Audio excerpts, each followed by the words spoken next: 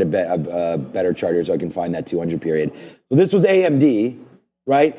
I call this thing advanced money destroyer back here, like when this thing was 170, 165. So there's 65% to the downside that we called on AMD. But NVIDIA, as we've been saying, this is the name that we've been buying up. And again, this is what I was looking for. So there's the move down. There's the hold at the 200 period moving average. It was kind of amazing that it actually even tested that. That's that deep seek. So they gave you an opportunity to get down there. Then now you break through without too much resistance. I mean, the 50 period was okay. Then we break it out. The only thing about the 50 period is it didn't mean a whole heck of a lot in and around here. It's nice when it's trending to the upside, but NVIDIA right now has been very, very choppy. So what I'm looking for is a hold right now in and around this area, and that's 135. So I feel like that chart just looked like it was 134, but I was sort of down here. That's 134.75. You know, anyways, at the end of the day, I'm trying to go long here NVIDIA, and I'm going to use, like I've always been using, this 200 period moving average. So right now that's at 135.20. We're starting to slope up here. I think up 1.7%, market up here. Get long. I think the report's going to be big. Where do we go after the report? How about new all-time highs? So I would say right here, 152. Like, that's going to be easy day. And then after that, the sky's the limit. That should be your support after earnings is going to be my thing. But again, if you're bearish, you know, stay away from it. But I'm pretty bullish. And if you are bearish, play the other way around, right? I mean, you do have some levels on the upside for NVIDIA here as well. You know, we've already been up to this 140 and failed a couple times. So if you just up that a little bit into 141 and change, I think we could get there today. So this could be a good fade area. So either you're waiting for the long like I am and getting a little aggressive on that, or you're patient and waiting for that top. Hopefully I'm already in a $3 or $4 winner by the time that happens, and it's never a problem to get out of winners. It's how you deal with your losers. So for me, if this continues to work down and break that 135, I don't even want to see it look at this 134. So we'll probably bail on a 135 and then regroup at that point. So there's a couple like hit and misses here today. Palantir will be one of them. We'll talk about that soon, and then hopefully we'll discuss Apple right now.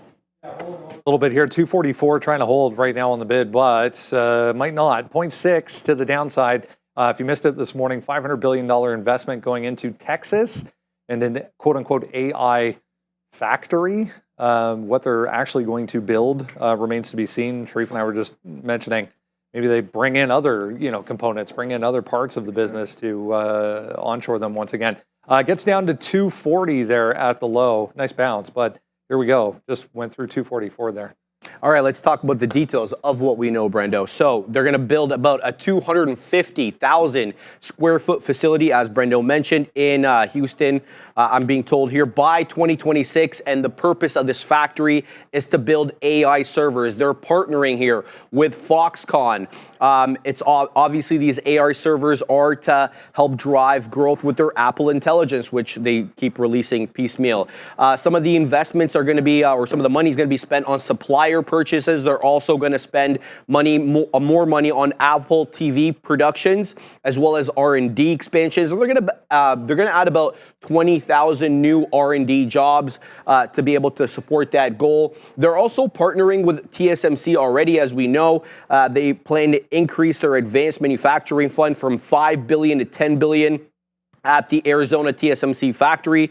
And some of the, the reasons we're talking even about this, because Donald Trump met with Tim Cook last week, widely expected that the discussions were around those 10% tariffs are going to be added to Chinese imports in addition to the 25% that were already on there, Brendo. And Apple did they did secure last time around in the first Trump presidency, Trump 1.0, they did secure an exemption to that, but they also had to spend at that time $350 billion. So here it comes again, the spending side. Meanwhile, that's the daily chart of Apple. We're getting to a point. That's a negative looking candle at the top there. 47.50, 48, I guess 49. Almost got back to 250 there at the end of the week last week. But it's going to have to hold here if we're going to continue. Oh, yeah, that's definitely true. But the other thing that you can see, if you pull up a 15 instead of the daily, you look at where we closed on Friday, and there was all kinds of trouble at about 245 to 245 and a half. Resistance. Like, even when it did break, you were accumulating that price level. I just feel like there's a lot of accumulation there. And then when you look at what happened specifically on Friday at that same price, it was tons of accumulation for several parts of the day. Like early in the morning, it just accumulated above and then accumulated at that 245 and a half. As long as you're underneath a zone like that, like to me, I don't look for the strength there. I look for it in NVIDIA and Tesla, obviously. And well, maybe it's not obvious to everyone, but I think obviously today. And then we look at this as maybe a fade zone if we get up there. Although I feel like if the market pops up, the one I'm looking for, well, we're going to talk about a Palantir in a second.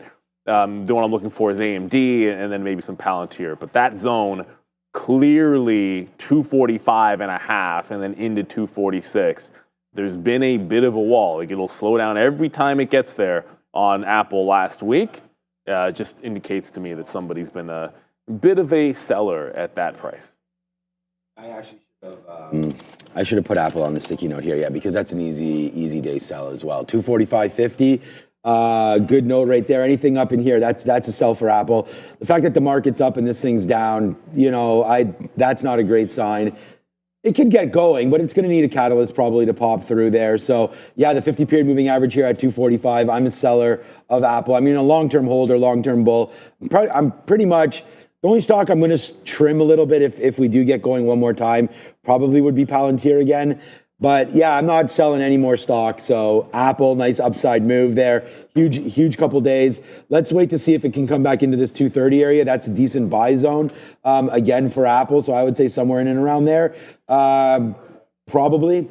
But yeah, downside move. Lack of catalyst, man. I mean, they released that new phone, the 16E. We'll see how that sells. I think that's going to sell a lot because of Apple AI, but they got to start announcing some AI innovations. So hopefully that will start to come through for them. But yeah, Apple, just look. I mean, it's down, right? There's the 50-period right here. There's a 200. So we're shorting underneath these guys. So right there, Apple for me is a short at 9, 11, and 19 minutes to come. Market still has it's open. Like came back in, bouncing off VWAP right now. So it's a nice little hold. I was going to say we have 20 minutes till the market goes. We have 10 or so minutes until these imbalances come out.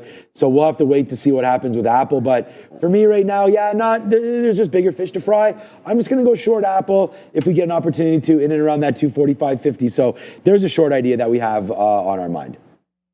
Coming back in here a little bit for Tesla, 1.8% still on the positive side of things. Got it back above that pivot from late Friday after a big time negative move. If you missed it this morning, it is officially the era of full self-driving for Tesla. It will begin in China. They're rolling out via software update in quote unquote batches to vehicles in China. So that was that huge move this morning if you missed it in the pre-market.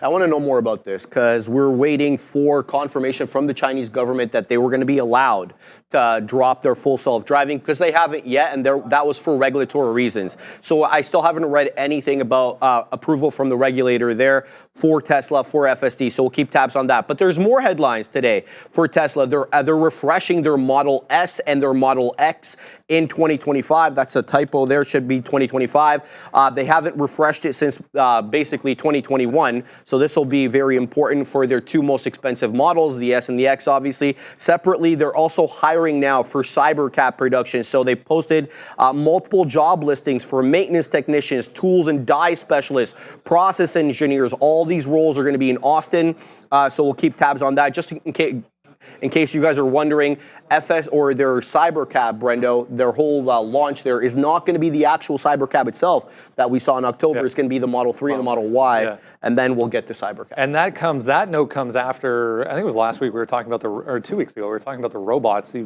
plans on making 10,000 robots a year coming up as well, so they're going to have to hire for that, they were saying too. So what a reversal if we can hold here, guys, so far for Tesla. Yeah, wait till they're shoveling our driveways and just talking about these ridiculous icicles that I have like coming off the roof. Probably should knock those over.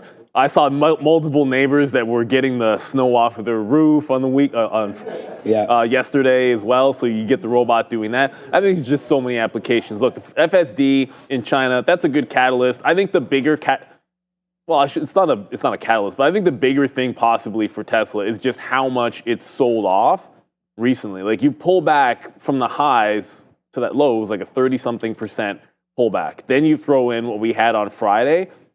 Like you have a sizable gap to still maybe continue to go along with here on Tesla. So there's a lot to look at. I mean, jokingly, you can forget about the 334 at the time when I sat down seemed like a little bit of a thing. But now I'm going to be looking at some of the afternoon highs. You know, like this, we faded off at 342 on Tesla. I just want to be continuation for Tesla. So I think this gives us a bit of a level. And then VWAP down here at 339 because you can stick a fork in something like 334. That would have been the first place I looked when it started going, which is the prior low and where it was breaking out from. But got to look a little bit higher here on Tesla and be willing to join the move as opposed to get that bottom barrel, hey, I got the low price. Because I feel like if you get that today, you don't want it. So we'll look VWAP, we'll look 42s for longs here on Tesla. And looks like we have ourselves a poll. Nike, is it dead? If you want to vote on this poll, here I'm going to say no. Because, well, I mean, at least not today, because I'm looking for long on it today.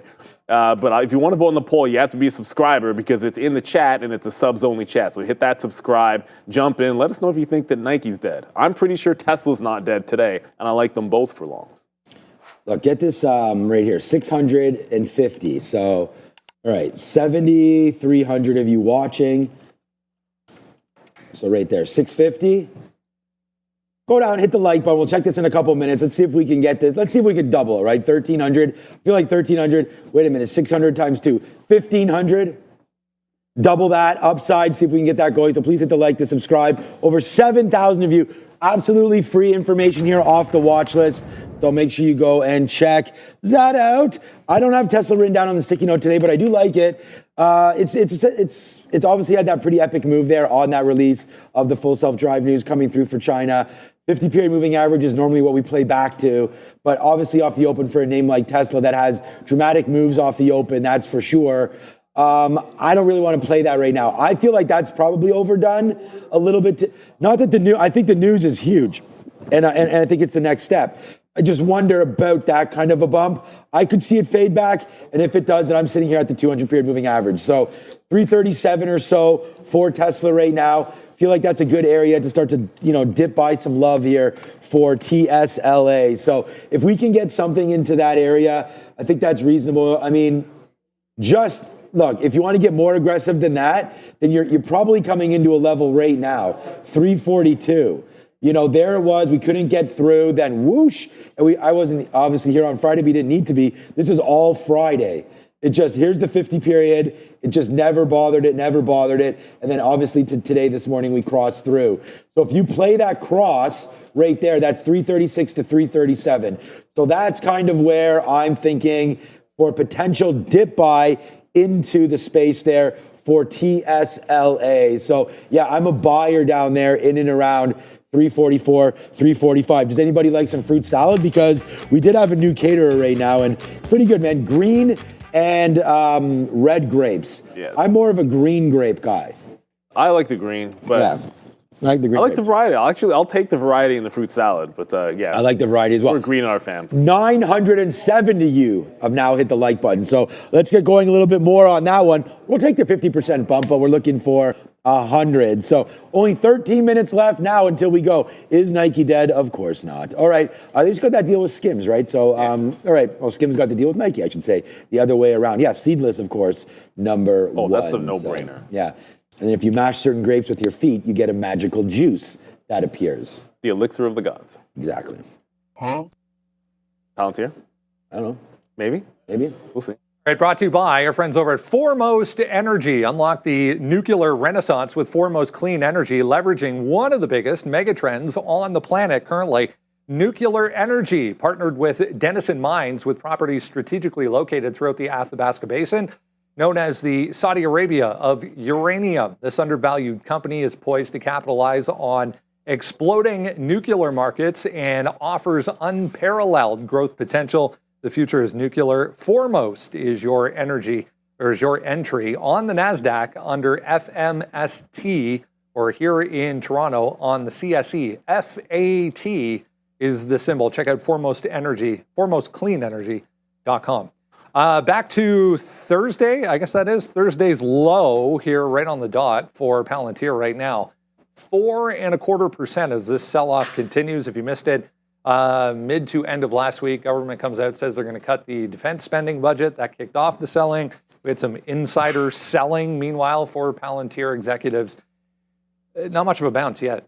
Not yet. We'll have to wait and see if the bulls step back in. Yeah, so as you mentioned, Brendo, sold off aggressively last week, 4.6% on Friday, another 19% previous to that over the last few trading days, but it's still up 300% year to date. So it's a good look there. The past year, I should say, not year to date. Some of the reasons, as Brendo mentioned, we were selling off aggressively. The defense stocks got sold off aggressively last week as a Trump administration vis-a-vis the new Defense Secretary Pete Hegseth looking to cut about 8% of the Pentagon spending per year to the tune of about $500 billion or so. Widely speculated that may influence Palantir. There are other opinions on that, of course. Then CEO Alex Karp came out and said he's going to sell about $1.2 billion worth of shares, which is also weighing on investor sentiment, Brendo. But Daniel Ives, as he typically does, he's going to come in, take the bull case here. He sees it as an entire overreaction. He believes that the company's valuation of 180 times forward earnings is absolutely justified. Fine. $100. Definitely a thing here for PLTR. But well, yeah, I mean, what a chart. Still, what a chart. Sean. I mean, thanks, Brendo. Yeah, no, I think that, look, it's obviously what goes up must come down at some point. But down like an elevator, though, is the thing here with Palantir. It kind of took a little bit of stairs up there, but there did have some elevator moves both ways. So, yeah, just there's the Alex Karp news. There's it coming down. Then it couldn't catch it all last week. Couldn't really find bids, right? I mean, I was here but one day last week, and I tried to get the long in and around 104, 105, and then that was the day that this happened when it whooshed down to 101.50 or something right off the open, and then made a way back up and then continued again. So I wrote down here, it is going to be on the sticky note for a long, but that's just because I just want to try it and then not be married to it. So down here at 95, it has big moves off the open. Unless something's changed, that's generally what can happen with Palantir. Again, pretty choppy there, but when you look at this is still $2. Then there's the move down again, right? So that's actually not even that bad on Friday. Thursday, huge move down again, straight off the open, right? So we can find out some weakness here right away. In a couple minutes, we're going to get that imbalance. I just want to sit there and try this long down at 95. If it wants to hold it, then great. If not, then we're going to bounce out. So I like the trade. The low's only been 96 and change. I'm going to give it to a 95 handle. And I wrote down on here, let's not be stubborn. If it breaks it, then we're just going to get out. I'm not going to sit here and talk about PE. It's overbought, it's oversold, it's over this, it's over that. CrowdStrike, Tesla, Amazon, so many names. Like, we're buying Bitcoin with, gold. By the way, GLD. You guys want to talk about this? You guys want to talk about making calls on things? 4 weeks ago, I'd said right there on the market recap show, it's time to buy gold. And for the first time ever, we bought some gold. So, I mean, this has been something that we've been really proud about right here over the last little while of what gold's been doing. Now, we're not long down here. We're long somewhere here once we started to break through. We had bought some in and around here, and there it goes to the upside. I just used GLD. I didn't buy physical gold or anything like that, but this is working in the portfolio. Obviously, I'm not loaded into gold. I've never been a gold bug, but I'd said on the recap show, and those of you that were watching that, I'm actually making calls and taking trades. So that was one there that I was really happy with. Now we have the 50 period there. It's not a huge part of the portfolio. It's not even 1%. Like I was just buying it to see, and I wish I had bought it for reals. But right now, gold, nice little move to the upside. I'll probably just hold it, but at the end of the day, that's really moving as well. So you can get some hedge, right? I mean, we had sold some Palantir at 114, thought that was a good time to do that. And we did buy Tesla at, it was around 328 to 330. So that's been working out, that exchange. But yeah, Palantir, pretty tough week, that's for sure. Yeah, it was rough for Palantir. There was the long on Thursday. There's no question about that. But then Friday was just a matter of, you had a couple of shots at some shorts on Friday in Palantir. I would have thought continuation could have taken us maybe through obviously it broke the 100 level pretty early, but But even if you get a bounce off of that low, I'd probably look back. I'm looking back at the 100 to 101 as a bit of a fade. I feel like if we get up there, I'll probably be in short of AMD, and ideally that is popped as well. But back into 100, want to look for some shorts. When you look at that daily chart, however, it's just to keep a mind out there. The 50 period now also sits at a pretty large level, down around 85, 86. That looks like it's going to be a very good spot for a bounce play on Palantir. If it ends up in the 90s and holds the 90s, I think the next stop is bouncing off of that 86. That's not something for today. For today, I want to look at that fade 100 to 101. But in the next coming days and weeks, I think that's a buy on Palantir at 86 if you can get a print down there this week. Was strong. I mean, it's still up on the morning, 1.3% here, back to 52.50 coming into play here this morning. Nice pop, though, on this SEC note if you missed it pre-market. Yeah, it's nice to get that headwind out of the way, Brendo. Obviously, the old SEC had filed a Wells notice, and they were going after Robinhood for illegally selling securities, specifically these meme coins. So they've ended that investigation with no enforcement action against them. Robinhood did receive a letter, I believe, on Friday confirming the closure of the investigation. Coinbase got one, as we recall, a few days earlier above that. Before, just to give you an idea over here, the SEC back in May 2024 warned Robinhood that it might face charges for potential securities law violation within specifically its crypto unit. The closure of the SEC investigation is widely viewed, as a broader regulatory shift in the crypto industry after the new administration took place.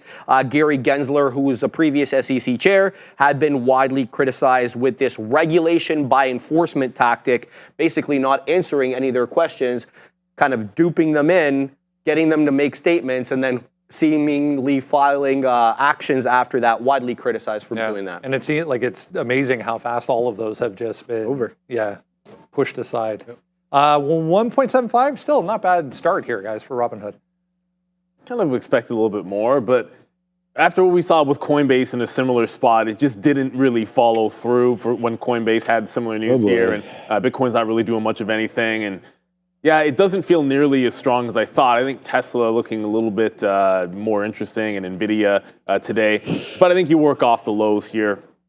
51 bottom on Friday, 51 big level on the daily as well. We had some support to resistance. If we lose $51, yeah.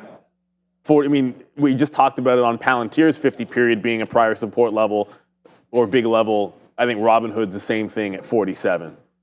So if we lose 51, I don't think you fight this thing. It's a little bit of a gap in here to 47. I can't imagine. It'd be weird that we lose a bid like this on positive news to lose that low. But if it were to happen, I think you're looking longs this week at 47 here on Robinhood. There's a couple of names. I feel like we didn't talk about a few things.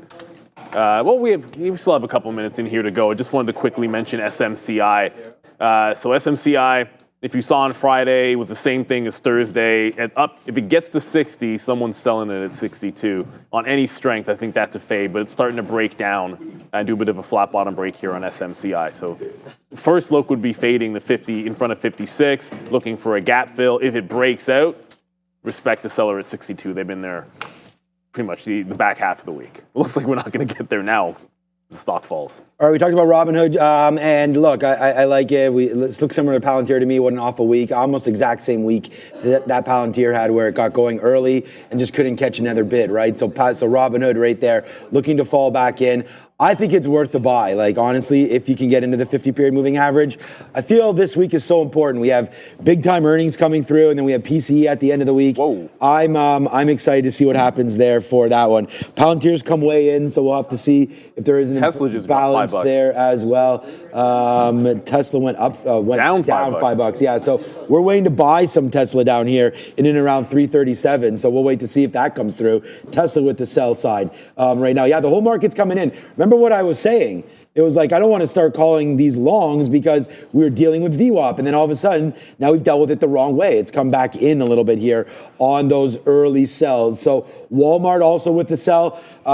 People were liking the 95 level. So I'm sure Even the gentleman to my right there maybe is buying some up. We talked about Walmart before, and I'm not in the name, and I was thinking about this would be also a decent level for Walmart, catching that there from their report last week. So some nice moves, and then a name that I put in the swing account that I didn't even check. We bought it on Thursday when we were here. And I know it made a move down there on Friday. Big Bear AI. So we'll have to watch out for this name as well. Another name that I like that I will be buying more of in the swing account as we get going as well. So 9:29 in 35 seconds, we will get that opening bell. So there's a nice move down there for Tesla. My guy Alex, are you selling early or what? What's going on here? Nice move to the downside here for PLTR.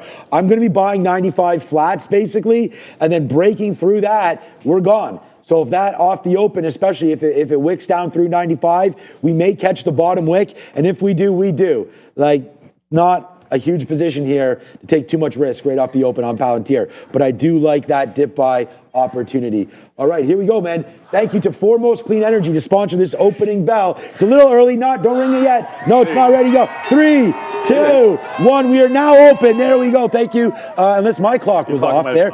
There it is. Palantir with a nice early move to the downside right now for PLTR. We just got long at 95.15, guys. Wow, and a little bit of a bid there on Tesla as it broke through VWAP. It might get that 334 after on Tesla. We're huge also already. 79 break on Nike imminent here on NKE. $4 in the money. We are right now ripping. This is a huge day already. This is a huge day. Holy crap, I'm so glad we're back. What a day. Tesla right there, $2 in the money. We told you, we put it right there in the chat. We're here, we're him. Nice move to the downside for Tesla. $4 still going. You guys put in the chat, where is the level for Tesla? I said 337. We're long 337.50 right now, Neil. Double the day. Double the day's expectation right now, early to go here, Neil. So I'm going to pass it over to you. We're well exposed here to this market. So far, so good. So far, so good as well as Nike broke out. We got that one to the long side. Palantir's starting to come in a little bit heavier to the downside. So watch out. You're also getting a breakout on NVIDIA as well. But that chart is still on Tesla. We just crossed 79.5 into 79.80 here on Nike. Trying to add to this one on the 79 level. 80 on the daily is the 200 period moving average on NKE. So Nike with a big strong move to the upside. Tesla starting to come back into VWAP as well. And as we said, Palantir fading down into 95. So there hasn't been a pop to be able to fade that one just yet. But so far, so good. But the market's coming to the downside, so to be able to catch some longs is looking pretty good so far. Yeah, no, there was a fade for Palantir. Palantir went to $97 already today. I know you're probably looking for more near 100. If we can get anything near 100, we still have 40% of this trade, but we're going to hold it out. Neil, it's $4 in the money right now for Tesla. So there goes Tesla, man. This is going to be, again, for me, a monstrous trade. And we're just going to relax. So, yeah, okay, so this is the thing here. Shia mattress there, that little move is not worth the screaming. It depends. If you have shares, I'll trade the bigger account. So for me, those kind of moves are quite significant. So you just leave it at that, and we'll handle everything else from there. But I do appreciate the new watch as well. We're over $7 in the money in total, right? Neil's got Nike on right now, so again, just a little bit different styles, right? These trades that I'm in are very, very aggressive to the upside. So look at Palantir right now, $97, $2 in the money, and the reason why we get excited is exactly as it was written right there. So I've made my day already. I guess with one trade, we'll see what Neil's reaction is to his trade. But for right now, man, it's just a monster day. Glad to be back. Hope all you guys are so here for winning trades, because if you are, then that's what we're here for, right? I know that's not always the case, but that's what I'm putting up right now. There it is, man. Nice move for Palantir, but it's Tesla right now that's fading out. We only have about 20 to 25% of each of these positions. So Nike, Tesla, and Palantir, let's go. Yeah, Palantir looks like it's going to continue to get to that 100 level. Tesla just came back in to VWAP there. So let me just get a stop. It's bouncing off of VWAP. Nike, if it doesn't hold 80, that's where the trail's going to be. We said the 200 period moving average was at 80 on Nike. So let's see if it can respect it. Prior support there on TSLA. It just wicked it, came back above. All right, filled at 339. So you're getting a consolidation level. That's a prior close. If we lose the bottom, we are jumping out of this. So got to make sure we have our stop out underneath. NVIDIA, as I know I just heard Sean say NVIDIA. NVIDIA, there wasn't any dip to be able to grab. You're not going to be able to get 134 or 135 at this point, but it is holding on to prior high. Like to see it hold that prior high and then start working off of VWAP for NVIDIA. So if you're not going to get that crazy dip at the open, then we got to be patient to try to join that long. AMD, well, you're not going to get a pop right now to short. AMD already red and down a couple of dollars. So not going to chase AMD down here. Just going to have to work with the longs because the stock I like short is gone to the downside. All right. I mean, so like we had said that Palantir was worth the shot, right? At $95. So right now, we've hit our goals. It's 4 minutes in.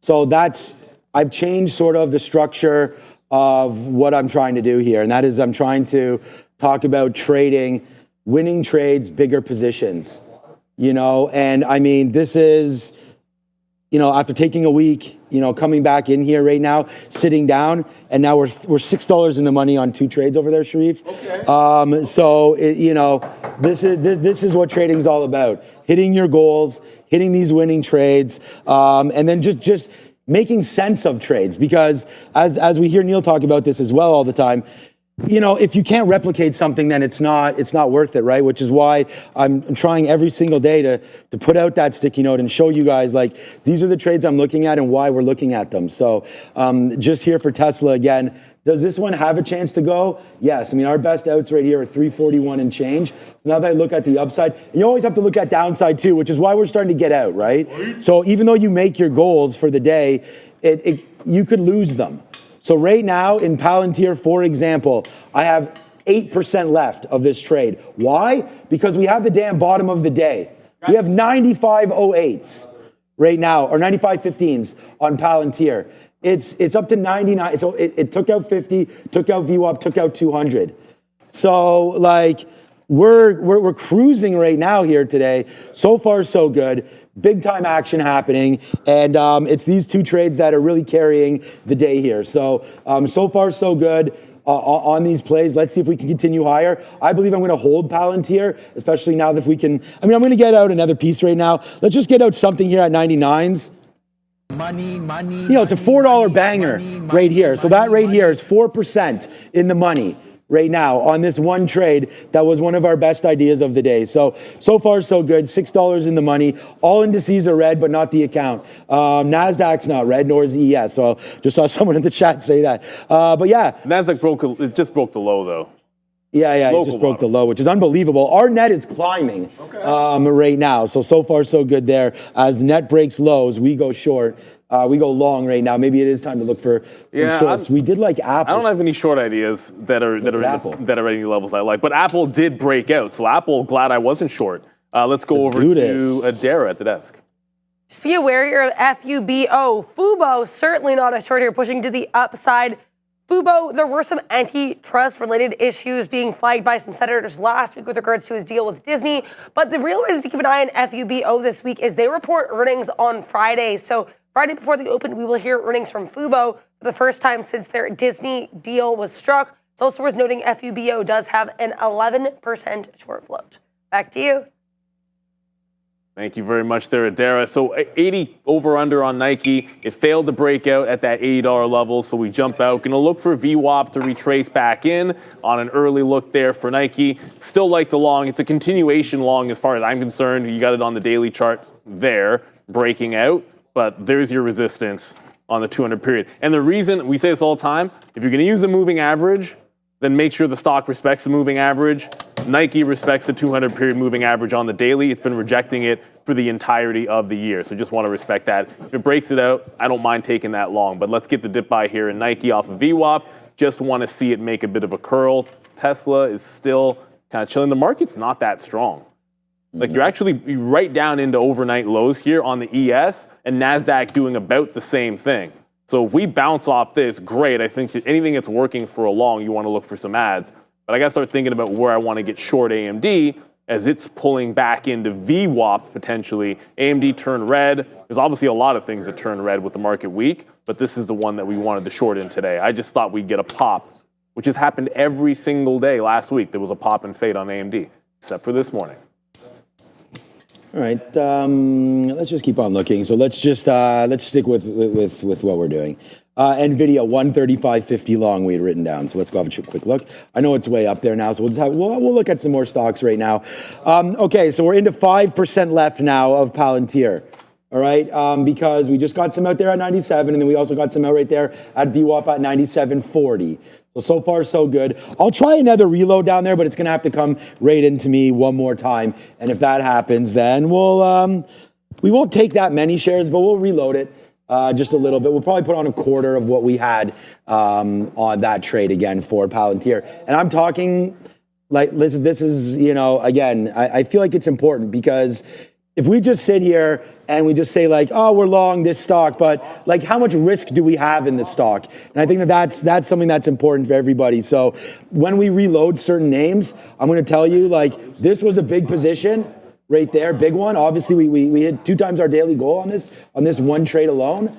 So I'm only going to put on a quarter of that back. We only now have 5% left. So we'll put on in total of 30% again of that trade. And then if it breaks down, it breaks down. If it goes, it goes. And we will be able to hold pretty much all of it. So that's something that, I'm really trying to pride myself on is to work on better sort of risk management and not just give everything back when it comes in and maybe, slips up one more time, because that early move is really what I'm looking for. And we talked about that on Tesla and we talked about that on Palantir. I mean, so we're back in the building, and I hope the excitement's back, and I hope that we're ready to rock and roll, and all of you guys are too. So please, hit the like, hit the subscribe. Over 1.4K of you have done that. Over 11,000 watching, so thank you so much for all of that. We're back in the building, baby. We're kicking, and not only that, man, we're kicking the door open. We just gave you 2 of, I don't know if you'll find, for me, bigger bangers than those right now. I know Neil hit Tesla as well with me there. And then he had his own trade there with, we're all our own trades, but with Nike, the one that I hadn't looked at. So good job there over on that side. And then Apple right here. Let's just see what's going on with Apple. 248. So we knew this was going to be the fade play, but we also didn't think this was going to happen. We had said maybe in and around that 245.50 area. Would have been a decent short. It looks like that's where VWAP is, so maybe we can play off that right now. But I'm going to sit on the hands for a little bit here and try to look for some more opportunities. So there it is. Thank you so much, Sharat. Right here, my trades are the best. I hate it when you're not in the building. Likewise, my guy. Welcome back, boss man. Thank you so much for that. Awesome.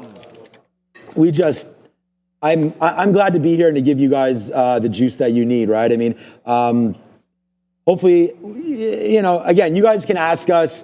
Again, what we're up, what we're down as far as percentages or things like that. Try to get creative. But at the end of the day, the trades need to be yours. I'm just glad that Neil and I can sort of explain what we're doing and hopefully give you some ideas to trade yourself, because everybody around here trades completely different share sizes, completely different rules, risks, and everything. So find your own zone and your own spot. And we just want to thank everybody for watching, because at the end of the day, we're building community, right? I mean, and that's what it's all about. Many people watch football and have no idea how to play it, so you watch it for the rules. Hopefully we'll be able to, help guide you that way as well. So, let's keep it going with that. Shout out to Brett Favre.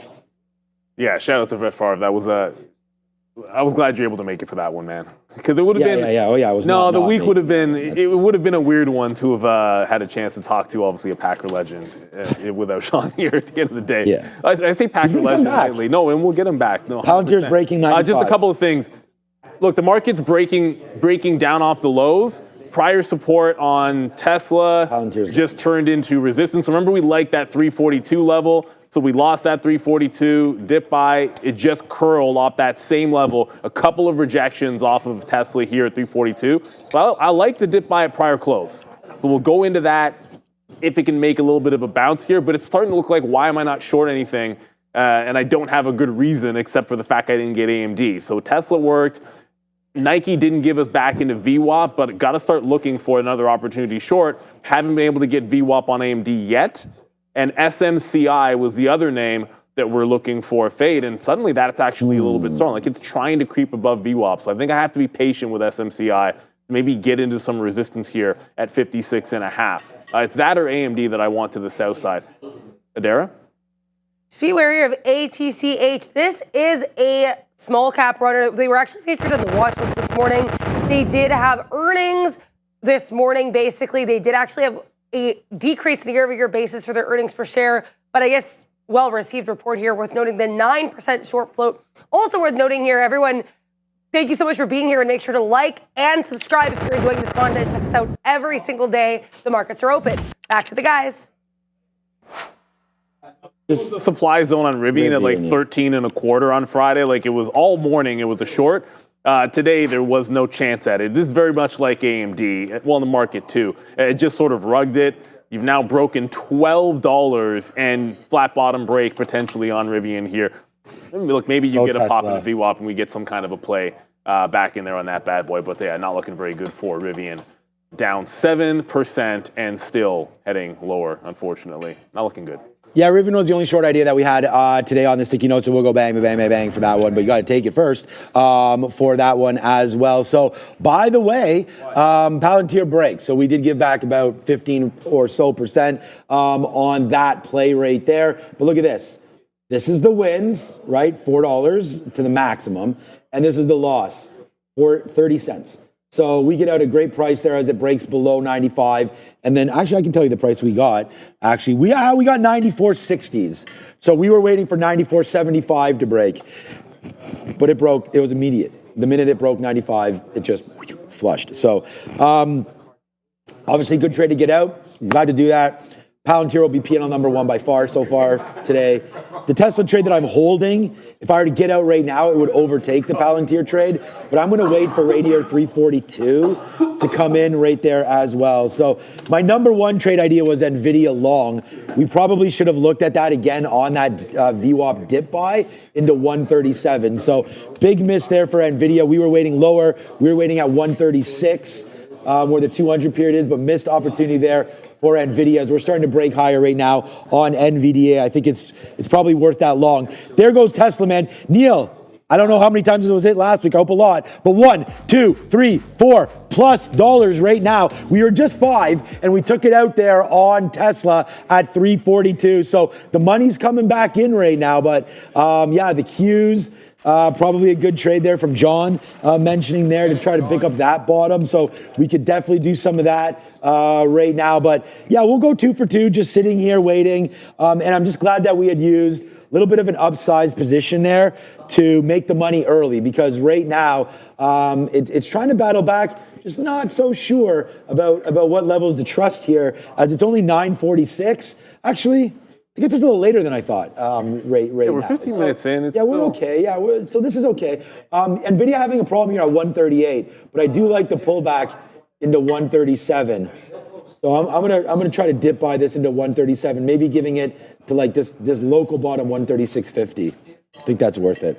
Yeah, I'm going to look at this AMD short, just try to get into something to the south side. We're starting to pull, maybe get back into a VWAP dip as well on Nike. So there's AMD just underneath VWAP. Here's Nike, actually well above the 80 level, looking to buy about 79.5 where VWAP is going to sit. That's on a 3-minute chart, and we started about 6 o'clock in the morning, our data. So a lot of times it's like, hey, Neil, your VWAP is wrong. Well, if my VWAP's wrong, you probably have a different start time on your chart, which is fine. Tesla's starting to pull right back into that support level that we liked from before. Yeah, so if we can grab that back in here to 3 off of this low, 337.5 prior close. Need to hold on to that, and we can try to go into a long opportunity. Oh, there's a couple of halts in here, and I know some people have asked about this. RETO, don't really know the company, but I can tell you they're halted at 110. This is the 4th halt of the morning so far, so just watch out. A bit of a halt fest on this Reto, whatever they happen to be. Hasn't been able to open for more than a couple of minutes, but obvious breakout level if it can take about $1.25 on that. So looking at this Tesla for a while. What the? Oh wow, Fabian. Palantir could go. All right, Palantir could go SSR. Just I didn't realize it was almost down 10%. Palantir goes down 10%. We're going to look for an SSR bounce. Yes. And a mean reversion here on Palantir. that could come pretty quickly. That'll be about $91. If it gets down to 91, look for an SSR bounce on Palantir. I mean, we're doing it again. We'll go 3 for 3 today. There goes NVIDIA. I mean, we just took it at 138. I'm like, traders got to trade. And I mean, there it goes again, right? So whatever. Let's see if it goes higher now. We're getting out of a little bit of this. Obviously, I don't want to play against the market too much.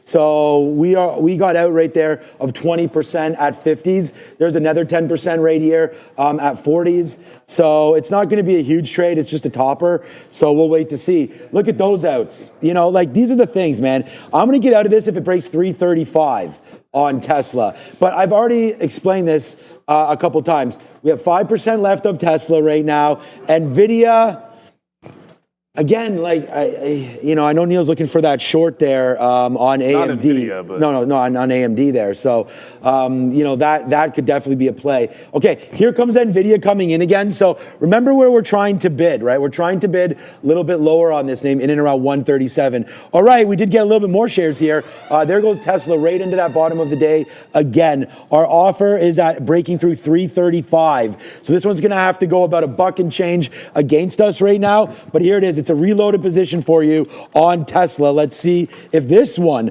wants to work out for us. But again, market needs to go first. But right now, the market's going the oppo to the downside right now. Big trade alert happening, I guess, on Tesla as we just take Neil. Guess what? Another $1. Yeah, this nice little bounce around Tesla. I broke down under support level, so I'm not taking it. We're about to get AMD at the quarter level. We just got in underneath prior day's low. So the first time we're breaking lows on the NASDAQ. The other thing that's starting to come in there is, remember, $91 would be approximately SSR on Palantir, not to the penny. It'll be like 91 a quarter or something like that. So it gets another $1 to the downside. Going to start looking reversion on Palantir. Finally short in AMD. There's the trend. It speaks for itself. Underneath prior low. Going to give it to about 150.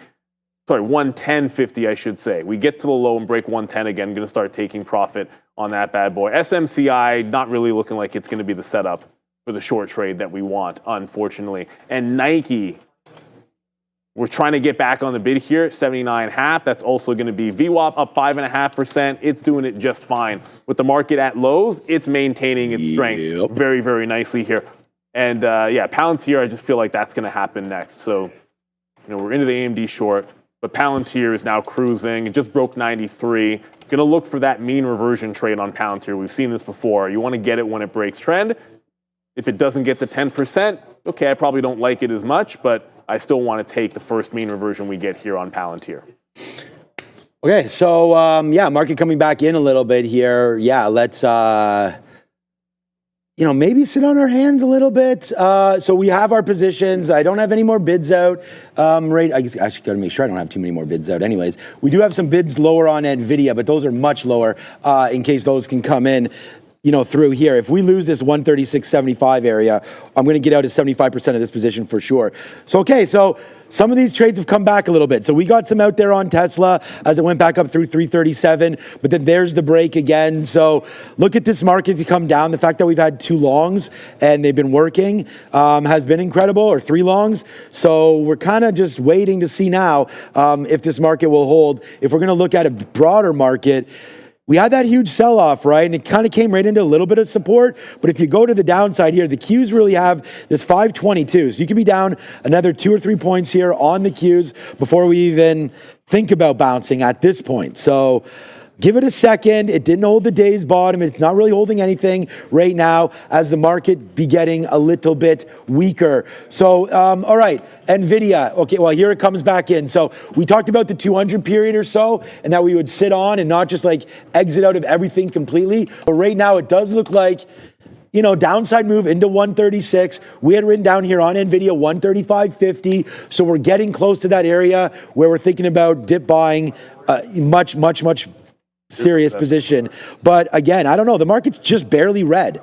Like, we could really get to a tanking spot here. 135.50. Let's wait and see if we can be patient for NVIDIA. But then great short there, I hope, for you out there on AMD. So, yeah. And then Palantir, you mentioned 90.91. Yeah. There it goes. Any second now. So the sell programs are here. Look at this. 4 or 5 straight to the downside there, Neil. Yeah, this could be that spot. Like Palantir is now 9.7. It hasn't ticked past SSR just yet, but clearly it's falling like a rock here. The Nasdaq's not down that much. It's just more the fact that we look like we're in a recovery phase.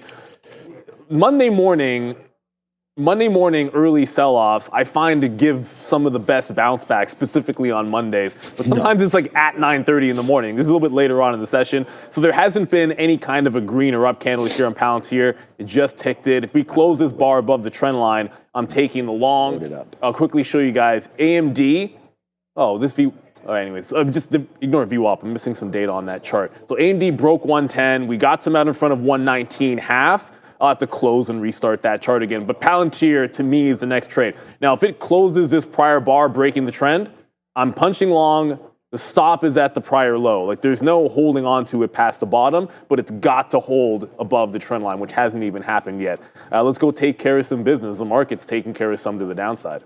It sure is. Each year, over 3.8 million concussions are reported in the U.S., yet there is still no FDA-approved treatment. NYSE listed Oragenics, OGEN, is changing that with its first in-class intranasal drug designed for rapid brain access. With the concussion treatment market projected to reach, $8.9 billion by 2027, Oragenics is uniquely positioned to lead the way. Learn more and schedule a meeting today. Make sure you scan that QR code right there on your screen to learn more about Oragenics and the concussion protocols. But again, we had Brett on last week to talk all about that, and we've seen sort of the effects that some of this new medicine can have, and hopefully in the right ways. And as we look for, it was a nasty one to a Dodger pitcher. As we look for some more, Some young Dodgers pitcher took a 106 liner off the head, and they don't wear helmet. You're not wearing a helmet on them. No, I know. Baseball is actually more dangerous than hockey. There was a guy I played with in my men's league. Yeah, a really good dude. He took one off the dome, and he had.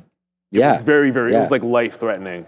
That's the big worry that I have. Switch to wood bats after that because we're using, which you should. Crazy. Grown men should not be hitting with aluminum bats. It was never safe to begin with, but thankfully he's fine. But so a bit of a turn. It's weird because Palantir's turning here. I just might have missed it, but the market's still heading into the downside pretty precipitously. But it's closing above, and it just held 91.50. So I have my stop underneath 91.5, looking for the long. Randy. Rivian, what in the blue blazes? This is perfect for you guys. Well, we mean you guys. I thought you wanted to buy dips as well. 10, it's at 12 right now, but I'm saying $10 is the only level to buy it. But by the way, you weren't here. I said if it loses 12, I'm selling the rest of it. So I know I've been trailed out of this. Probably it should be. Well, whatever. I'll check at lunch. I should be trailed out of this, and if it gets back to 10, I'll pick it back up at 10. But the biggest mistake was the first time not selling when it got into the teens. Next time I did sell some in the teens, and I've sold the rest of Rivian. And if it gets to 10, I'd buy it back again. But not a great look for Rivian. Wait for 10 though. Yeah, so NVIDIA goes right down to the exact bottom, pretty much that we wrote down, 135.50. It went to 135.43 there, or so was the bottom right there for NVIDIA. But that might not. I didn't get any out. It went right back up to 136. That's my average price. So I'm willing to take this $1 the other. Like if we lose $1 on this, I'm pretty comfortable doing that. I mean, and we'll work on it at that point. But here it is right now at a level that I like. So we bought some shares down there, but it's relentlessly selling. The market is starting to come way in. So, I mean, the market, someone just put what a cooked market. Yeah, I mean. Bitcoin's under 95. We just made all-time highs on Thursday. Was it Thursday or Wednesday? And then all of a sudden, boom, right? So it just takes a couple bad, not apples or anything like that, but it's just like today, you do get these downside moves, and actually, it's part of it. Yeah, I know. That's why I didn't want to say it's not an Apple story because Apple's literally at the high of the day. Apple's ripping. There's no bad apples in this market because Apple is once again at the highs. They're selling NVIDIA. I mean, they're selling NVIDIA ahead of earnings, so it's kind of doing like Apple what I thought would happen right now. So we're going to get out if this breaks through 135. That was our level. We talked about, here it goes. So we're going to be out. There we go. We're out. So we talked about that as being a level there. The sell pressure just continues. So I'll probably take 135.50 break upside again. And then that would be it for me on that one. We might have just got rinsed out there at 135, but I'm happy to do that on NVIDIA. So we will have the red stock today with NVIDIA right there because just kept on falling down. We tried it. Probably should have flipped over the short. Great call there on AMD. But yeah, there comes NVIDIA. I'm going to try 135.50 break again, and then that would be it. But it looks like it's trying to battle with some demons down here in and around 135. So this is why it's that hit it and quit it moment, right? We talked about that. Speaking of, yeah, go ahead. AMD support is at the 109 level. So this is a target for me in here. Just come to my 15-minute chart for a quick little second. There we go. There's 109 a couple of times a couple of weeks ago. So flat bottom break here on AMD into here, and then play the next available bounce. This market's really flushing. I can't believe Apple's holding up this well. But try to remember, Apple did this last week, and eventually Apple did this Friday. Oh, yeah? And then it looked so strong, and then when it finally reverted, it was pretty good, and it was right up here at 249-ish. But a rocket ship so far on Apple, sitting here like did it last week. We literally did it on Friday, where it failed just about $1 higher from here. If this market keeps dropping, I don't think Apple's going to hold it up forever. So my trail is going to be in just above the 109 on AMD, and Apple, if it breaks trend, just because of what happened on Friday, if it breaks trend, I'm going to look for a reversion on Apple here. Let's go to Adara at the desk for happening now. At least I think so. Yeah. It's been quite the morning so far today. We have this headline here from our friends at Bidziga. From earlier today, Wall Street looking to bounce back. And then we gave up pretty much all of that bounce here, more than all of that bounce. We have the S&P 500 near day's lows. NASDAQ here also near day's lows. Not everything is sharply to the downside. There are some positive spots. And it's worth noting some smaller names here like B. Riley with a 55% short float popping up right now here as well. So not all hope is lost, but a lot of these larger names struggling. Microsoft actually trying to break a new day's low. MSFT here was plagued by quite a few worries here that were circulated in social media, initially stemming from TD Cowen analysts saying that there's a sign they've cut back here in some of their data center growth. Then we have PLTR trying to bounce a little bit here, but much like Microsoft and a lot of these tickers, near low of day as well here. Palantir still dealing with the impacts of reports that there's going to be a bit of a spending cutback with regards to the Pentagon. We know that they rely very heavily on military spending. So PLTR and MSFT, just a couple of the names on watch here. Robinhood on watch as well. HOOD did pop this morning after announcing that they are basically ending their SEC case. They're not going to be seeking any or having any charges sought against them by the SEC. So keep an eye on these tickers and make sure to like and subscribe if you're enjoying the content. Back to you. I mean, thank you, Adara, for all of that. Like Tesla is like 327 right now. So I know this has been a pick. This has been a top pick this year for Brendan, a top pick for my guy Joe over there this year, and Tesla's really been getting smoked. So I don't, like whether or not we hold this 320. Like I told you guys, we bought recently at around this level, and we also had sold some Palantir to do that. So we're fine with that. But like, wow, Tesla really getting hit to the downside right now. All the political stuff, man, it's not great. Hitting the name for sure there for Tesla. We're trying to be patient, trying to load into some other shorts. I'm going to reload my e-signal thing here. I wonder if it's, I'm not getting too many scans coming through right now. So I think it's just because many You know what's at the top of the list right now? Yeah. Soxel. Oh, well, yeah. NVIDIA's down to 134. Yeah, so when I say what's the top of the list, the hot, like a trade rate list here at eSignal. So it's not percentage down or anything like that. It's just, you got Soxel, you got the SPY. Robinhood we didn't even talk about. You got iBit, I don't want to say bleeding. There was a thing on Friday where we'll leave the whole bleeding and tanking for the bigger moves, but you're having a strong down move in Bitcoin as well. So some weakness coming into there. Apple, as we said, was strong. But even on the way up, getting out made sense on Tesla, but then sometimes you get out at target and then the stock goes even lower. So AMD's not bouncing off 109. You're still falling in here. So we've had 3 positions, 2 long, 1 short. They've all worked, but this could be like a Friday situation where I'm getting feels of Friday where we had Palantir and then we gave up Palantir a little bit too early on the short, and I just have to wait for that chart to load. Oh, the other thing that's happening, SMCI just broke $52 and continue to go lower. So I thought we'd get some kind of a pop on SMCI before they report theoretically tomorrow. It's just not happening. So we're out of our two longs. Thankfully, both worked in our one short, but starting to look for that next opportunity wherever it happens to be. And there just isn't a heck of a lot of strength in this market. I think Apple on a reversion might be the next play for me because it's at Friday's top. So Friday's high right now with the market breaking lows. And what I mean by reversion is just a break of the trend. So we break this trend, go short, stop into the high on Apple. I'm just essentially just connecting the higher lows for a trend line. If we break that trend line, look for the short, stop goes in at the high. I mean, what are we even doing here? Oopsies. I want to go into the zoom mode here and just to see like what this, oh, I'm on the wrong screen here for you. I just zoomed into this Tesla just to see that bottom right there is the daily 325. So that comes back in on whatever day this was, Feb 11th.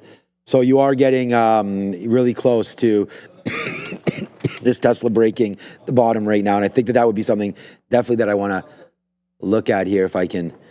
Wow, 320. Oh, sorry, I'm not even on the stock. There it is right there, 325 Tesla coming in. I think it's worth a little bit of a break. So I'm gonna try it there.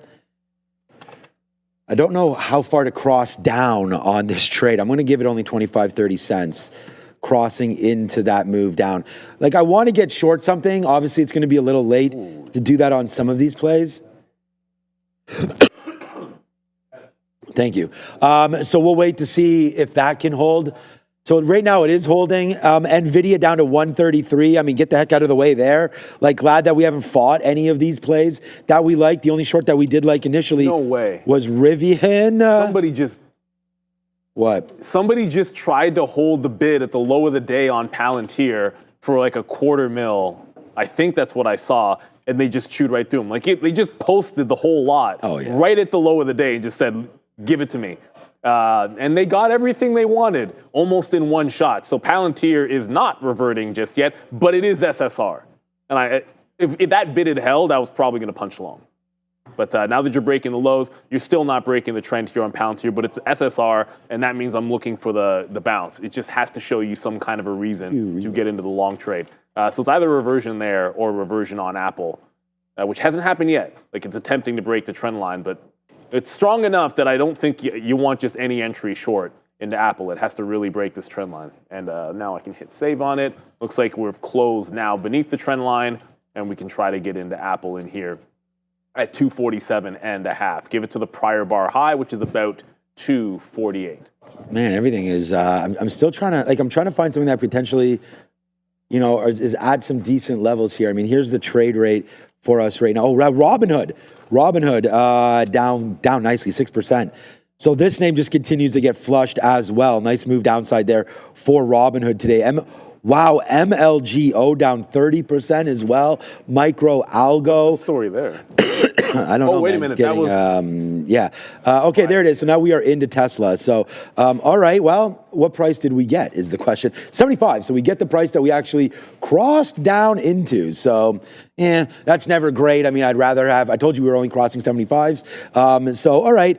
Again, we don't want to play too many breakouts with huge amount of shares or anything because we had played that before and you do get sometimes that bounce back up to the upside. I did think it was worth getting into a little bit here on that. But the problem is like where on any kind of a bounce, how much of that bounce can we trust? Well, these tops right there have been 36.60. So 37s, I think, is maybe where we'd have to stop out of this trade if it does get away from us. So we'll wait on it, but here it comes to the downside. We'll get some more short in and around 326 if we can. So far so good here for this play on Tesla. We're in the short now, new position. It's holding 325 real good. So I'm going to put a bid at 324, like 15, see if we can get up something down there. But yeah, so far we are short to the downside. Yeah, the market's now 1% down on the NASDAQ, just hit. ES just tagged 0.5% to the downside. Like everything is more or less flushing at this point. I think we can use that term because NVIDIA just went 1.6. Palantir still has yet to make a curl, but it's accelerating and trying to hold this 90. Now the market goes, It's gone up and down 90 3 times here on Palantir. I think this could be the level that's starting to hold. So if we can close above 90, close this above 90, I'm going to look for that long. We are in the reversion on Apple. That breaks 48. It's a relatively strong stock. So if we break back above the prior bar high on that trend line, then I'm just going to get out of there. It's only about 30 cents worth of risk. Give it some slippage above that even dollar. But if you're going to take a first hit, then it's going to be a tight one because we're short a strong stock. Right. And that's just got to be able to respect it. AMD, I would like to get back in AMD, but I'm going to be very, very patient about where I short this thing after getting trailed out of it. Continue to go lower, now down 2% here on AMD. SMCI, I just saw TX Trader, SMCI bouncing off 50 clean. That's what I'm looking for on Palantir, although Apple just came out, but I got to worry about getting into Palantir, just closed above that 90. Now we'll look for the bounce on PLTR, maybe back through 91 even. Okay, so, I mean, Tesla, I have to slap a fail. We went long the first time it worked, then it broke, then we just went short. So we got out, so I'm trying to rebuild another position here. That's a huge bump up in the market. Like, I don't really see what's going on right there, but it is starting to go back up to the upside. So we're going to have to try to respect that. I'm just going to try to wait to this 330, 331 area. That's 331.25. So we'll sit here. ATCH, up 300%. That's halted twice. Right now, yeah, just reopened. So there it goes, $10 right now for, what is the stock? ATCH? It's not Archer, is it? Oh no, it's at Atlas Clear Holdings right now, breaking through 10. So Atlas didn't shrug there. yeah, probably something up with that name. We'll definitely check it out over there right now. So nice move upside No one knows that for Atlas. Earnings. Oh, apparently it was earnings. Well, the other thing on that ATCH. It was. Shoot, I had it up there a second ago. Where is it?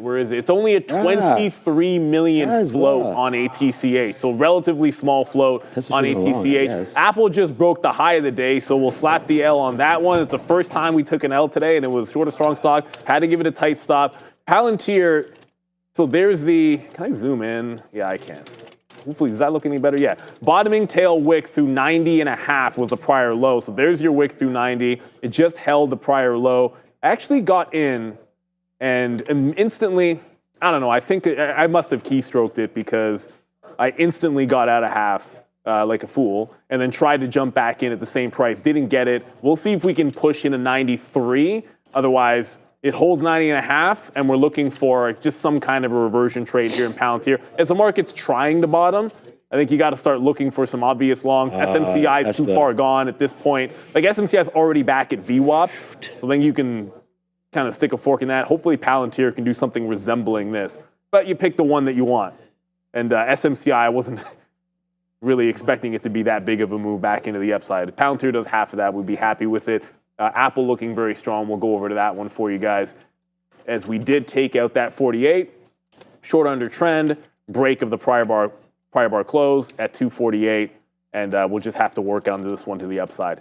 At this point, I feel as if the longs that we like, not even getting back into Nike, that can't even sniff VWAP, that's still going stronger. Palantir is more of like a gimmick trade at that SSR, and then going back over to Tesla, that was another one that we want to take longs in. This one would have been a nice mean reversion. But if you had 325 on your bingo card this morning, then more power to you. I can tell you there's no chance that I had that. So I wasn't even looking at these levels. Just Palantir and SSR, and we'll see what trade is going to come in next here for us. Maybe a reload in AMD if the market's strong enough. Yeah, hopefully a tank in Tesla happens here because we are short right now some Tesla into that 331. So we went short down here. We just thought they could continue. I mean, I thought it was worth it. I mean, at the end of the day, we wanted taking that $2 hit on that. We've spun earlier winners on it, but we'll obviously turn red here on Tesla. It's going to be this position pending, and I'm trying to use this 331.25 or so area to go right there. So that's a very, very interesting spot here to look at for TSLA for sure. NVIDIA's made its way all the way back up, man. I mean, again, talk about like trying to find good names at good levels. Like that's a good one there. Like you mentioned, they're trying to find that Palantir bottom as well.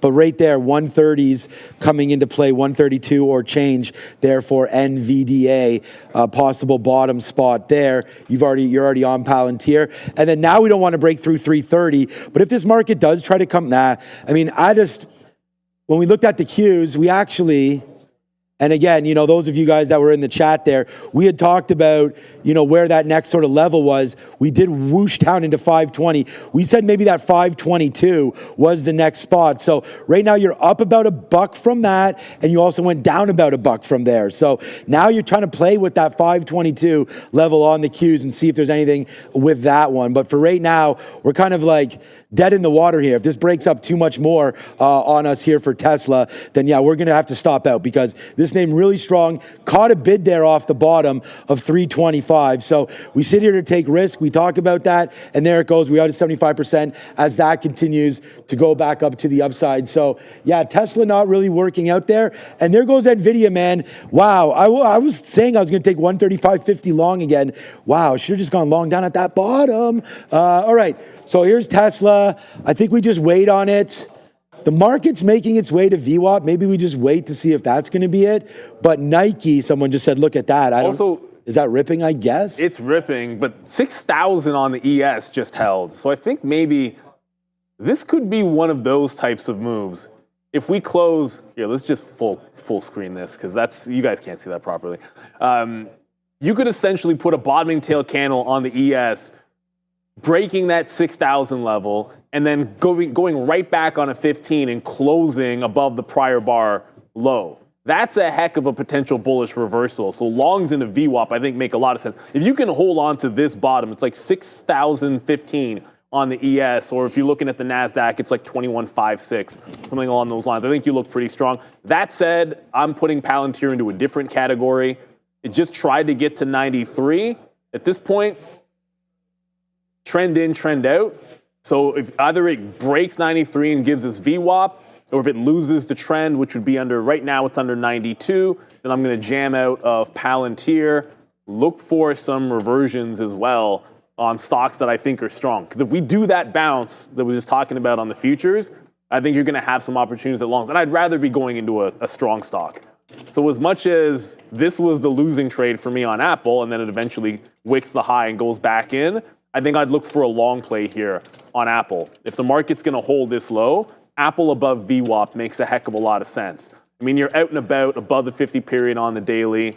The reversion trade is it's a setup, but it is not the trend. It's the opposite of the trend, and Apple's trend is to the upside. So if we're reverting on the futures, Apple long off VWAP kind of seems like a no-brainer to try a test in. Tesla's pretty much far gone. Oh, and that MLGO, everybody, micro algo, yeah, load. Halted to the upside now, but still down 30%. Be careful with this. It hasn't been holding open for very long. A lot of times if you can have like a consolidation, meaning it actually goes more than 10 minutes without a halt, that's a good level to trade off of. So I'm just be patient before looking at this small capper, but it's now halted to the upside. Tap is 446, which is effectively flat. Yeah, so a couple holders there. Join the midday show, of course. Joe's back, so that's really great. We're happy to have a full complement today. All right, so shout out to Joe who's back. All right, so NVIDIA didn't quite get to the shorting area there of that 136. If you were thinking the market was going to turn around just a little bit. Not right now, apparently, on NVIDIA. So we'll see. That might have been the top at 135. We'll see if it wants to give out a little bit on that one. The full self-drive seems to be working out for Teslas. That's back to 332 right now. I don't really want to short this name, so I know that you have that good long right now on Palantir, and then maybe AMD. I literally trailed out the second you said the word Palantir. Yeah, good. Okay, that's good though. All right, so what are the odds? AMD underneath though, coming into VWAP again, still down that 1 point something. Probably better to short some weaker names, right, than going after a strong name again like a Tesla. That high wick there though got to 109.70. Feel like that's probably reasonable. Let's start something now on AMD and see if we can get into it. Well, we're into it now, but really into that 110. I mean, that's going to be good. You got a lot of support there. plus the market trying to finally potentially come back in. Let's put on a little something there now. Give it up to that 110, but if we can get something even more, that would be fine. We'll push it a little bit more now. 109. I was looking at the level 109.80, I guess. 10. Yeah, I mean somewhere to feel like we really want to put something on, but here we go. We got a position now, so if this can work out, great. But even if it goes down, right? I mean, how far? I think this 108.50 would be a good little level there. Forget about that sort of flush junk down there, but at the end of the day, yeah, there it goes right now for that.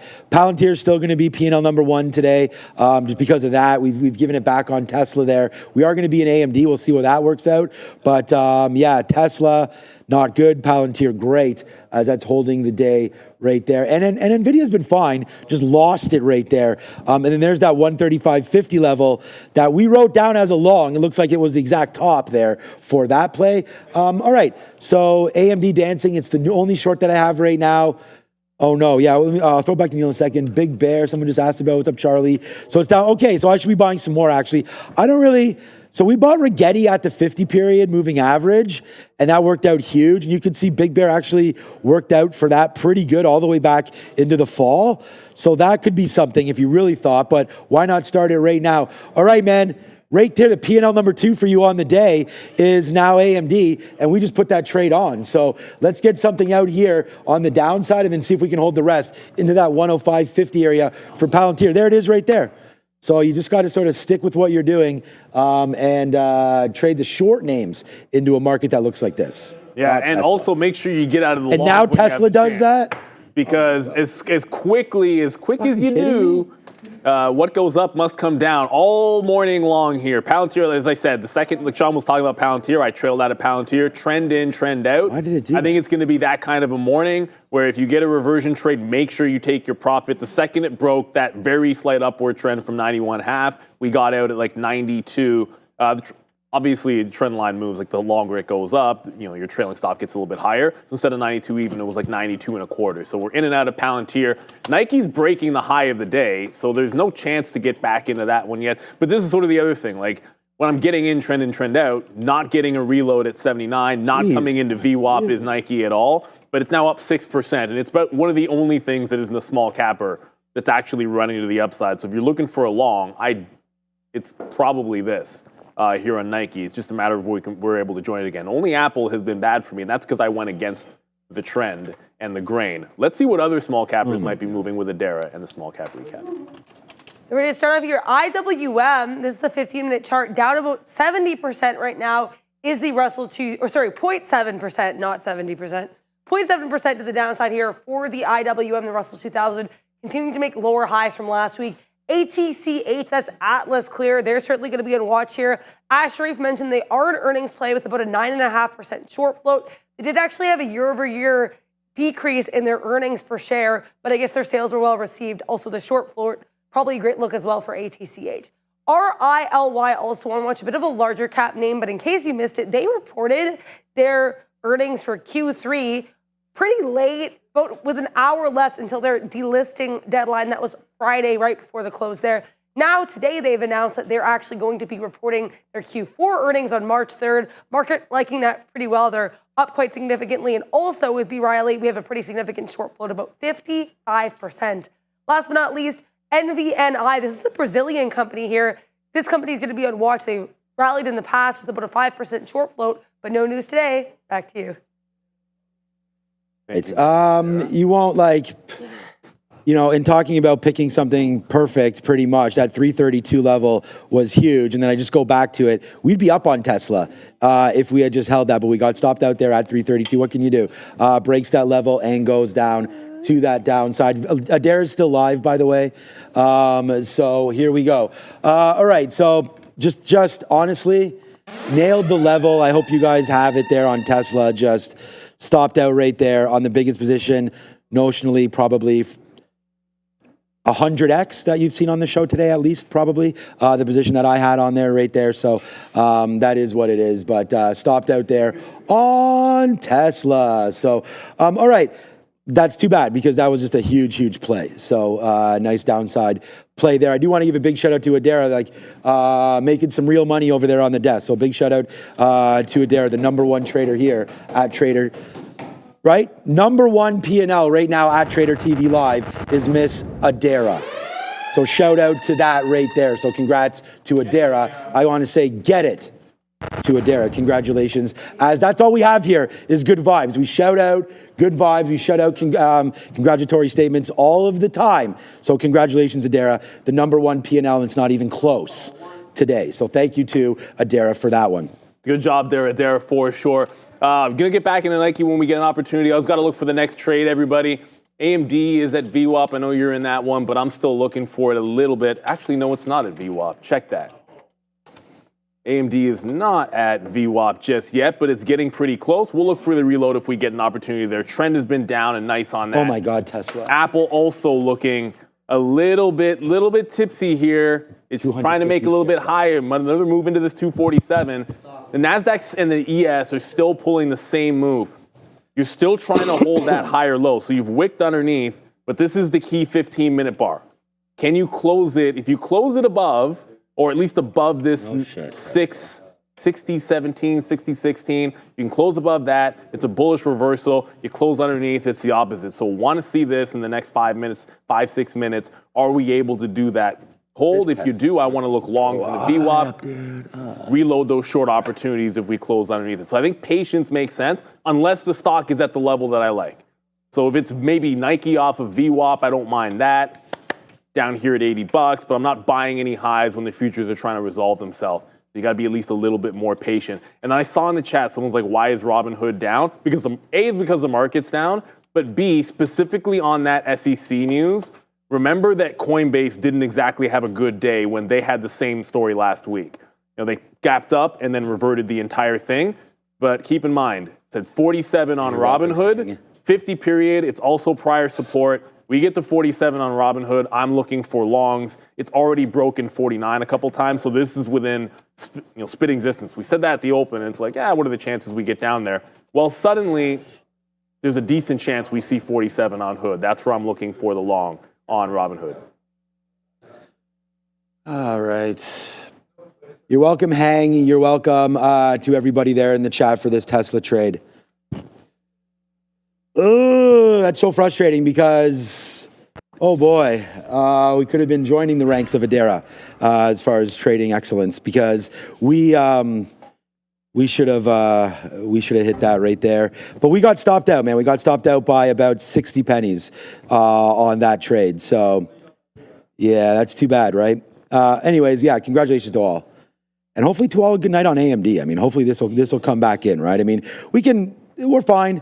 I'll be red on the day because of that trade, right? And so, but that's okay. We'll get it back. I'm not worried about that. I'm just sad that we let it go down up there on Tesla because, like I said, what we had on board there would have turned all these frowns completely upside down. Instead, the frown increases, but it's okay. We went over to another name, right? And now we have never held this against us right here. AMD now representing that 50 period. there it is. Yes, sir. All right, we'll put another bid rate. Oh, we just held it up at 94. No, we didn't. Nice move down there for AMD. We said 108.50-ish would be a decent area. So I'm going to put a bid at 108.60-ish and get out a little bit more down there for AMD. And then hopefully we can get a little bit of a lower move if the market does come back in. So there it goes right now, man. Nice move to the downside. We have a bunch of videos out for those of you asking. So go check it out at Trader TV on YouTube. You'll get all of that. Over 9,800 of you watching, 1,700 likes. Get that like button going. Come on, AMD. Get to the downside right now. I'm short AMD, nothing right here for Neil, but we're waiting for more opportunities to go. So, that Tesla is going to make me sick, but that's okay. Palantir right here, cracking 90 as well. That low of the day right there, 89.40. Let's see what winds up happening with that one. But hopefully it's an AMD disaster day, but I don't know if that's going to be the case or not. So we'll go over to the desk right now at 10:27 with Adara. Keep an eye here on the trade desk. TTD getting a little bit of a volume pop. I'm seeing this article circulated here on X. Apparently, Microsoft has launched a free ad-supported version of Office apps for Windows. The functionality is limited, but the ad-supported part is what's important here for TTD. They basically help with ads. They're an ad, related tech company. So TTD pushing to the upside here with some volume on this report that Microsoft has launched an ad-supported version of their Office apps for Windows. Back to you. All righty then. Yeah, daily range for Tesla, yeah, it's generally quite large. So 346 right there. We did have that pre-market high of 346. We do have that low down there of 324. So watch out now for Tesla coming back in. And again, though, you know, like we lamenting that trade, right? That's just because, again, when you put on size and it doesn't work out, it sucks, especially when 2 minutes later it does. But you know what, man? We put on our big boy pants and come right back. And then, I mean, this is what AMD's doing. So Neil, we got P&L number 1 with Palantir. We got P&L number 2 with AMD. We've got the disaster P&Ls with NVIDIA and Tesla. So let's just, you know, find out better trades and find out where we can put on some more liquidity. And again, we don't discuss share sizes, but you guys put on whatever trades and share size that you want. If you like certain trades, take them. If you don't, then don't. And put your ideas in the chat as well. Tweet them at us. You know, I put something out every morning a couple times about trade ideas and whatnot. So, you know, let me know what you guys are thinking. There goes Palantir there, breaking through 90 now to that downside. So, you know, mentally, hopefully I'll try to recover from this Tesla trade, but oh boy, did we have shares up here, and nice move to the downside. Congratulations to all that did it right there. But, you know, John's like, man, why is it not on your account? We already showed you and told you why, but we're happy to have AMD coming back in as well right now. So yeah, Walmart, yeah, Robinhood, again, like, some of these names, I know Neil just talked about it, but Robinhood also getting hit to the downside. Now, it's only down 5%, but Palantir went SSR a minute ago, now down 11.5%. So that Tesla is a hell of a banger. You are right about that one, guys. JP Morgan's down. I mean, the fact that the XLF is actually up is it's not a miracle, but it's actually off the lows. But you're bleed everywhere in the market except for Apple and Nike, as far as I'm concerned. Just want to find the next opportunity that's right, because I look over and it's like the only thing that wasn't part of the initial trading plan was Apple. And like that's the one that's going to end up being a loss. Like Apple, the level was 245.5, and Apple was above 245.5, and I shorted it above it and took the L on it. But as far as I'm concerned, if it doesn't break that low, I want to look for some kind of a long here on Apple. Nike is starting to pull right back into VWAP, so it looks like we might get an opportunity to jump back into this with this market. It's not looking very good, but at least Nike's relatively strong. Not working. So this 80 level here on Nike, we're waiting for it to pull back into VWAP and that 80 level, and that's going to be hopefully it. Tesla's still doing its thing. AMD never got to VWAP for us. That's a great shorting stock. I think when you call it the advanced money destroyer, until proven otherwise, this thing is going to be a short. I was looking for a press a little bit higher to get a little tighter into that 110 level because I wanted to give it to 110. Didn't really break that 109.5. So just going to be patient. As I said, only had one miss hit. I think that's because I wasn't patient enough in Apple, and we'll see what comes next. I do still like Palantir for some reversions, but at this point, if you're going to try and kind of sniper Palantir for a long trade, it's going to have to make some kind of a distinct bottom. It just broke the low again. If you pull out the daily chart, I hate to say it, but you're now all of a sudden only a couple of percentage points away from that big 50-period moving average at 86. That's the go zone for Palantir. If it doesn't hold 90, 86 would be the one. Oh yeah, and Rivian. That was the other missed opportunity. That said, Rivian's at VWAP when the market's at the bottom. Rivian might be putting a little bit of a buy in here if it can hold above VWAP. We've seen it do this story before where it looks weak off a resistance level and then just starts holding VWAP for the rest of the day. So keep an eye on Rivian for that play. I just feel like it's going to be Nike at 90 if we even get a shot at it. Doesn't seem to want that VWAP there. I'm not really looking at crypto, but I am glad that Adara is about to give us the goods on what's going on in that sector.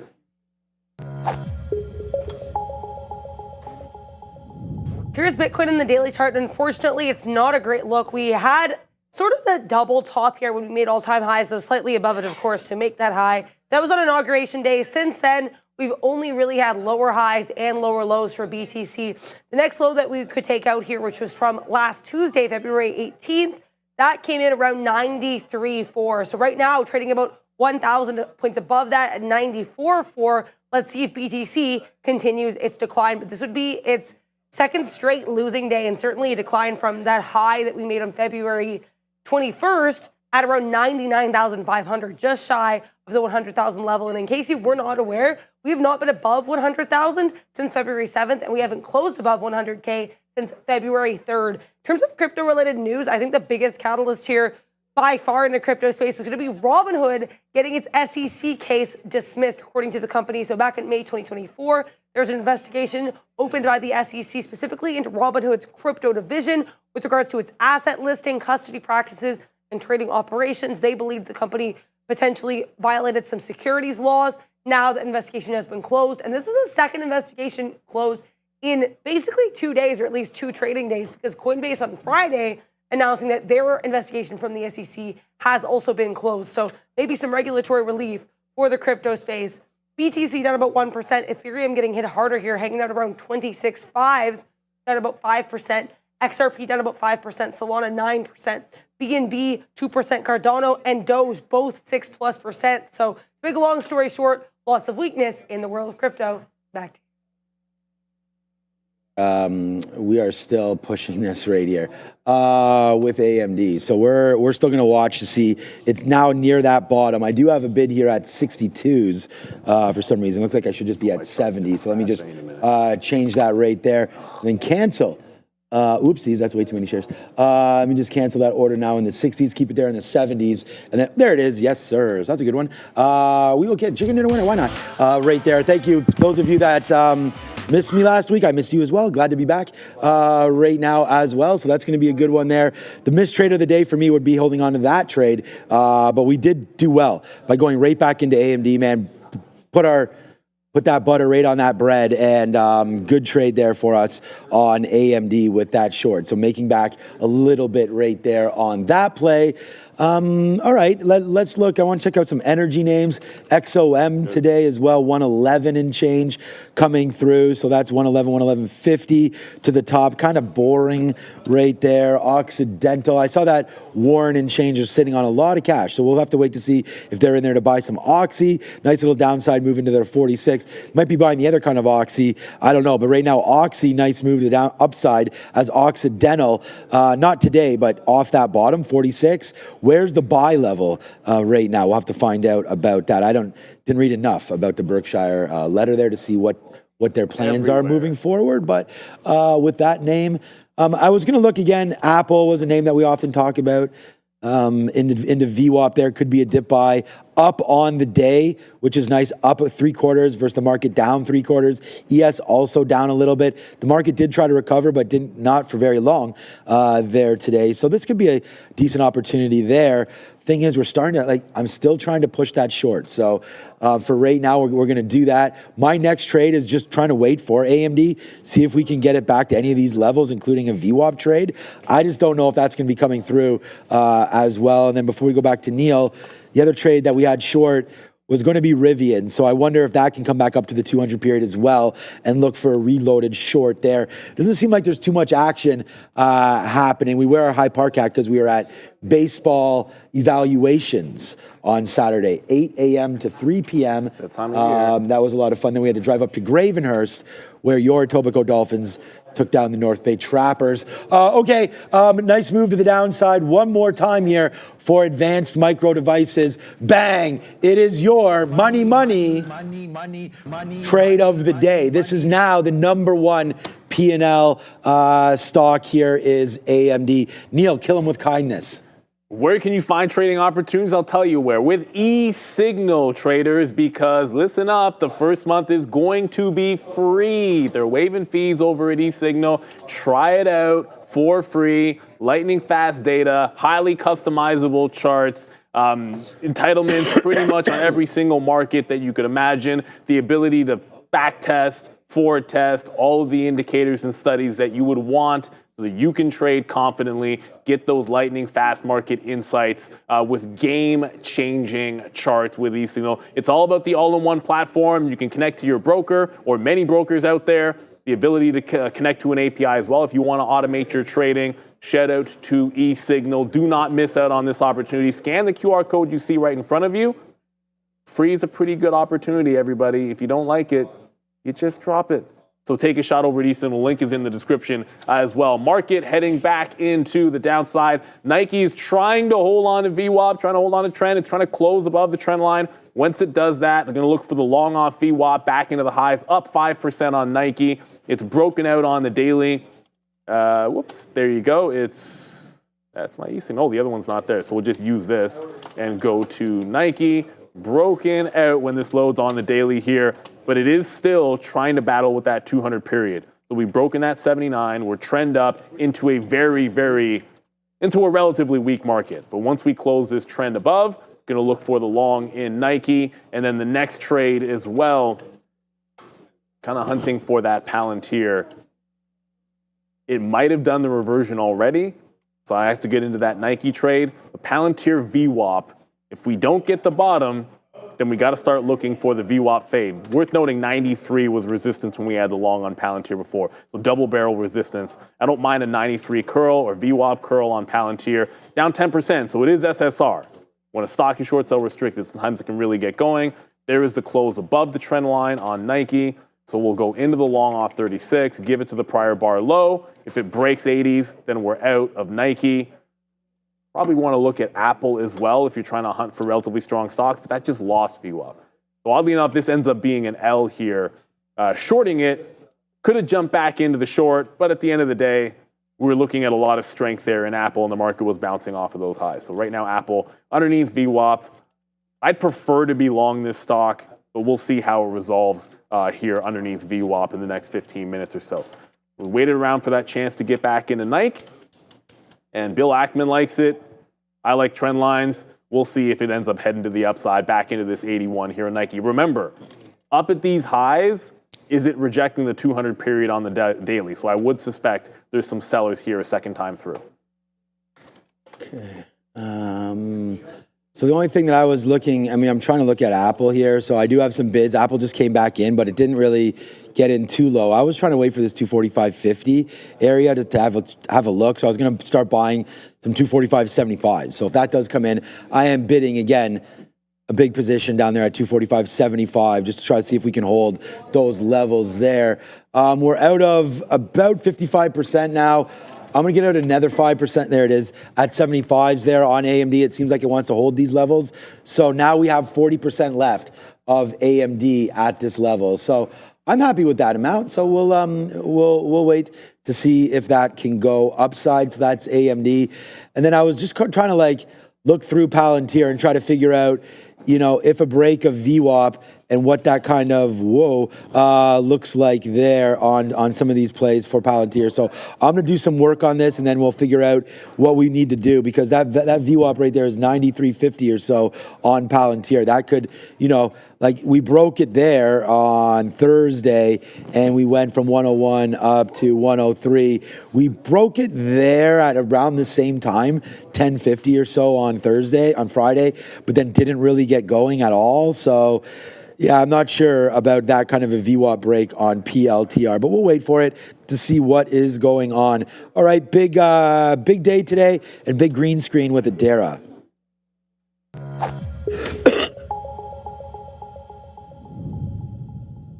Some green in this market here, including in health technology, consumer non-durables, consumer services, communications, and health services, with the exception of UNH. In case you missed it, UNH actually a day 2 move, because on Friday there were some reports here they're going to be facing an DOJ investigation. Also basically DOJ investigation to CRWD CrowdStrike over here in technology services. That name and Palantir are selling off pretty heavily. There's also some weakness in Microsoft, Meta, Oracle, and Netflix, though Google trying to bring this group up to the upside.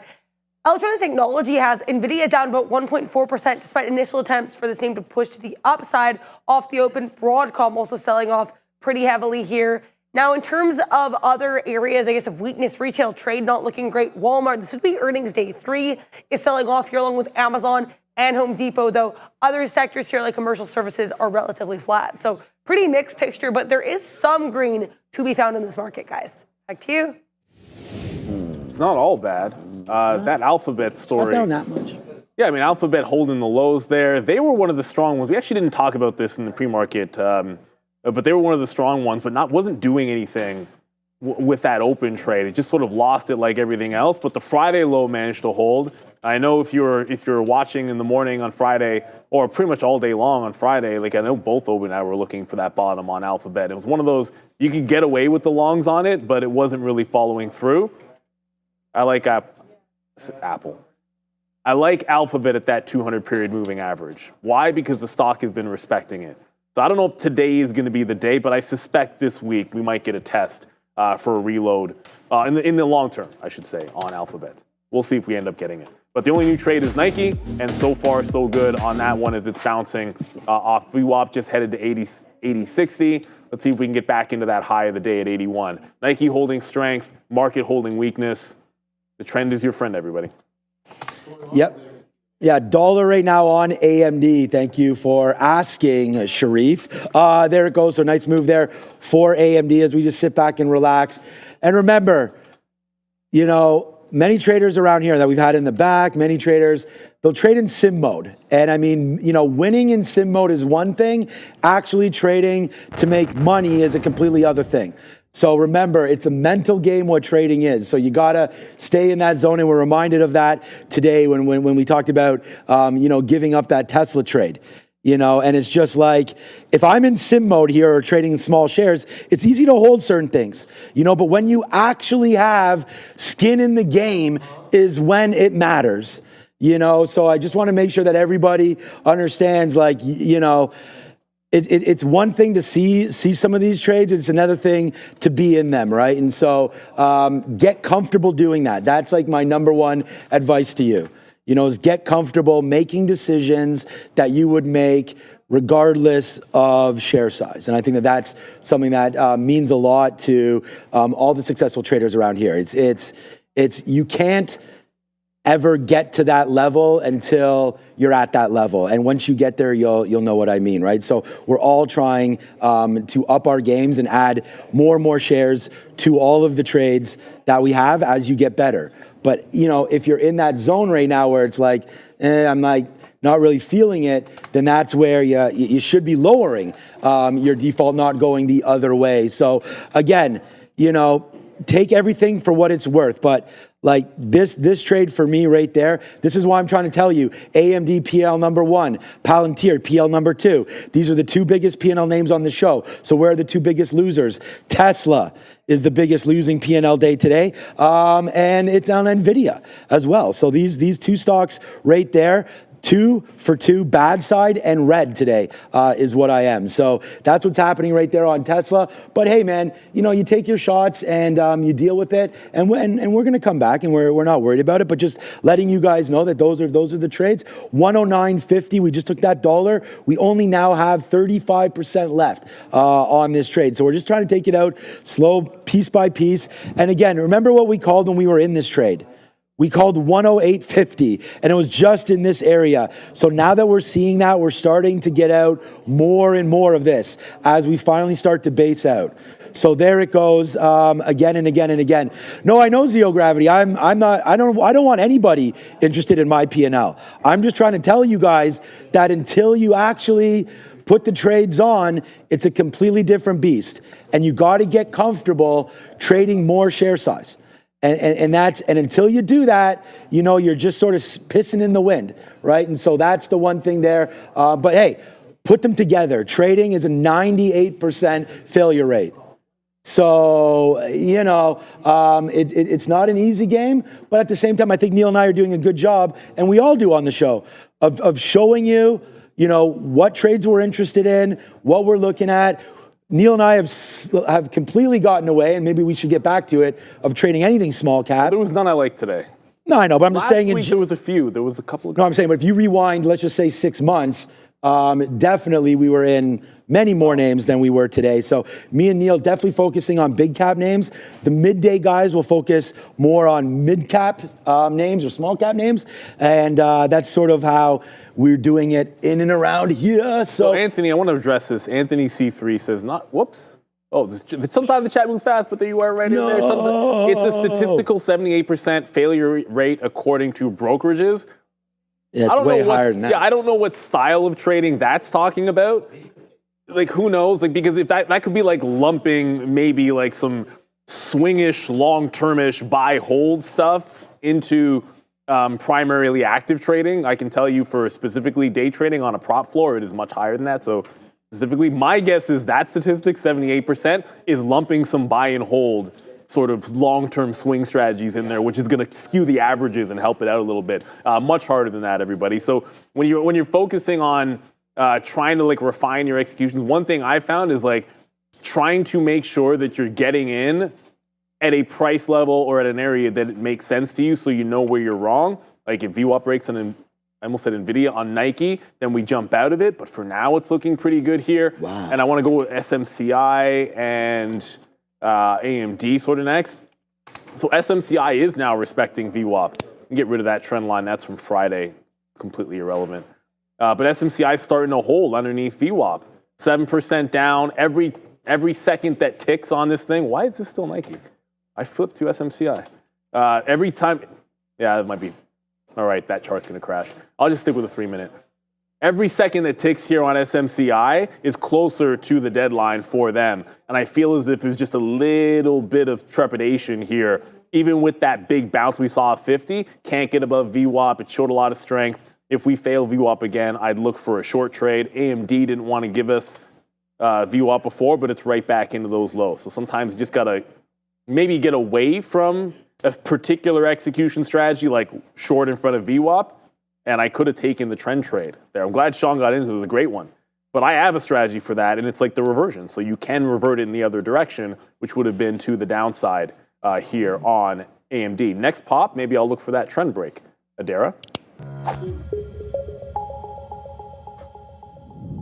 US dollar here on the daily chart, if we're going to look at it from a technical standpoint, just continuing on this downtrend that we've basically been in since we made this most recent high here on January 13th. Since then, it's been a series of lower highs and lower lows for that US dollar. Next area of support or resistance really coming in here at around 101 halves, currently trading around 106.6 for the USD. So what economic events do we have to look forward to today?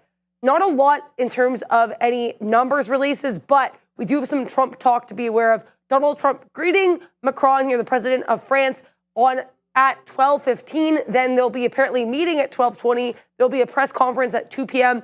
I looked into this.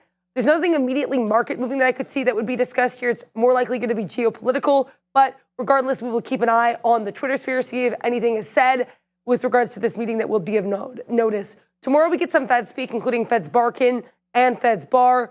And then if we go forward later in the week, as of Thursday, we're going to be getting some GDP data and more Fed speak. And then Friday, we're getting PCE. So I think Thursday, Friday are going to be the bigger days when it comes to economic data that could be market moving. Be aware of that, but also be aware, today I'm not seeing any Fed speakers on the docket, but other than that, they're on watch pretty much every day this week. So Fed speak, certainly something to be aware of, guys. Back to you. Yeah, we talked about it being a huge week, so we'll get the earnings calendar out to you guys soon as well.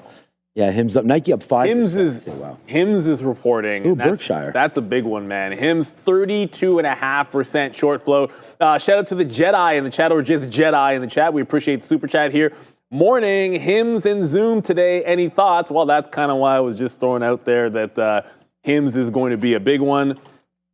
Last week, HIMS was, let's just say, a bit of a volatile beast. Can't speak for Zoom. I haven't really looked at the stock. But HIMS, we just talked about the escalator up and the elevator down. This was elevator up, elevator down on HIMS. The good news, I think, is because it's dropped so far, at least it has a better chance to squeeze back into the upside, because HIMS has already pulled back 30-something% after the Friday run plunge, and then, of course, another 5% in here for HIMS. So you get a bit of a trend reversal, I think, could happen, already happening here on HIMS. I think you've got to be a little bit patient.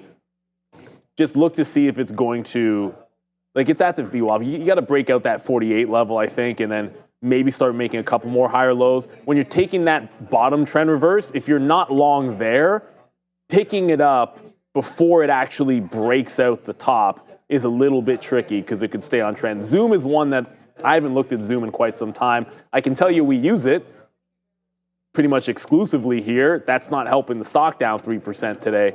And usually when I see this, like if you're not short the flat bottom break, wait for it to get to the next big level. 78. There it is. Lovely graphic.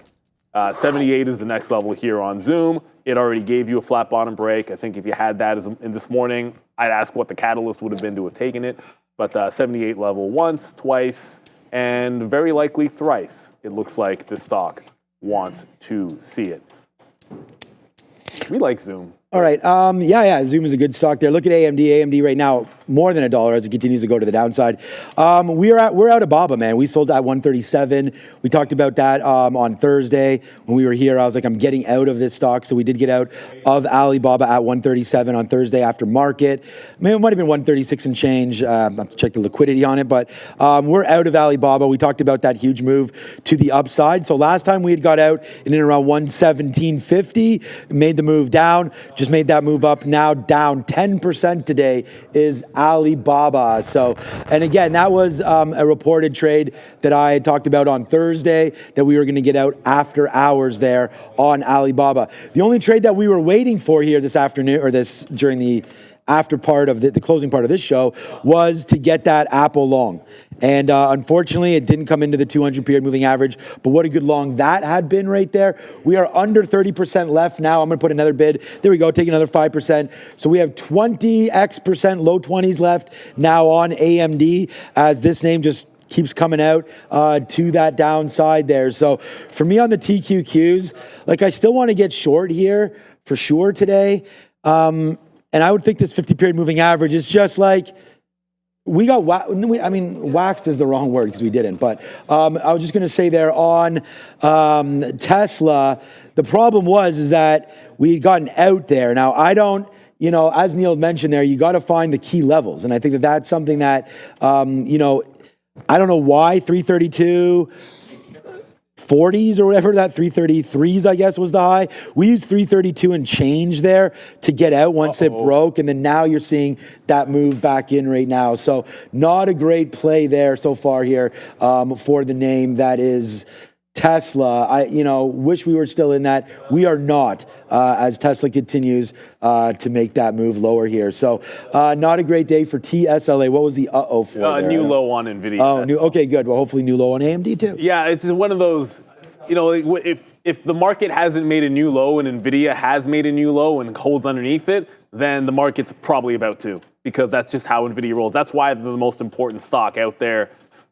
Definitely this week, certainly, but we'll see if we can get one more bounce. If we hold the low and bounce off VWAP, I'm going to reload Nike. And then I also saw someone talking about Nikola to the downside. Remember, if you're trading Nikola, they've already filed bankruptcy. I don't know why we weren't looking short on Nikola today. I'm saying when someone files bankruptcy, just look for the short every single day.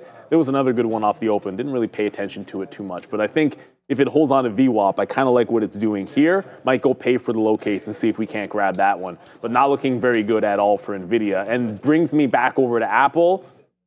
Apple, again, trying to hold on to VWAP. So the market's at the low, both the ES and the NASDAQ. It's put up or shut up for two of the strong stocks, and that's holding VWAP on Nike and Apple. Otherwise, we have to start looking for the other direction on both of these. SMCI did say I want to look short off of VWAP. It's not getting there with the market breaking these lows. It might just be a 52 breakdown.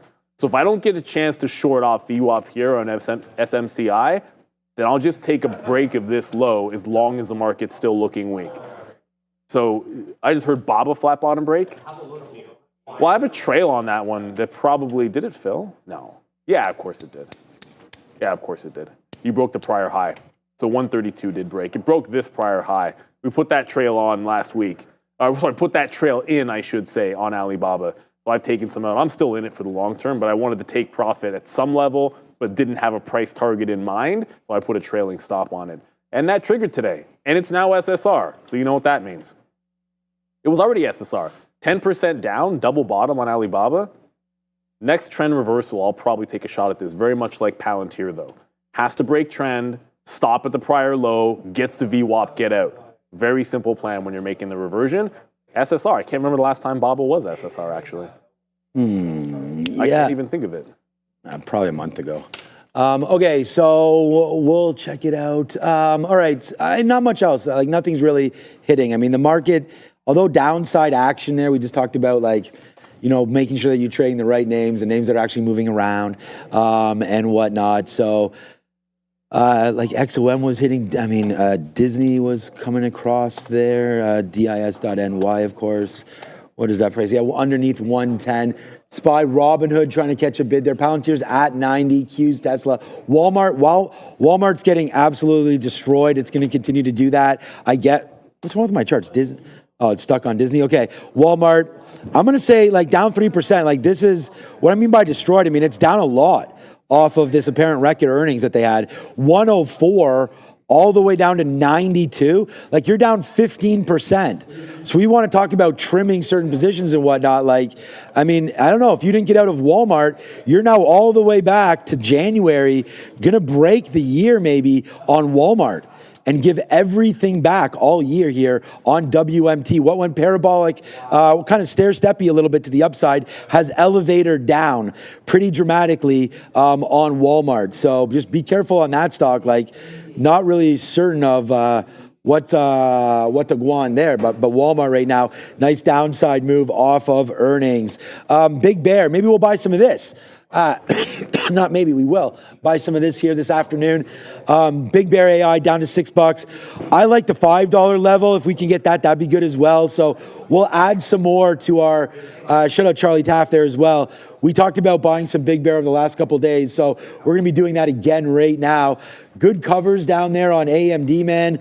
Not bad. Couple wins, couple losses there today. And again, a big shout out to Adara for holding fort there. Maybe she'll talk about it more on the midday. But here we go with only 20 seconds left. We'll see everybody very, very soon, 2 p.m. But on the midday, they're talking about something? We're talking about, chart patterns. Chart patterns on the midday. So check out these two's favorite chart patterns. Of course. And there's always a lot of talk other than stock. So that'll be push-up talk, I'm sure, as Neil just showed you right there in the midday as well. So if you're here for banter, it's a great opportunity as well. So, all right, man. So far, so good, man. Palantir holding the line at $90. Yeah, it's managed to catch that bid. Remember, Palantir's SSR, so you can't hit, if it makes a flat bottom break, you can't hit that short unless there's an uptick. That can give fuel to some of those longs if you look for that right entry point. But it is a negative day for the market, almost 1% to the downside. Some relative strength here in a few names. We talked about Nike. I want to get Intel up because I just heard Intel. They released some new chips. Okay, Intel released a new chip, but it's barely moving on that. So 3%, 3.5% to the downside. Intel still looking good on the daily chart if you pull it out, but not a huge move there. Damn, it is 11 o'clock. We'll be back at 2 for you. Hopefully the market does a little bit of a bounce because I know you guys are going to vote for that playmaker long, despite the fact we're having a red day. Yes. Let's see what the Bash Brothers have to say about that. Will. Yes, they will. Bash Brothers. Can't hear the music. What is up, beautiful people? Welcome to How to Trade During the Midday. That's your boy Joey Options with the tan. He's back. We're back. Yeah. Hey, we're back now, man. Yes, sir, man. Yes, How was the vacay? It was good, man. Yeah? We had lots of fun. It was some nice sun. Traded some Bava, too. Yeah, we saw. Yeah, we saw. You guys saw that? Yeah, right from the balcony so you can wake up. And, that's it. But we're going to send it off to Adara real quick, guys. Yes, sir. Sorry about that, guys. We actually have 2 Intel catalysts coming out at virtually the same time. So one is actually directly from the company. That is going to be apparently, as mentioned here, Intel unveiling a new leadership AI networking solution here with this Xeon here, 6 processors. So processor announcement here from INTC. Now here's the other catalyst, which I think is pretty interesting too. Around the same time, both of these news catalysts came out 1 minute ago. We have Ming-Chi Kuo here, noted supply chain analyst, saying that basically Intel's first Panther Lake engineering samples here made with Intel's and IFS's 18As are currently being tested by major PC makers, but apparently Ming-Chi Kuo's early 2025 industry survey showed that these yields come below 20 to 30%, which means there's a lot of room to step up, saying that doesn't, quote, bode well for Intel, actually making TSMC stand out to Ming-Chi Kuo. So one Intel announcement, another possibly negative catalyst for INTC via supply chain analyst Ming-Chi Kuo. Back to you. Very much there. We got to do the patented shout out though. Everybody's like, yo, I'm here. You shout out my name. We got Berto G. How about Kendall Lopez? Sam L says Yusuf is in the house. His name is Joseph. Shout out to Trejo. Stop saying bad words, Trejo. We got Odyssey Flights. We got Brad Does Real Estate. We got Stuart. Hey, right back at you, bro. We got Kobe the Kid. We got EBZ445. We got Amy Tiger. We got Osama, Marius Lyman, Gorev, Robert Liu. We got Sean and Neil. Someone's name is Sean and Neil. That's nice. We got Vern. We got 1320. Oh, shout out to Ronaldo, Retro Stocks, Lo-Fi Soul, Tiger, the Cosmic Dang Cat. We got Dino. We got Sean and Neil again, the Stock Professor. Excuse me.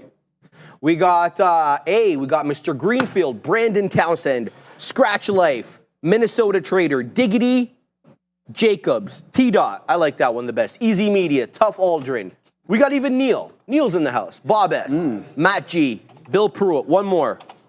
Kobo, Jiki, no idea what that is, but I like your name. Shout out to everybody. I hope everybody had a fantastic weekend. It was an interesting weekend here. We kind of lost the really cold spell that we had, which was keeping the insane amount of snow that we had got the week prior very much frozen, very much intact. Joseph, that's all ending this week as things thaw out, and we're going to get rid of that. Well, yeah, exactly. So now all the water's going to start flooding probably the streets. It's going to be a slushy mess, and that's what happens kind of in these transitional periods, guys. But it is so good to be back. I missed you guys here in the chat. There's no doubt about it. And for those who Roland, some people were messaging me on Twitter as well too. Sharif saying just have a good trip, be safe, and etc. So, guys, thank you for that much love, and I can't be more happy to be back. I love being here with you guys, sitting next to my boy, sitting next to everybody here. So yeah, I mean, I missed the Friday, so thank God. I heard it was hectic. There was blood in the streets. It was absolutely crazy. We have a lesson to do, guys. But first, what we're going to do is talk a little bit of sector rotation. Sharif and I were talking about it this morning, is you want to look for areas of relative strength. Michael Noss did that this morning, going overseas, looking at all those markets as well too, guys. But what do we have over here? And the best performing sector this morning is the healthcare sector, guys. So I pull up XLV. XLV is looking fantastic compared to the rest of the market. Consumer staples, XLV, so the healthcare sector is only up about 0.9%, but the consumer staples is up 0.5%, and I pull up the Walmart chart, and I'm like, oh my days, that does not look good. So I'm curious to where that strength is. We'll dive a little deeper into there. Consumer staples only up 0.5%, and then the real estate sector, you can use XLRE on that one, up about 0.6 there, guys, a little bit more than that. So that's the three strongest. We're going to take a look at some of the weakest ones here, and I think we're going to head with that one, Sharif. So in third last, we have consumer discretionary down about 0.5%, utilities about 0.7 as well, but the tech sector is down over 1%, guys. So if you're looking for those strong sectors, you got to pull up those top performing and see where the money is starting to flow into, my guy. Yeah, this is a complete, whooping today, the last couple of days on these here markets. So I hope everybody's practicing safe trading and you're taking some profits as you go along if you're going long, guys. All right, let's do this. We're talking about the 3 inside up and the 3 inside down pattern. This is a reversal pattern here. Chart reversal pattern. Let's get right down to business because we got some trading to do, baby. What is it? What the hell am I talking about here? Well, the term 3 inside up and 3 inside down refers to a pair of candlestick reversal patterns. Underline that, reversal patterns. The pattern requires 3 candlesticks to form in a specific sequence, showing that the current trend has lost its momentum and a move in the other direction might be starting. And there, see what I tell you? See, as soon as he starts going up on the ladder, that's it. then you know things are happening. He's measuring, he's doing stuff over here. So if you guys have no idea what I'm talking about, we are going to go through some big boy renos in and around this place, and it's already starting, and we could not be more happy because, well, when the show grows, we're happy. So let's talk about this. So dissecting the 3 inside up, 3 inside down pattern. So before jumping into the 2 variations, let's understand some key elements that make this a reversal pattern. First, the trend preceding the pattern.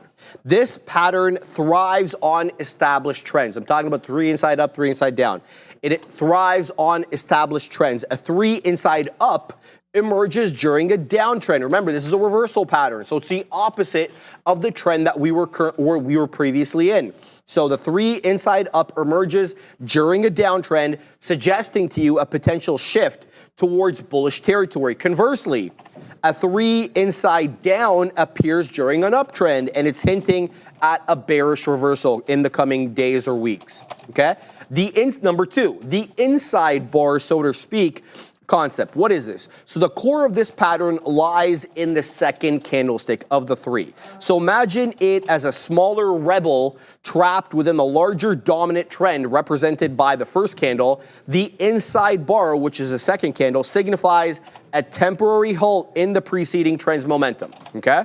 And number 3 here, the confirmation candle. That's the third, right? The third candlestick acts as the playmaker. May God rest his soul.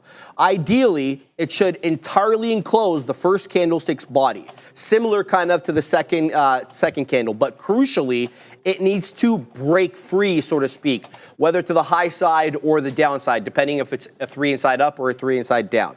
So I want to repeat that. Ideally, it should entirely enclose the first candle's body, but crucially, it needs to break free in the opposite direction of the prevailing trend. So a strong close for the third candle, accompanied by increased trading volume. Your boy Joe there would definitely agree with that. Don't want to put words in his mouth, but he loves volume. Accompanied by increased trading volume bolsters the reversal signal.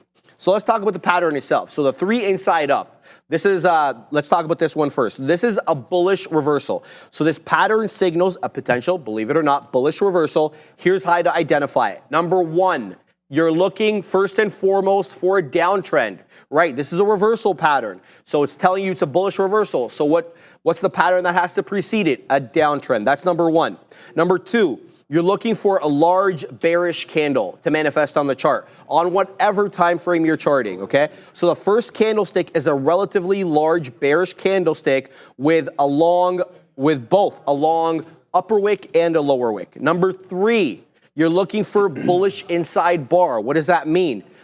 Specifically, the second candlestick is a much smaller bullish candlestick entirely contained within the first candlestick's body. So it's kind of like an inside day, so to speak, where we're engulfed with the highs and the lows of the previous day. So that's number 3. Number 4, you're now looking for a break upward. So the third bullish candlestick closes above the first day's candlestick high entirely inside its body. I got plenty of charts to show you, so let's get right to it. So there's candlestick number 1 first. So we see the downtrend. So lower lows, lower highs. Then all of a sudden, we kind of, throw in an inside day. So that's number 1. Number 2, you kind of get that second candlestick is a smaller bullish candlestick entirely contained within the first one's body, and then you get that number 3 to the breakout side there. Again, you kind of have the same look there, the 3 inside up variant. So it can look multitude of different ways.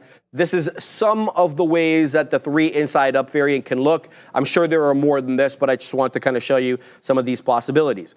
And then there are different rules that you can start placing for this one. For example, it has to close above, I'm talking about the second candle or the first candlestick, sorry. It has to close 50% above the first candlestick's halfway mark, for example. And then again, you can add all these different rules. I don't subscribe to much of these rules. It helps narrow down, obviously, your entries and exits. And then the entry, the book suggests, would be above the second candlestick's pattern there. Your entry is really going to depend on how aggressive or non-aggressive you are. Lots of different traders would take the first 5-minute or the first candle to make a new high on a closing basis. Some other traders would wait for the second day to close and then wait for the third day to close or to move above the second day's high. I happen to subscribe to getting in on the close of the second day, but that's just kind of my little 2 cents there. So let's talk about the 3 inside down pattern. It's kind of the same thing, but in the opposite. So the pattern signals a potential bearish reversal. Here's the breakdown. Number 1, we're looking for an uptrend. So this is the exact opposite of the previous one, right? We're looking for an uptrend. So this pattern has to appear when we're on our way up, making higher highs and higher lows. Number 2, you're looking for a large bullish candle. So the first candlestick is a relatively large bullish candlestick with wicks on both sides. And then number 3, you're looking for that bearish inside bar. So the second candlestick should be a smaller bearish candlestick entirely contained within the first candlestick's body. And number 4, we're looking for the breakout or the breakdown, sadly downward. The third bearish candlestick closes below the first candle's low entirely inside of its body. And that's kind of what we're looking at there. You can take a screenshot if you like. And then some key points to remember as we wind down the lesson. As always, confirmation is key. Increased trading volume on the third candlestick, on the third one, strengthens the reversal signal. And there's not, it obviously goes without saying, it's not a guarantee. This pattern is a signal indicator. Use it with other technical analysis tools for more informed trading decisions. And last but not least, false signals are an ever-present danger in mostly everything we do with trading, right? But in this pattern in particular. So the pattern can sometimes be misleading. So practice is crucial, and make sure you are using other technical analysis indicators to help guide your trading. You know what I'm going to say, baby? I hope everybody prints up a storm. Ease. Yeah, I mean, yeah, good stuff there, Sharif. I like that pattern. I couldn't agree more with you there. So I like that setup, just waiting for that other candle to open above the range and then look to join it on that front, guys. But here we are. Let's pull up and see what we got cooking up this morning. We tried a couple attempts here on Palantir. And you know what? Over my vacation, I was looking at some TA1s, and then Friday morning, I was just like, I opened my laptop, and then I'm like, you know what? I got palm trees and blue ocean in front of me, so let me put this away for a little bit. And then sure enough, I come back, and everybody's like, dude, did you see Friday? Did you see Friday? And I'm like, no. And I pull up my charts, and I'm like, oh, okay. There was a lot of blood in the streets. So one thing we will do throughout the show is we're going to talk about the VIX and some put-to-call ratios as well, too, because I think that's going to be really important. I mentioned something last week on the put-to-call ratio, and then we're going to see where that leads us to as of right now. But here, we got some PLTR cooking up. It's looking pretty good right now. Still down about 10% on the session, so this thing has absolutely been bleeding, and over about 20% off of those all-time highs. So that came down with some extreme fears. We talked about the elevator, the escalator down. That was straight out the window, Sharif, from the top floor. That was an absolute monster selling. So I thought the 100 level would be slightly more defended, but that hasn't been the case. We're defending 90s. We're holding really well. You can see this base that we've now established and looking to somewhat bounce on it. Are we going to recover to this 10% on the session? Highly unlikely. I just think it's too weak, especially with how Friday was. I don't think that sellers were completely exhausted just yet, and I was looking for that continuation to the downside or somewhat of a bounce. And it may sound obvious. The market's going to bounce or you're going to continue in that direction. And when you notice that, hey, we're not bouncing as strong as we would like to, it was just seemed to be a liquidity grab, and then we take an additional leg down. So that's something that you need to watch out for. When you have something move so strong in a specific direction, one session, I'm not saying look for that reversion to the other side, but just be prepared that the buying or the opposite party may not be as aggressive as or strong to that direction from the previous session. And here we go again today, selling, selling, selling. So that's a little bit of a tough one here. And that's why I mentioned you got to look for those stronger sectors. Taking longs on these techs may not work all the time, right? Like they're not, like even though we know that they're the most liquid, we like to trade them a lot. When you run your scanners in the morning from a volume standpoint, that they usually tend to pop up because the liquidity is there. But what we have to do is kind of divert from that and then look for other strong sectors. And that's why I pulled up XLV and looking through there. I got to see what's strong in XLP, the staples sector, because Walmart is really, really weak and Costco is weak as well too. So we got to dive a little bit more and find what is strong, guys. But here we go with some Palantir, continuing up to VWAP. I know Gorev and Los Pollos were telling me, hey, Joe, look at the overall market. we got some signals here near the bottom, and I'm like, yeah, okay, you guys are right. Let's see if we get that slow turnaround. And sure enough, we are somewhat starting to recover to the volume weighted average price, but that volume is dwindling, and I think that's really, really important. We're going to take a little bit more off the top here. Sharif, we got cooking. Sir. All right, I got nothing cooking, but I'm trying to work in to some small cap gappers. There's a lot of small cap gappers today, but none are setting up in the way that I like. Let's talk about them. So the biggest, the baddest of them all, Joseph, ATCH. Okay, it's up 323%, and after the open, after the bell, that is, it's up another 150%. So this is a big boy mover. I've already got a couple of dip trades set up on this one. I'm looking for VWAP. I'm not going to give in right now and try to get in at the 20 exponential. This doesn't seem to me like one of those stocks is going to hold up here. If it holds up, fantastic at the 20 exponential. I got it wrong. I'll be the first to admit that. So I'm waiting at 850 and 8.25. I don't know exactly if it dips into that 8.25. VWAP is dynamic. Right now it's at 8.25. Maybe when it makes its way down, it's not, so it doesn't end up hitting it. And we've talked about buyer exuberance, where buyers see this thing up 320%. They start punching in a little bit higher than VWAP, well, because they're exuberant, right? So that's why I'm throwing one out at 8.5. The stop, below 750. So I'm going to have to give it $1. This thing's a nutcase, and it's trading like a nutcase. Yeah, get it, Adara. By the way, we're going to have to go to Adara at some point. She's going to have to tell us about that trade. Sorry, Adara. So I'm waiting at 8.5, 8.25. That's where I'm waiting right now on ATCH. Show yourself. There we go. So it's an absolute monster on the day, but it's very volatile. Please be careful with this one because, you can get wiped out pretty aggressively on ATCH. You got a bunch of other ones, man. You got over here. Let's talk about the second biggest name on the day, SPCE. This one, though, we're going to have to trade carefully. And the reason is, look at that pre-market high, baby, at 3 1/3. Well, I ain't touching this unless it takes out that 3 1/3. I won't. I don't care how aggressively it gets. It's halted, as I can see right now, to the upside at 261. Good for it. I won't trade it until it breaks above that 3 1/3. I've made this case before. I'll make it again.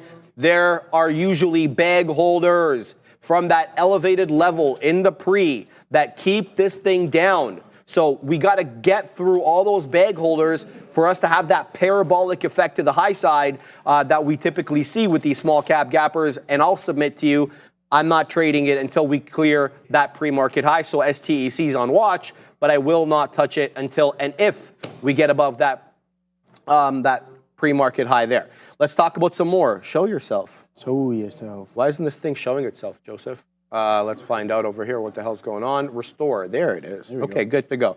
All right, so we talked about ATCH. We talked about SPEC. There's another one.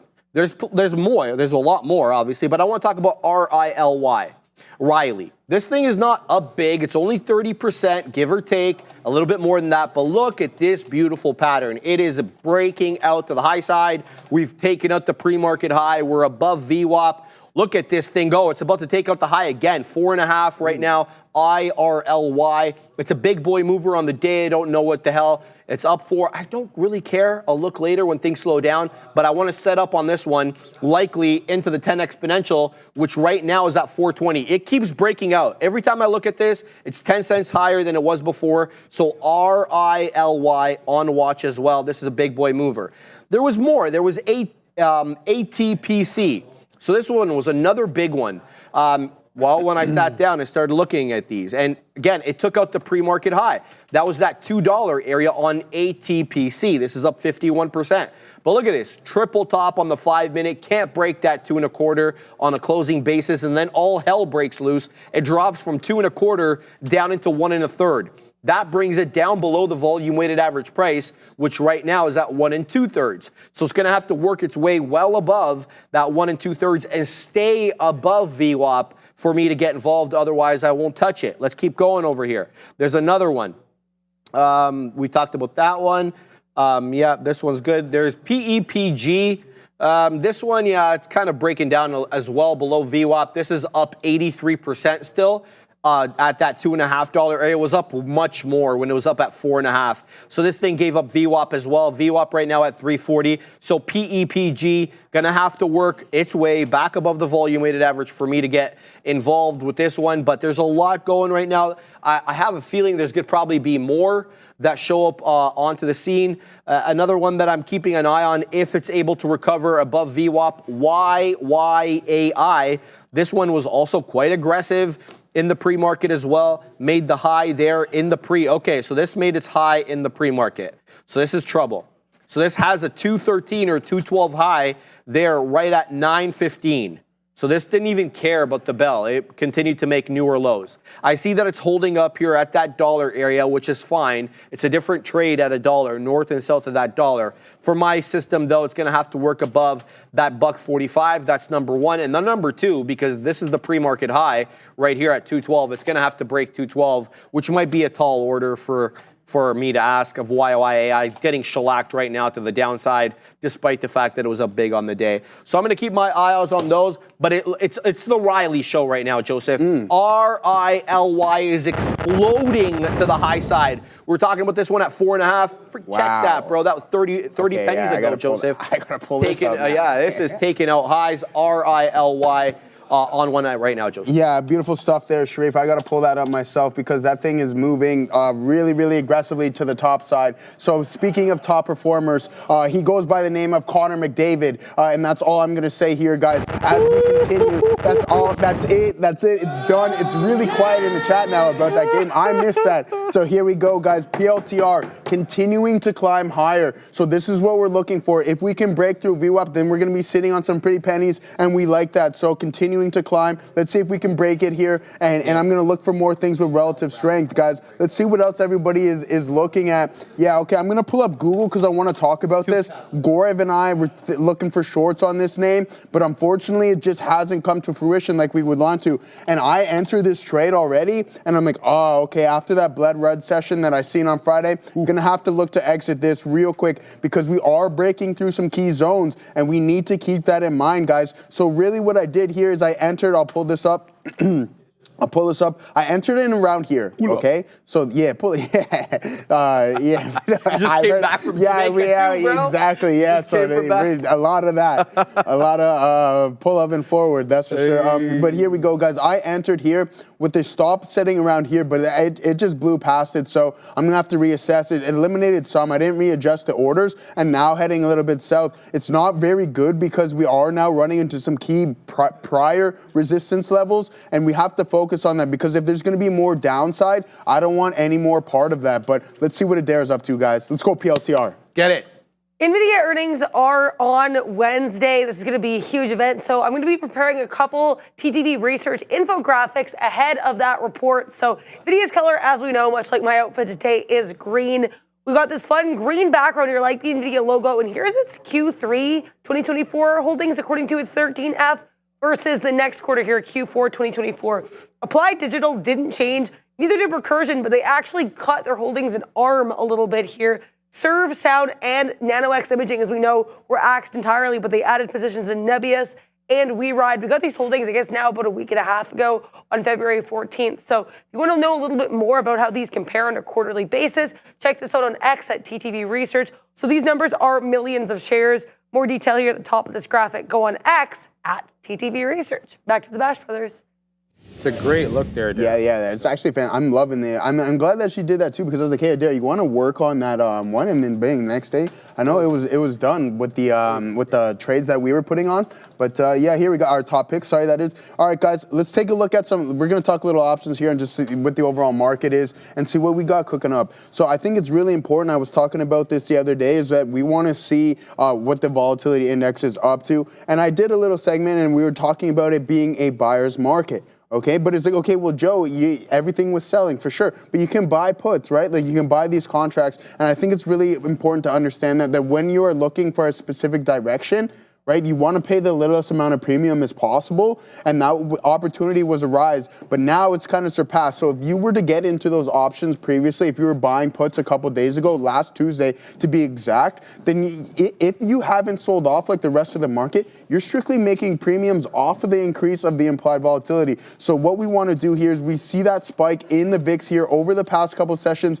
starting from last Friday and then heading into today as well, guys. So we're going to keep an eye out on that. But one thing that is really important is we want to take a look at the PCR, the put to call ratio, and see what's going on. So what we want to look at it from an average, because a 1-to-1 isn't always realistic. So I guess the median and what everybody gauges, that rule of thumb is 0.7, Sharif. So now we've exceeded that, and now we're sitting around 1.5 here on the put to call ratio. So what does that tell us? More traders, more investors are buying puts, whether it be just long or hedge positions. So if you're looking to join that part, you're going to be in the right direction. Yeah, the market slowly looks like it's going to recover, but is everything going to turn around in one day? I don't know. I spoke about the momentum in the market to the downside, and it may continue. I could be totally wrong, but you just kind of want to follow where the big money is going. And as of right now, it's to the put side, guys. So really keep that in mind. I know a lot of people in the chat saying they had some puts and some other thing along those lines. So congratulations to you,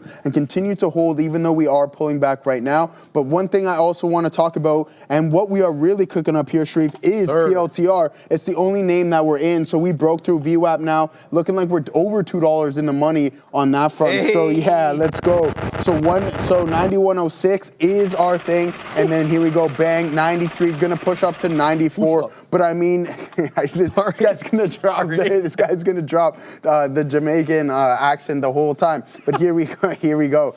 Let's pull it up and see what we got going on from a daily perspective, and just see from a percentage standpoint what's really going on with this name, because that is a hefty sell-off. Sharif was talking, he's like, Joseph, I think I should buy some puts. And I'm like, man, I don't think you're wrong, dude, because we are so extended. When you have this massive gap up here and then just the continuation with no real pullback or any healthy pullback, you're going to get a reaction that's probably going to be overdone, because that's what the market likes to do. It overreacts in some directions here. So here we go. From the peak to the bottom here, 28%.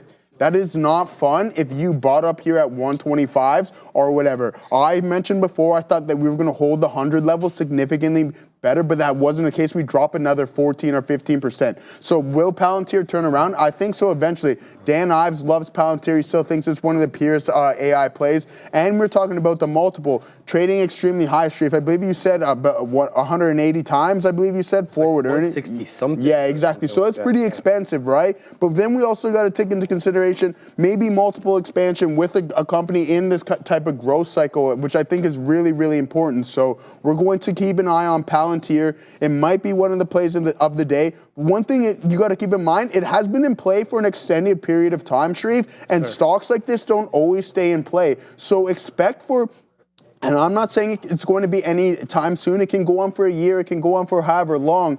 But when it's that in play, eventually expect it to dwindle off. Look what happened to AMD. I'm not sure. I shouldn't compare apples to oranges here. But again, it happens. You get that sector rotation. You get those hands changing out of certain stocks. And eventually, I think that's going to be the case here in PLTR, because it's been in play for an extended period of time, and it traded significantly higher than what it probably should have been. All right, man. We're involved right now with Riley. It's going to have to hold up here at the 10 exponential. The 10 exponential is showing me 4 1/4, 4 1/3. I was just exuberant. I'm one of those buyers who was exuberant that I always complain about. But this looked to me like it was setting up for a possible bull flag, despite the fact that we got in at highs. I'm 9 pennies out of the money right now. It's going to have to work its way up back above into that $0.75 for me to take any profits right now. So it's showing me 62s. I've got 69s on. Let's see if it works its way up. I've layered my orders to take advantage of a price spike up. Now, we've seen this one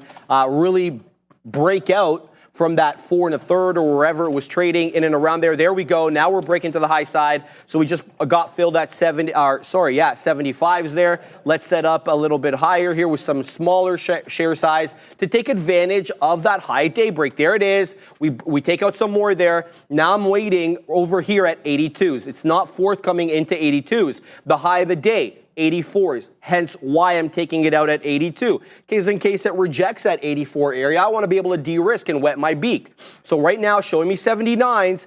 Can we get across into 82s? This is a bit of a I don't want to say it's a bamboozler, but I definitely thought I would be able to get a bit more down over here at 440s. It doesn't really matter, though. We're involved with it now, so let's see if it can work and break to the high side, right? It's up 40%, and I'd like to be able to give you a lot of the details on this, but I just don't want to take my eyes off it for too long because softly volatile. Okay. $145 million market cap with about 5 1/3 million shares traded on the day. Joseph, it has a float of around 16 million, give or take. I don't know what the short float is yet. Allow me to just Google it quickly. Not Google, trade ideas, of course. RILY, what do we got? Okay, wowzers, Adara, 55% short. She just confirmed that it is accurate there.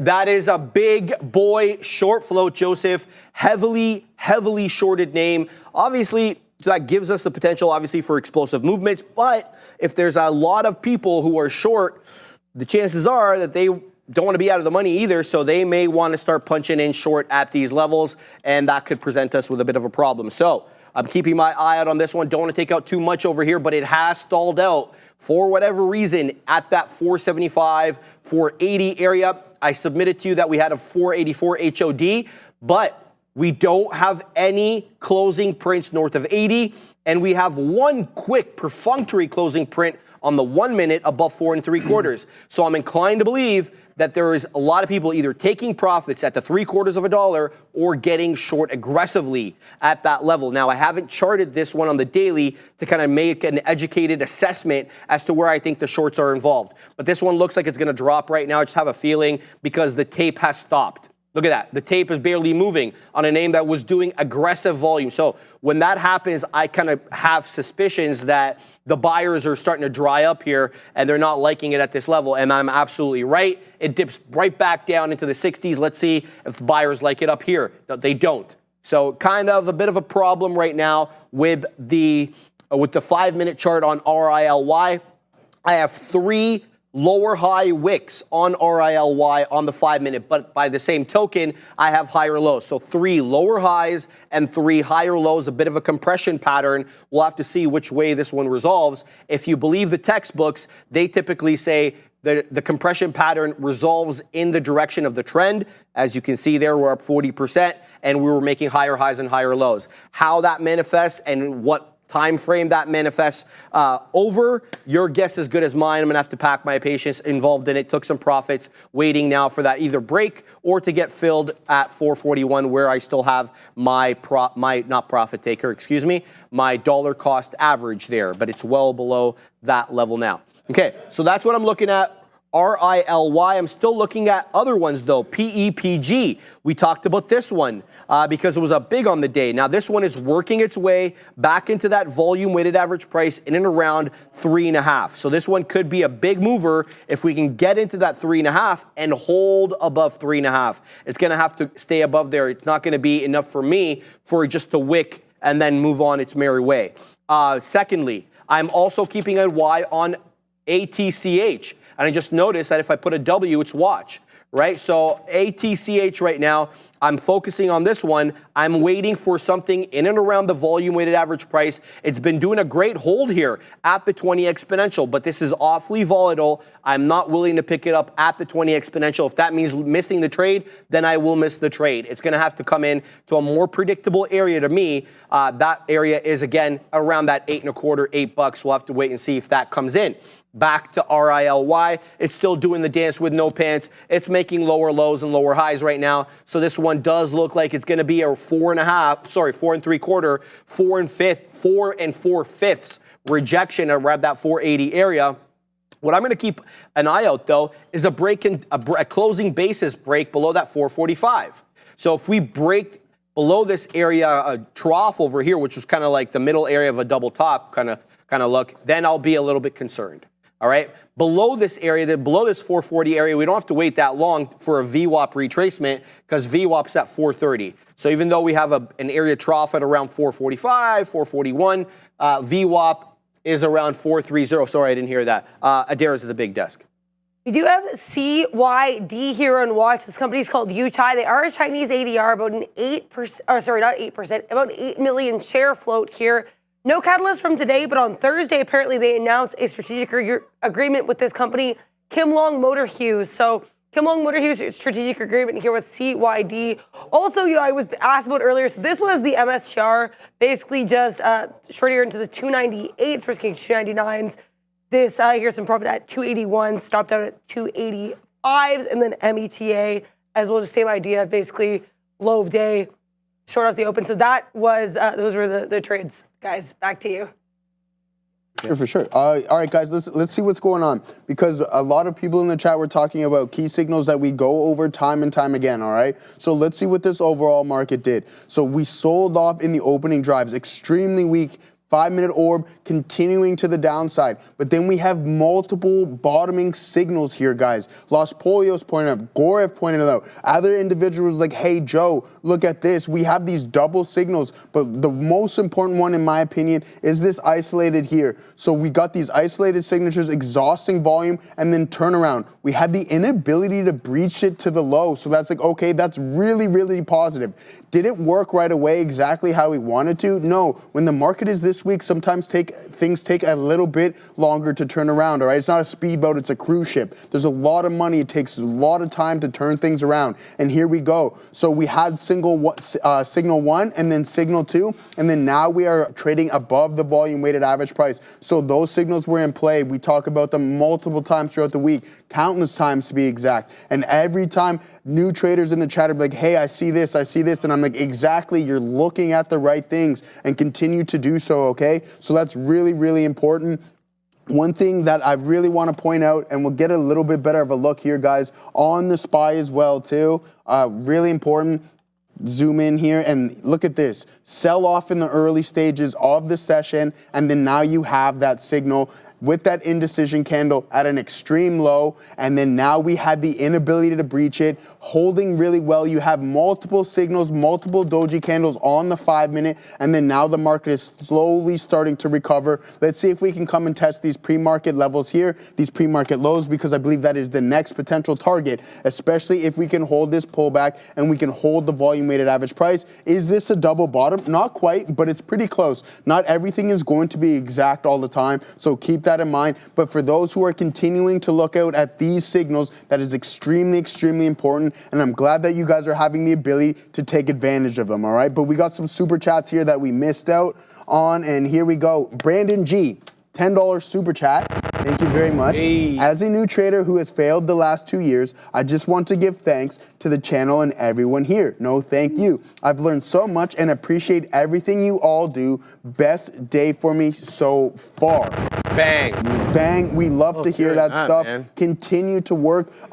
Every trader here, I believe, can agree with this, and probably 90% of traders, you're always learning. You're always looking to consistently grow. Today is your best day. Well, I hope you have even better days after this. You're now just setting a bar. Continue to climb higher. Adara smashing it. Sharif smashing it. A lot of people are doing good in these markets, and it's really, really tough. So congratulations to Adara on that monster trade. She was telling us about it. And yeah, we'll continue to talk about it, because when you're the best trader on the floor in the session, you get that type of praise, guys. So here we go. Q's starting to pull back a little bit. The volume is slowly starting to pick up here on the 5 minutes, but it is dwindling on the lower time frames, which is, I think, really important to gauge. Is this just a pullback? I think that's going to be the case. If we can't hold here, we do have some indecisions, which I think is really important here. So potential topping signal, but I think because of the past previous Friday bloodbath, swelling off this morning, not a good look. Let's see if these markets will continue to recover on the session, because the big money doesn't want to lose that much either.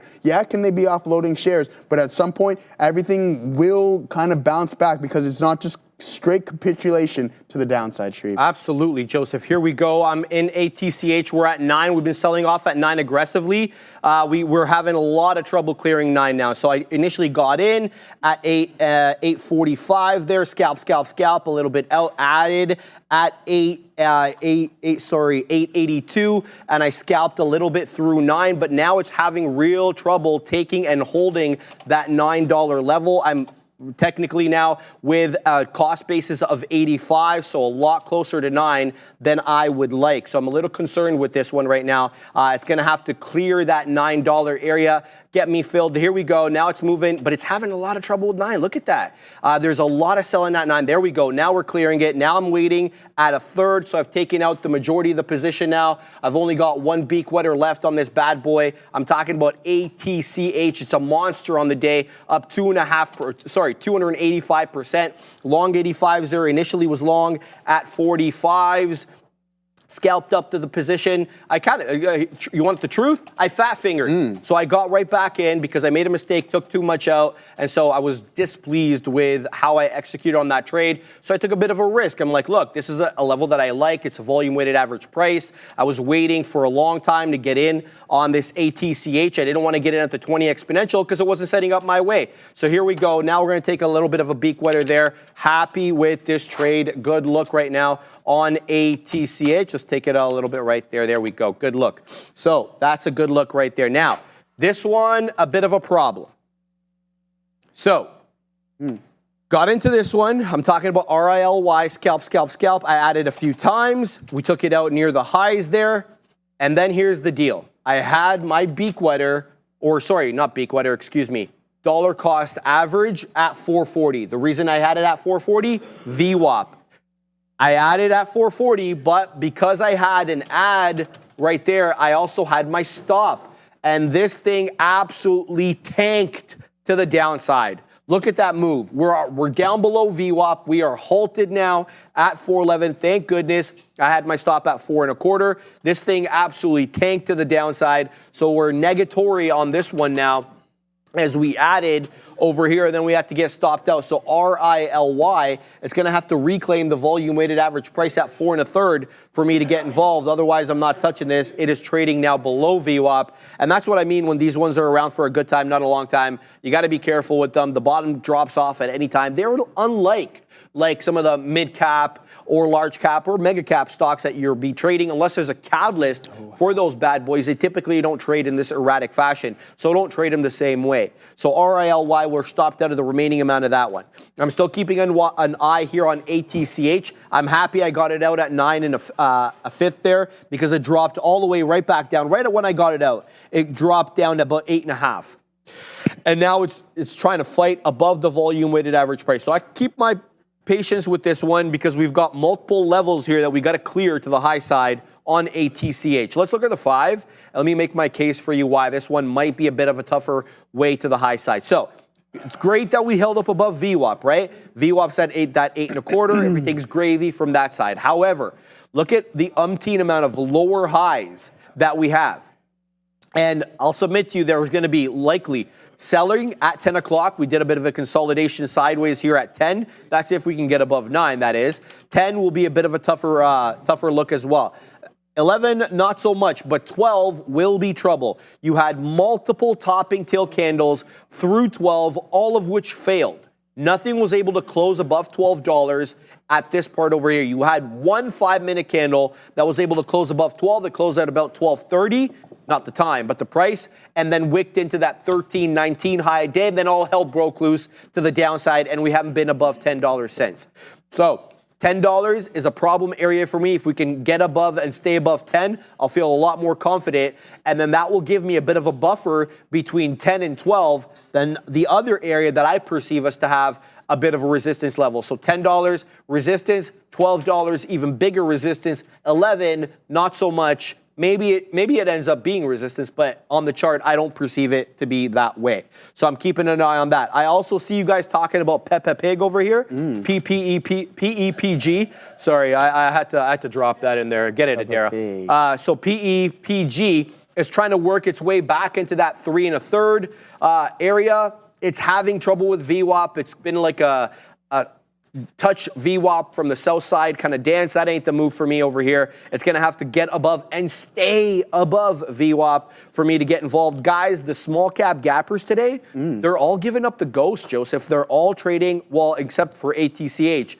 They're all trading below VWAP. They're all not tradable under my system. So hopefully something jives here. Either a new one comes up that's not below VWAP, or maybe these ones retrace the level. But right now, I don't like it. Yeah, every time you say jive, it reminds me of semi-pro.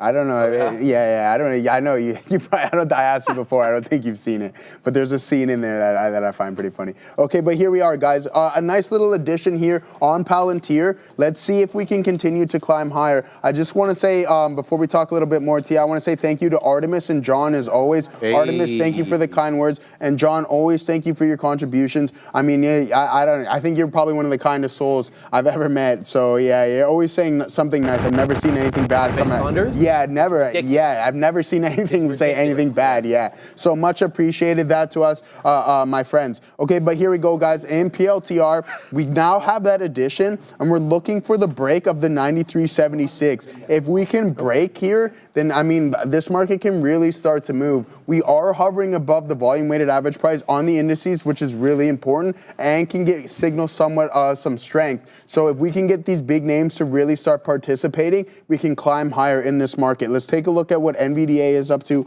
on this session. Again, really weak here, but I don't think the sell-off was as bad as some of the overall market. Maybe on Friday I wasn't here for it, but here we go from 140 at the open all the way down to 134. I mean, you can withstand that, right? That's a couple body shots, but I think you can recover from that half decently. But the overall market, not the prettiest. And PLTR, you don't want to be taking in, those are knockout blows from the top there, Sharif, on Palantir. Shakur Stevenson with those body shots? Yeah, I'm not a big fan of him. Yeah, I'm not a big fan of Shakur, but he was. Did he? Man. He pulled. Yeah, he. Night? Yeah, he got the T. I seen he got the TKO victory, which is good for him. That guy was game, but he took it on short notice, and he's outskilled. Yeah, Stevenson's like right. Yeah, he's good. I mean, he's a good fighter. He reminds me kind of like Devin Haney and stuff like that. So I'm not the biggest fan. But here we go, guys. Let's see if we can start to climb here. We get NVDA to start participating in this recovery. Best believe that the market's going to join as well too. Google is something that is slightly alarming for me. I don't know what's going on with this stock. I mentioned before that we broke through some key levels and we're not really recovering like the rest of the market. Microsoft is starting to recover as well too, and we'll take a look at that because I know some individuals in the chat saying, hey, I have some calls all the way down here puts at 401, now recovering, but this 5-minute opening drive is really weak. So all those orb traders, that's exactly what you want to see, right? You want to see that. We're going to go to Katina Man in one second, or he's getting up from his chair. He's good. He's good. All right, we'll let him know. Sharif will let him know. Give me a second here, and then we'll go back to that. But here, down. Look at these engulfing candles. Like this is the definition, the epitome of weakness. When you see a candle like this that is just so like strong, barely little wicks. There's no wicks here, and then that 5-minute orb all the way to the downside, and not a single wick on that candle print. That is so weak. And if you were to watch the time sales on that, you would be able to identify that. Before I think it was, I don't know what day it was, but we did a time and sales lesson. Go back and see it. I gave examples of what extremely weak opening drives look like and what extremely strong ones do. If I were to go back and run replay, this is exactly what I would want to see in a week one, and that's when you want to participate. You're going to see those orders flushing on the bid, below the bid, and then when you see that clear flush, that's when you want to start to participate, and then when the tape slowly starts to turn around and you start seeing the ass starting hit as well, that's when you want to start taking profit, but then you can slowly grind. You get, with that momentum, you will give yourself enough room and enough leeway to be like, hey, I can sit on this, slowly take partials on that trade, and then not worried about getting stopped out. And that's really, really important. If you have replay mode, go back and watch the tape on this, or if you traded it, watch that tape, and that's exactly what you want to identify in extremely weak or in extremely strong names. Yeah, man, absolutely agree there. Yeah. I like what some of the people are saying in the chat. 5, 7, even investing pillow hands. Yeah. Shout out to the original pillow hands, Floyd Mayweather. It's his birthday today. Oh, is it? Yeah, man. His hands would break on like every fight. Remember that? Did they? And he would wear, what are they, winning? Remember these gloves? What are they called? Winning? Like the ones that, okay, so there's Reyes for the punchers, and then winning for the boxers who have to protect their hands because they always break. Oh, yeah, I know. I didn't know this. You're supposed to know this. I know. Bro. I didn't know that. Yeah, I didn't know that. That's right. Well, I don't got pillow hands. They don't break. So you should know about the Reyes. Yeah. We got to go to Adair. She's got some for us. I do have a potential small cap runner for you, Sharif, though it is a penny stock. It's about 42 cents right now, so unaware if that is going to cut it. But regardless, worth noting because the company's CEO here on X that apparently the company is meeting the growing number of investors in Singapore, Hong Kong, and the Middle East interested in Bitcoin and digital assets. So GNS here, Genius Group, touting its digital asset strategy, apparently specifically with regards to investors in Singapore, Hong Kong, and the Middle East. It's worth noting GNS, this one usually pops because of comments the CEO makes on X. He is very active online. So GNS, you're going to give a bit of a CEO-initiated pump. Back to you. I like CEO-initiated pumps. They work. They work like other pumps, so everything's fine. All right, guys, we got in super quick here on ATCH. As this one was breaking, it's continuing to break to the high side. I got in at 9.5, and I took everything out at 10.25. So that was a really quick move up, but this is kind of like the modus operandi right now for ATCH. You're going to have to catch the wicks. You're going to have to catch the dips down. The initial entry here at 85, we were scalping. Sorry, this is the 5-minute chart. Let me flip to the one. So it can appear a little bit better there. It's continuing to go. This is a very aggressive to the high side. I don't perceive there to be too much resistance at 10. At 11, excuse me. My initial area of resistance was 10, and then I'm looking at 12. So if we can break above and hold above 10, I see a bit of a gap.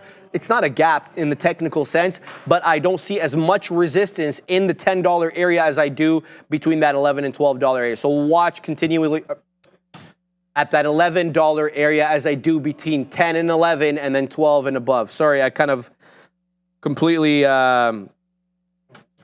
confused everybody by misstating that several times. I do apologize.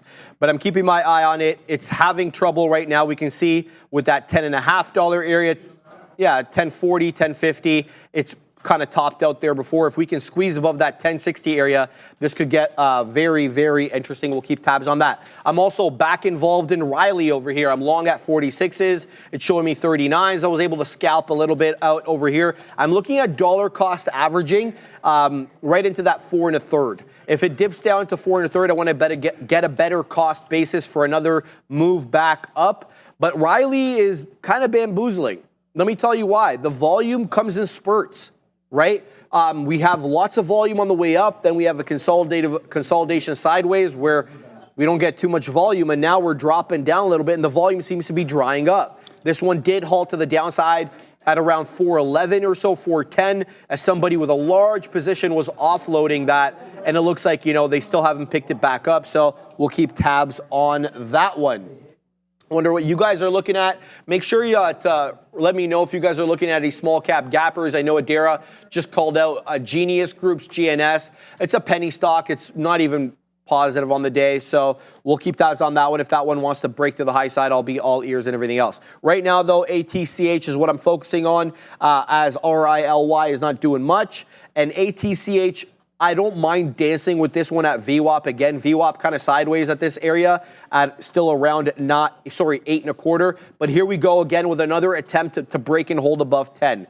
Keep your eye out on that 1060 area. 1060 did act as local area of support. And then once we broke down below it, 1060 acting as that area of resistance. So I will be on the lookout for that level and that level specifically to see if we can move up above it. Wookware, $5 super chat. Thank you very much. I have puts on Oklo, OKLO at $43. What are your thoughts, Mr. Options? Can we have a look at? Yeah, absolutely. I'm ready for that one. As soon as I see those options pull up here, guys. So let's see what we got going on. On 43, if you bought those at the money and you're sitting on those, there's not much to say really, Shreve, other than congratulations. It seems to be working out really well. OKLO selling off like the rest of the market. We'll see where we are down from the peak here, all the way down to the low. So 41%. Again, if you just flat out bought those puts, you didn't hedge or anything along those lines, then just write out a game plan. Be like, hey, okay, so I have these at 43. I'm X percentage amount in the money. I'm up this amount on those contracts. What can I do now? I have 4 contracts. Okay, let me lock in 25%. Let me sell 1 contract. If we continue to sell, then I still have 75% of my position. Or if you don't want to hold on to that much, be like, okay, I'll let off half, lock in some profits, because that's one thing that is really, I'm going to sway off a bit here, and I think that's one thing that is really underestimated and something that I really started to hone in on is paying myself more when I should, right? Like, the thing is, like, when you're in the money, you're like, oh, I want more, and we all know the saying is like, you have to let those winners run, but to what extent, right? Because not everything's going to go to the moon or to the bottom at all times, so when you've hit a decent amount, it's like, okay, I'm up 40% on this investment. Start locking in some profits and continuously do that over and over again, right? Keep those stops in place and then start locking in profits as those trades start to work. And I think that's the case here in Oklo. Like you have those 43 strikes. You're now trading at 35.30 with a low of 34. Again, like for me, it's like, okay, let me lock in some here. Now set my stop to say a trailing stop is like, okay, I'm willing to give up 30% or 50% of my unrealized gains. And then if it hits that, okay, yeah, you didn't make as much, but you're still taking profits. Neil says it all the time. You don't go broke taking profits. Sharif says it all the time. You don't go broke taking profits. So continue to pay yourself, especially when those trades work, right? Because now you're just going to learn more. Like that, and then I said this, I'm doing this more. Had a nice NVIDIA swing. Okay, pay myself for it. Okay, it's pulling back, trailing stop. I get stopped out. Okay, that's fine. I still make money on that trade. And I think that's the exact same case here in your Oklo trade. And for whatever it may be, stick to those stops and then write those trade plans out. I'm looking for this. If you don't get it, then that's okay. It's either you're going to get stopped out or you're going to hit your profit targets. And I believe that is really, really important there, guys. But yeah, we're still in this Palantir. I think that we might potentially break this VWAP here.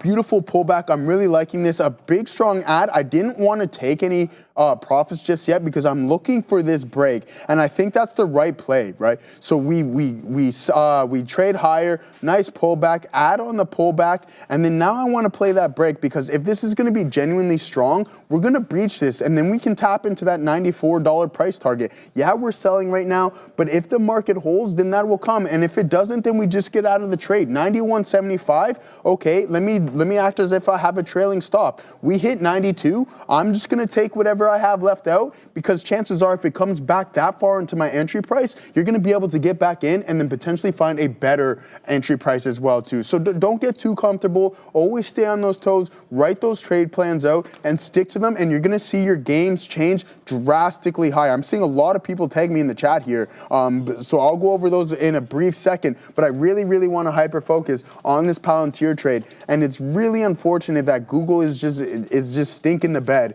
because Gorev and I had some sick trade plans on that one. So what are we going to do here, guys? We know that that tech is relatively strong, weak today. So what do? We look at XLV, the top performing sector, and here it is. I'm going to pull up Walmart because a lot of people are saying Trade Desk and Walmart, and I'm going to pull that up here quickly. But here we are on on XLV here. Yes, sir. Yeah, like one of the strongest sectors. We rarely talk about this sector, Sharif. But then again, you were referring it to morning as like you like seeing like, okay, you have all your charts up, and then you see that one outlying stock. Do that with your sectors on a separate page too, and you'll be able to identify strength really, really fast, and you're going to be able to identify weakness as well too. So, okay, Mr. Chad, we're going to take a look at TTD because you are slightly blowing up the chat here, so I'll pull it up. And again, it is trading nice. We're not going to complain about this. Let's see what we got going on from a percentage metric here. Up 5% on the day from that bottom. So from that bottom, let's see what the next level is. I'm thinking maybe...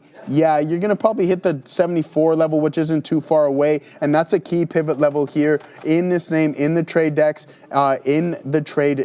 Sorry, guys. And then Walmart, we'll pull up that one before we send it back to my guy. And yeah, we're going to go over Huckleberry. We're going to go over expected moves because I think this Wednesday is going to be a really, really big day. I forget what I had up there, but we know we have NVDA, Snowflake as well too. Those are the two that I remember for Wednesday. So there's going to be some action, and we're going to look at some of that open interest and expected move. But here we go from the bottom all the way up to this pivot high here on Walmart, up about 1.6%. And I'm absolutely shocked. Sharif was telling me I haven't read anything about this, but he's like, they lowered 26 guidance. 26, Joseph. Yeah, so like that's like next year. We're not even relatively close to that. And this thing sold off almost, let's see, percent-wise, all the way to the bottom, like 12%. There you go. That's a buy. Like this is something that 1,000%. And if we close like this, Sharif, with that candle, I'm in it. There's no question about it. I'm in this name if we hold these levels, and that's when I'm going to start allocating Walmart, because that's something that I've wanted to get in for a long time. And I think this pullback opportunity is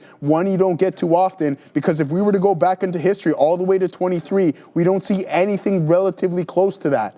Nothing, everything pales in comparison. You have to go all the way back to May of 22 to see something relatively close. But sure enough, for the recovery, it didn't even look back. And I think that's going to be the exact same case here in Walmart, my guy. Yes, sir.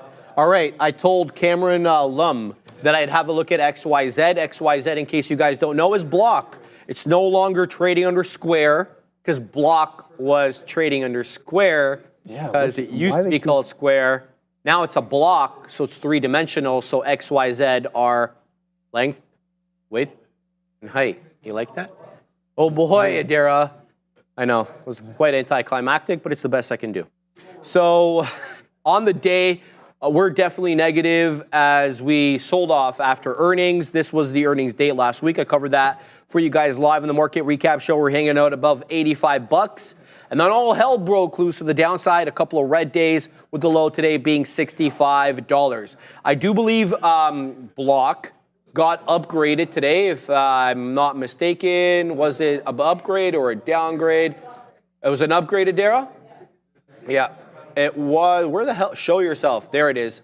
Block XYZ. So BMO Capital Markets upgrading this, but is a backhanded upgrade, guys. I forgot to tell you this, Adara. It was an upgrade, but a price target downgrade from $100 to $89. Usually I tell Adara that she adds context. But yeah, so a bit of a backhanded upgrade today on the day. As you can see, it's straddling the volume weighted average price. What that means is it broke down below it, and now it's using VWAP, which is always going to be the white line on my black charts. That is VWAP, and it's rejecting off that. Now we're putting in lower highs, multiple topping tails into VWAP, all of which sold off. So I feel like the market is pointing to the south side today for this bad boy. I didn't see the commentary by BMO Capital Markets to see why they upgraded it, but they dropped the price target. So you're going to have to do your own homework on that. But yeah, it's a bit of a tougher look. Look, I mean, they had some good things there with the earnings report. I know they're trying to work their way into Bitcoin mining now. Where the hell was this like a few years ago? So I don't know. I don't know how I feel about this whole chart right now. It's going to have to find a base for me to get involved. Here's the daily again.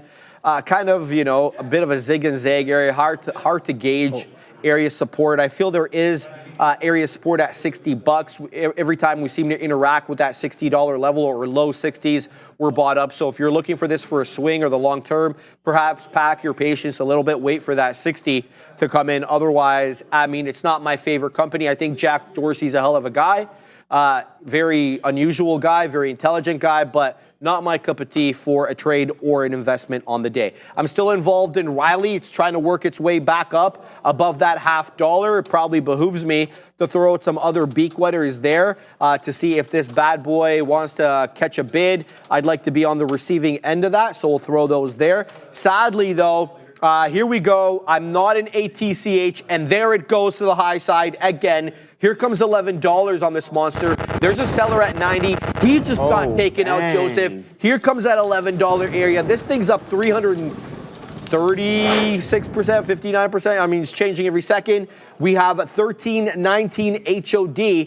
I'll submit to you, I don't see too much in the way of resistance between 11 and 12. So if we can get above that $11 area with force, I think we could squeeze to 12. We'll have to wait and see if we can even do that. Right now, it's being met with aggressive selling, as we do have bag holders from that higher price level that are still keeping this bad boy down, likely taking profits as it reascends. But if history's any guide, with the way these small cap gappers have been trading the last few months, I want to say subsequent to the election, we may have a shot at taking out that 3 and 5th level on the day. There's $11. It's still rejecting. So somebody is liking this at the whole dollar. Unsurprising, obviously, as that is kind of the nature of these bad boys, to have psychological resistance and support at the whole dollar. So keeping my eye out on ATCH. Shout out to Tisha. I don't know if she's still in the chat. She had a day on ATCH. So we're going to shout her out because she's a small cap gapper. Adara's giving you a round of applause there. I'll second that. Shout out to Tisha Perkins. Let's go.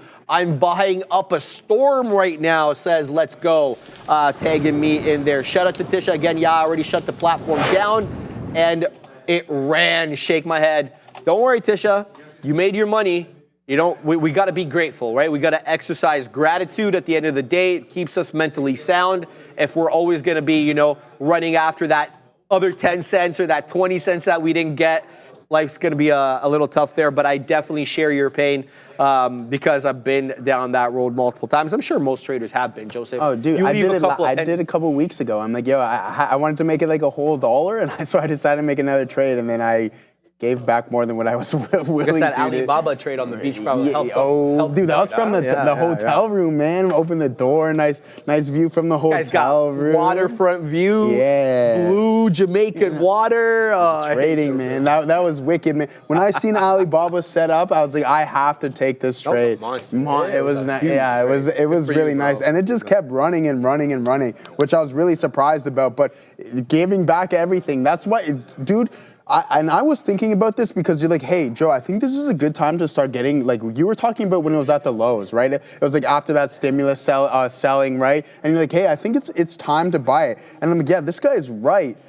But then sure enough, it rips and then gives back more of that gain. And I'm like, man, it's like this is why we classify this space as almost uninvestable, or you have to have like rock hands, right? Because it's like there's no continuation. Well said. It's too volatile. Like, it's very risky stuff. I mean, if you like it, then by all means, just make sure you have those risk measures in place. And I think that's really, really important. But guys, Mr. Huckleberry, your Huckleberry asked us, hey, Joe, what's going on with the expected move here on HIMS? Because I think there's two names that I would like to take a look at this evening on the report stream, and that's HIMS and Riot. Okay, so Riot, I think Riot Holdings is a Bitcoin miner, and HIMS and hers is healthcare stuff like hair products, whatever it may be, cosmetics. I'm pretty sure anyways. But here we go, a 19.1 expected move here on HIMS. That's pretty big. Like, I was not thinking that, and then I had to pull up the chart, and I'm going to be completely honest with you guys and frank.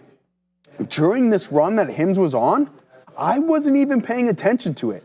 And that is my fault as a trader. When a name is this in play day after day, especially when we break here, that it is my job to find these names and then to look to trade them. So that is ignorance on my behalf to be like, hey, I'm not overly familiar with it. It doesn't matter. Price action is price action. Obi will tell you that. All right. He doesn't care about the name. He doesn't care about what they do. He just wants to see what the current price action is up to, and I think that's really important. But now that we're on HIMS, guys, we're going to take a look at the options chain, okay? And that's what we like to do. We like to see where we have the most kind of like fluctuation, the most area, not fluctuation, the most riddled area of open interest. Whatever I was trying to say. So let me pull it up here on HIMS. Been there. Yeah, I don't even know what word I was like. Where everything is pooling together, I guess we're saying. When everybody's gathering towards, okay? So for me, on the call side, we got that 60 strike price. We're now trading at 49. So let's see what we're going at. If we're going to put in a 20% move here, where's that going to put us? Right around that $60 strike there, guys. 19% right there. We got a 19.1 expected move, so just under 60. And sure enough, that is going to be the contract with the most open interest to the top side in and around that expected move area, all right? So whatever the implied move. Now let's take a look at the downside. We really want to keep an eye on this. What we have here, Sharif, is we have a lot of open contracts at that $45 strike price. Okay, so those are levels that you want to keep an eye out on. Where is the most open interest? What does it matter? Because if we start hitting those levels, I mentioned to you guys before, those options traders, once you get to that strike price, because chances are those are really out the money contracts. So what they're gaining is strictly extrinsic value. And they're like, hey, I need to lock this in. I need to lock this, my gains in here. So I'm going to start selling shares. If we get to that 60 price target, I'm going to start selling shares to lock in those gains. And the same thing with the put side. If we start hitting that 45, then you're going to see that buying to step in because you can start locking in on those shares. Okay. And then now we're going to go over Riot real quick before we send back to my guy and see what we got going on from an expected move standpoint as well too, and see what we got going on the options chain, because we know we like love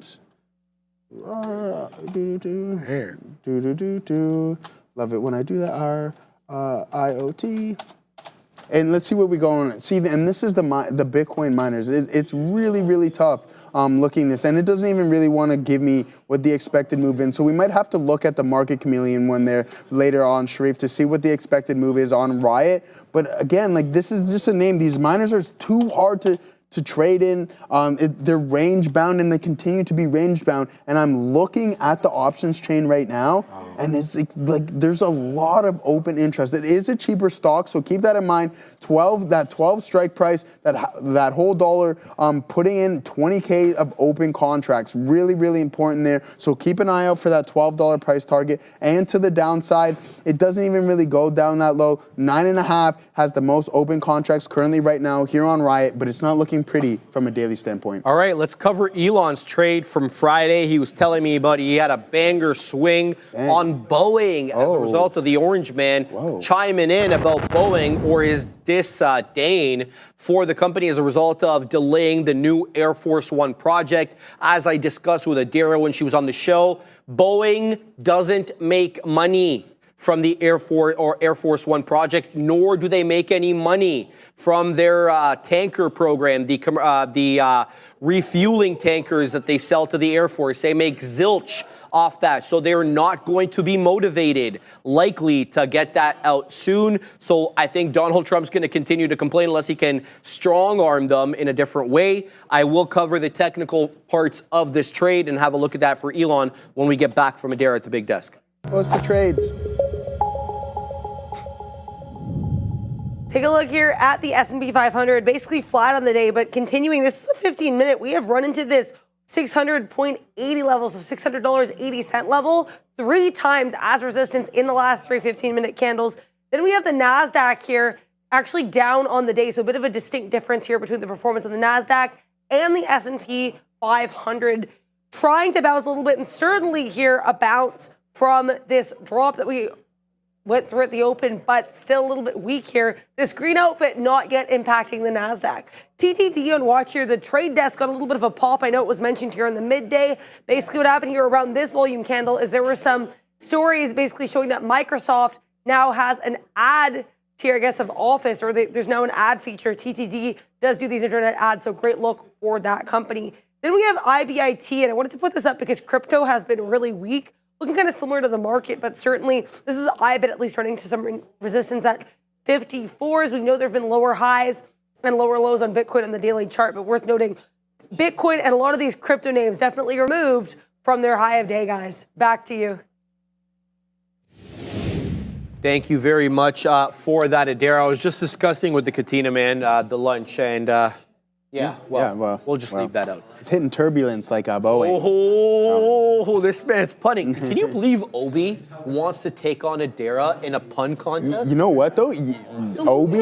Obi, no, but you got to hear it. My guy is sneaky good with the so? Yeah, I know. So I heard some of the things that he says. He is sneaky good with the puns. All right. Hey, listen, So that's a taking tough Obi. competition. So I'm that- no, yeah, hey, you gotta take Obi now, bro. I'm just giving I'm my guy taking Adira, credit. bro. Yeah, hey, listen, I'm giving my guy credit. I'm not choosing any messing sides, you know what I mean? I feel you. So, that's a 4-nation face-off right there. That is a tough one. That's a 4-nation, like, you don't know Can I tell who's you, I didn't even understand that was it was replacing the All-Star game. I didn't Oh, even know really? what was Yeah. going on. I think that's such a better, I think it's that's way better, right? So much more skin in the game. And then, like, think about, The 4 Nations. you don't think it's better than the All-Star game? It's not. They didn't have an All-Star game this year, did they? Yeah. It's not replacing. It says it could. What do you mean? Wasn't it All-Star? No, it's every 2 years. Yeah, so they're rotating. They're doing it every 2 years. So this year they did. Yeah, so this year it was All-Star like weekend. it, Yeah, I'm not gonna lie, bro. Yeah. I mean, when you have a start like the U.S.-Canada game, why would you want to watch anything else? And it's Finland and Sweden, right? The other two. Yeah. Well, and then we know that one of them isn't allowed in it because they would be. So Russia, yeah, right. So yeah. Really, they're banning Russia because of the whole thing? Yeah, of course. What do the man. players have to Boycott do it. with anything, bro? What the players have to do with anything? Like what? Yeah, bro. I know, but why do the players have to be banned? Aren't they allowed to go into the Olympics under like that non-associated flag or something like that? But yeah, I guess Gary Bettman doesn't. Yeah, I mean, hey. I get Putin is displeasing everybody, but what are the players? That's one thing that I missed when I was in Mexico. That's my go-to is like I like to come back and get a nice KFC poutine.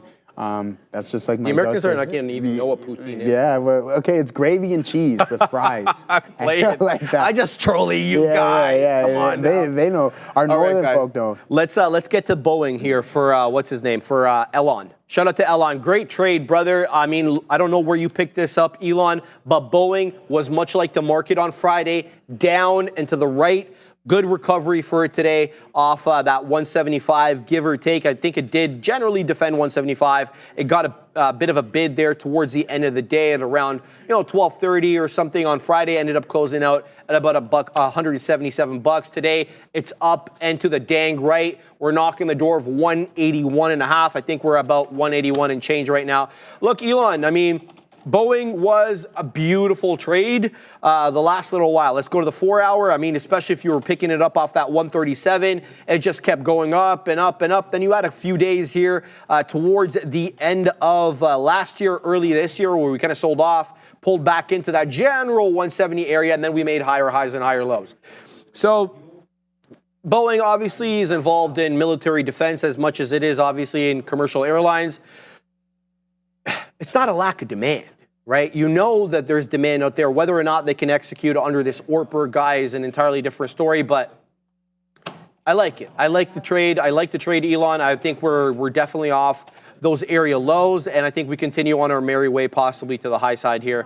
This is the 4 hour. Let me throw the 4 hour on there, especially if we can take out that 190 level. You can kind of see we've been having a bit of chop and churn in the mid 180s. If we can take out that 190 level, we could easily see 200. So good look for you, Elon. Fantastic entry for you, brother. And let me know how it goes. I'm still watching ATCH over here on this day. It's coming into that volume weighted average price yet again. This time VWAP a little bit higher than it was last time. Last time was about 8.25. This time it's hanging out at around 840. However, let's flip to the 5 on this one because I want to show you this one could be a candidate for a flat bottom break with that high day Joseph around 1320. Then we reject 1250 and now we're rejecting 11. So what I'm trying to say here ineloquently is lower high, lower high, lower high with that $9 8.5 area acting as the flat bottom. All hell can break loose if there is no bidders in and around this area. We'll keep an eye out on that. In case you're wondering what a flat bottom break is, essentially it's a descending wedge, right? We know these triangle patterns are continuation patterns, whether they're moving up or moving down. In this particular case, we're making lower highs with the same area support, so we're moving down. So this one does seem like it is manifesting in that way, but we'll have to wait and see whether it does or not. VWAP, again, just to let you guys know, for ATCH, $8.40. I'm going to be keeping an eye out on that. I'm still involved in RILY. Did get the DCA there as it did wick into 4 1/3, and then it popped right back up into 4 1/2. So I have a better price now on, RILY, but it is having trouble with that 50 penny area. And so I am concerned about that, very concerned, even though it's kind of putting in higher wicks now. So each successive wick a little bit higher than the predecessor. That's from the price action side perspective, Andre. And then from the bat side, we're dropping in volume. So that concerns me a little bit. We got some bills to pay, Joseph. Hey, let's go, guys. Foremost Energy. Unlocking the nuclear renaissance with Foremost Clean Energy. Leveraging one of the biggest mega trends on the planet, nuclear energy. Partnered with Denson Mines and Properties, strategically located in the Athabasca Basin, known as the Saudi Arabia of uranium. This undervalued company is poised to capitalize on the exploding nuclear market and offers unparalleled growth potential. The future is nuclear. Foremost is your entry on the NASDAQ under FMST and on the CSE as FAT, or go to foremostcleanenergy.com for more details, guys. There it is. The Athabasca Basin. Wow, that was a tough one. I had to read that one. Bro, can I tell you though, off topic for a second? Yeah. Canada is becoming a nuclear powerhouse. Not that we're building nuclear power plants hands over fist, but we have a ton of uranium. We got a ton of uranium. Exploit it, so man. we're an energy powerhouse. I already know, we already hit the oil sands. The oil is not as good, dude. We got nat gas, we got uranium, we got oil. What else do we got? We Why got the are we loan. not, We have every natural resource that you can essentially Unreal. you need. Yeah, exactly. Well, There was just no political will to extract. No, there was zero political will, but I think that narrative is going to change, and I think you will agree with me here in coming months, but possibly. I think we have to wait until November now. Yeah. Which well, is it depends. Apparently, your friend Carbon Tax Carney. Yeah. That's your friend. That's your guy. You like how I weasel that in there? Yeah. No, we're just joking, of course, guys. He's the guy that's likely going to replace the current sitting PM if he wins the leadership race. So a very prolonged kind of situation with the leadership race there. We'll get more into it sure. as the day goes on. But I want to mention. Okay, I want to talk about PLTR, guys. I told you the target. We're starting to move in towards it. This is exactly what we waited for. I told you I'm out at 92. We held that level beautifully, and now going to test this pivot that I was referring to earlier, holding on to that ad. So I've been in this since earlier this morning. What time? 11:02 to be exact. An hour and a half later. Sometimes it takes a while for things to cook. I mentioned Adair's like, Joe, I like that analogy on the speedboat and with the cruise ship. Yeah, it's exactly. Sometimes things take some time. I'm a momentum trader, so I get impatient when I'm doing the opening drives. But later in the day and around these times, noon, it takes some time. It may not be as fast as you would like it, but this is why you hold on to it. You write out that plan. You wait for those key levels, and that's exactly why now, Sharif, we're going to take a little bit off the top. There it is, for the baby. People. Bang. Liking that, Joseph. Show me Great trade, brother. Great trade there. All right, I'm just taking off some over here. I'm pleased this dang punch right now. We're 20 pennies in the money on RILY. The next area I'm waiting for, 66 is wrong. We either wait at 69s or we don't wait in the 60s at all, Joseph. I'm insane. He doesn't want it. If it's not 69. If it's not 69, I don't want the print. No, yeah, maybe 88, and then that's it. I'm feeling it. It's a Monday. We're having a good time, baby. Shout out to On the Blockchain. I see you, son. I see you. He's like, look, what do you think we're coming for? Because we were talking about all the energy prowess of Canada. He's like, why do you think the orange one is, eyeing your country down? Well, don't I know it? It had nothing to do with fentanyl. I promise you that. Yeah, I promise you. Yeah, it has nothing to do with that. But that's the look there. So here's the deal. We're in Riley right now. I'm pleased as dang punch with this trade. However, it's bamboozled me before. The bottom has dropped off in the past on this one, so I am a little bit concerned with it. I'd like to take out that high day. I don't want to take out too much right here, so we're going to wait at 69s. If I don't get the print, I don't get the print. But you bet your bottom dollar that if I get that 69 print, I will not be taking any more out until we break that high day. So I will be looking to take it out on the break of the high of the day. But right now, I see the Cybertruck is moving to the high side there, Katina, man. I don't know if you're involved with that one, but that is a good look right now. Where the hell is my chart? Show yourself. There we go.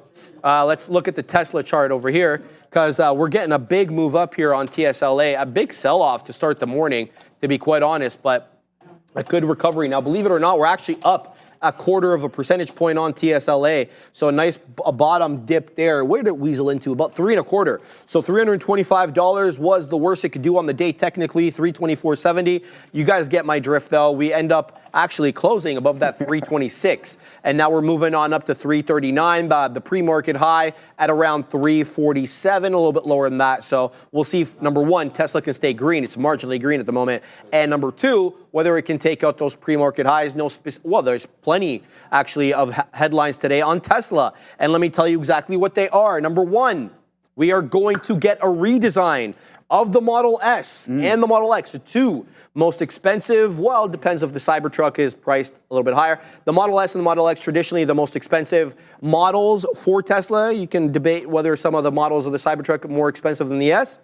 We're going to get a redesign of those bad boys. Last time we had a redesign, back in 21. In addition, they are now hiring people for the Cybercab. Multiple different listings for jobs have been posted, all to do with the Cybercab. So there looks like they're advancing in that regard. Number three, it looks as if Tesla will be able to launch FSD, full self-drive, out in China. They had been regulatorily prohibited until this point. Other companies that they compete with, XPeng, some others, BYD, all had regulatory approval for their full self-driving style software in China. Tesla did not. I didn't see anything today from the regulator. This was a report, I believe, from Bloomberg. It wasn't cited as to who gave that information, and it didn't cite that Tesla had actually been given regulatory approval. It had said that Tesla was looking to launch the product there. So I'm a little bit concerned that it's light on information. There may have been updated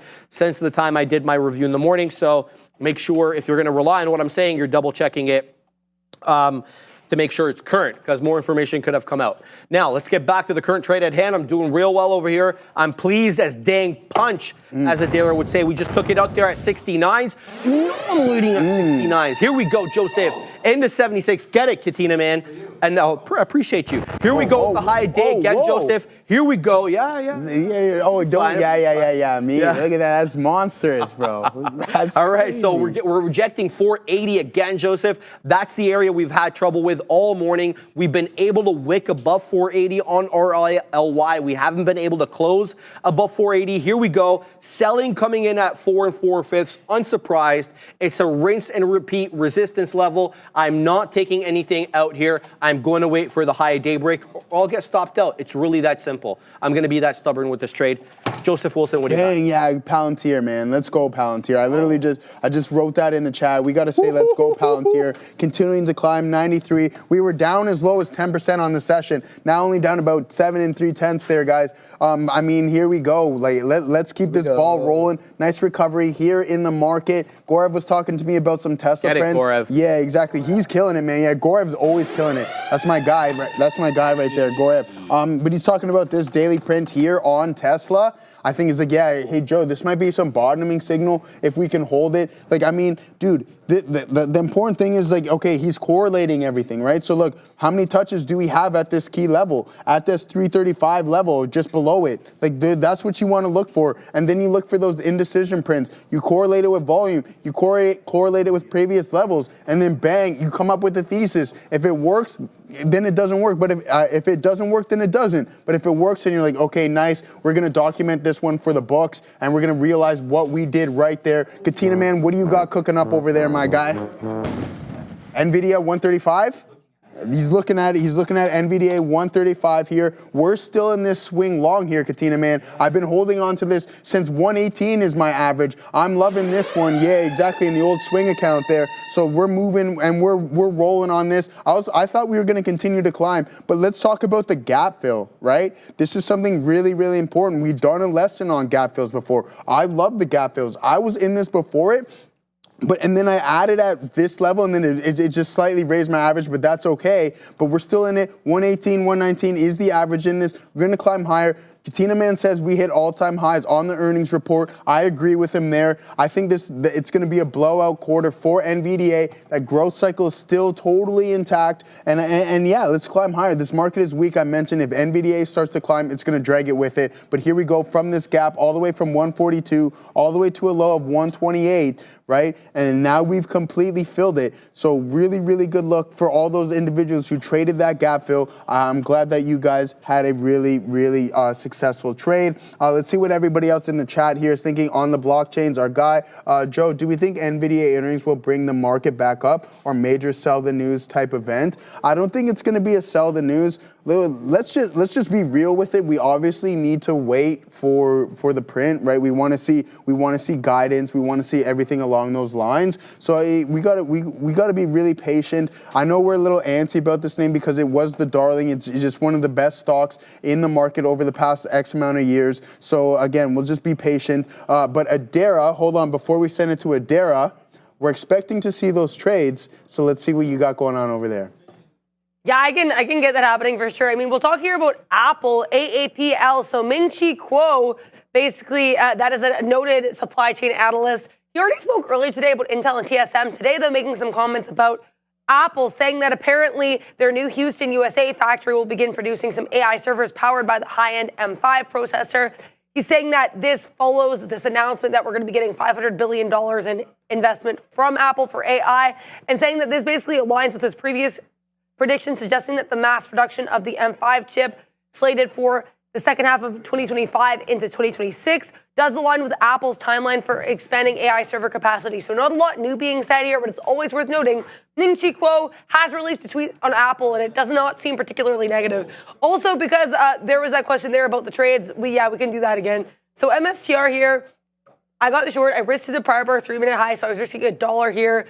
And then I took some out 293 because that was an area of, I believe, the daily. There's some resistance support. This was a huge level, that 285. I believe that we haven't been this low since the start of 2025, so that was a profit taker. Took some out here around that 280 level, then got stopped out the remainder here in the 5-minute prior bar break at 285. So that was the MSTR.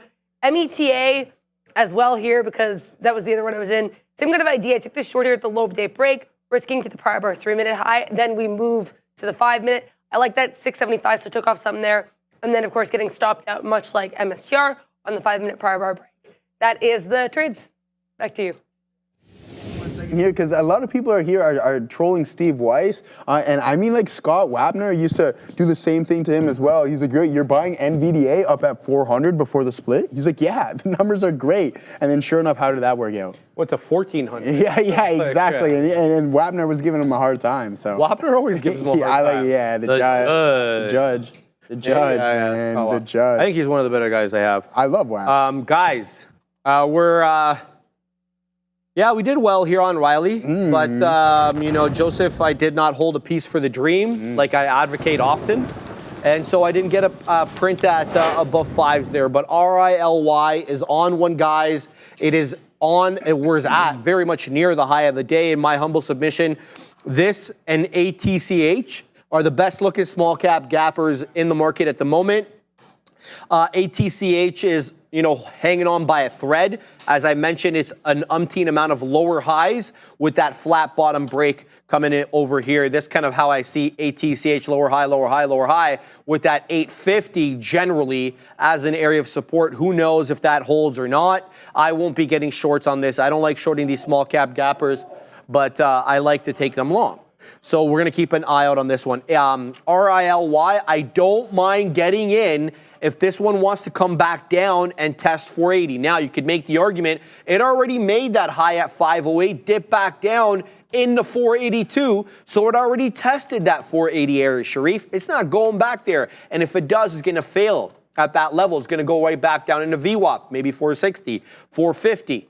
So I'll continue to watch here, but if it comes back down to 480, hangs out above there, I'm taking it long because it was an obvious area of resistance. I'm talking about RILY and that $4.80 area that it rejected multiple times, essentially from 1120 to when we gave up the ghost aggressively there to 1140. So a period of 20 minutes, it kept rejecting. If it comes in there, it's there right now. It's going to have to hold up. So let's watch what it does. Does it hold that area?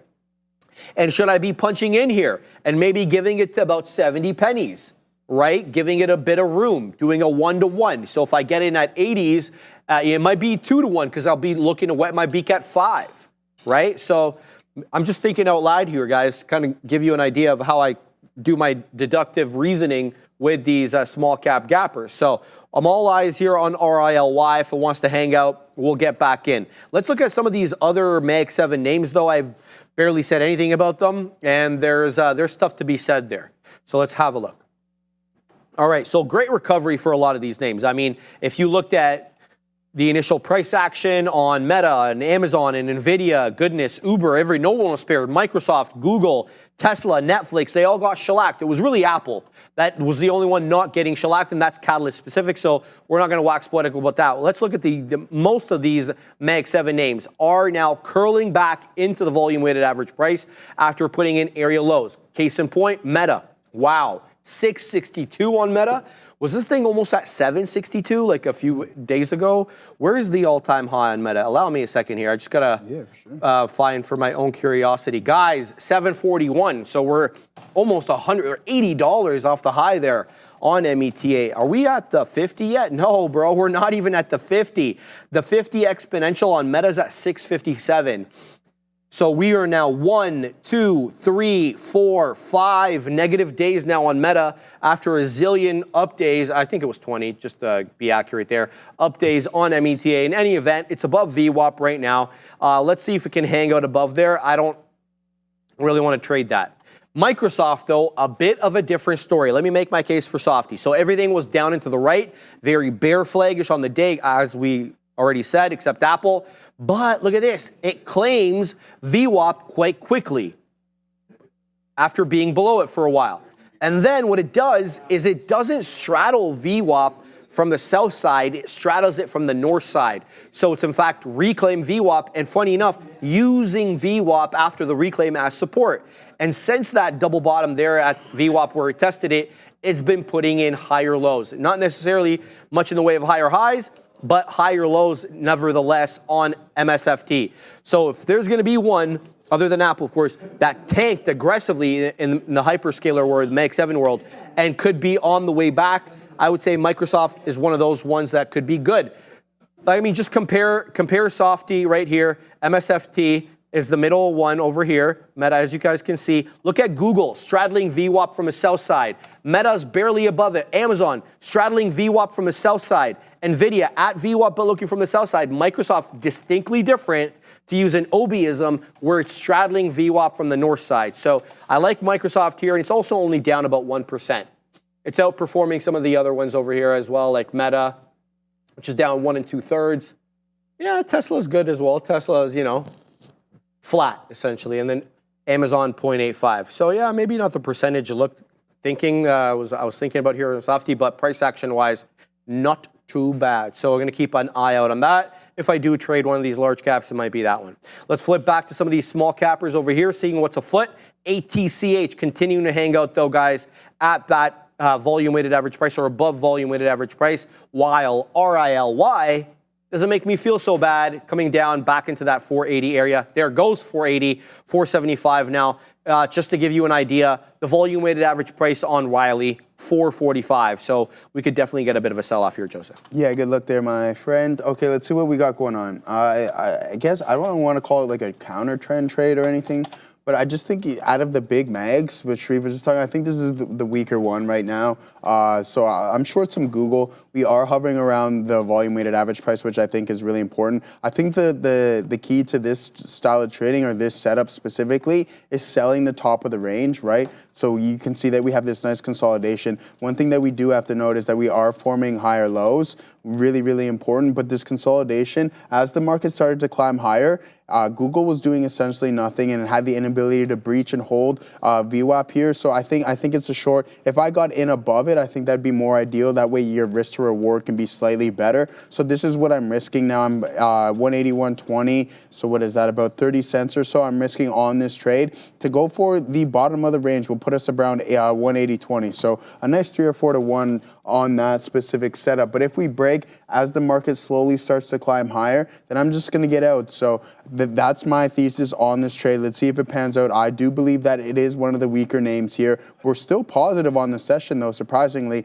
Up about 7/10 here, guys, on the day, because I guess in the pre-market, we did have that gap up, which was really nice because I have a swing going on this as well, too, that's not doing too well, which is really unfortunate. But around 184, 185 is my average here, and selling all the way down to 180s. Was talking to Gorov on the side about it as well, too. So I might have to get out of this because for me, if you look at it like this, and now I'm just fully disclosure, like I'll tell you exactly what's going on. I'm $4 or $5 out of the money on this. Am I overly heavy? Absolutely not. But just in my mentality, it's like, okay, let me get out, let me realize this small loss.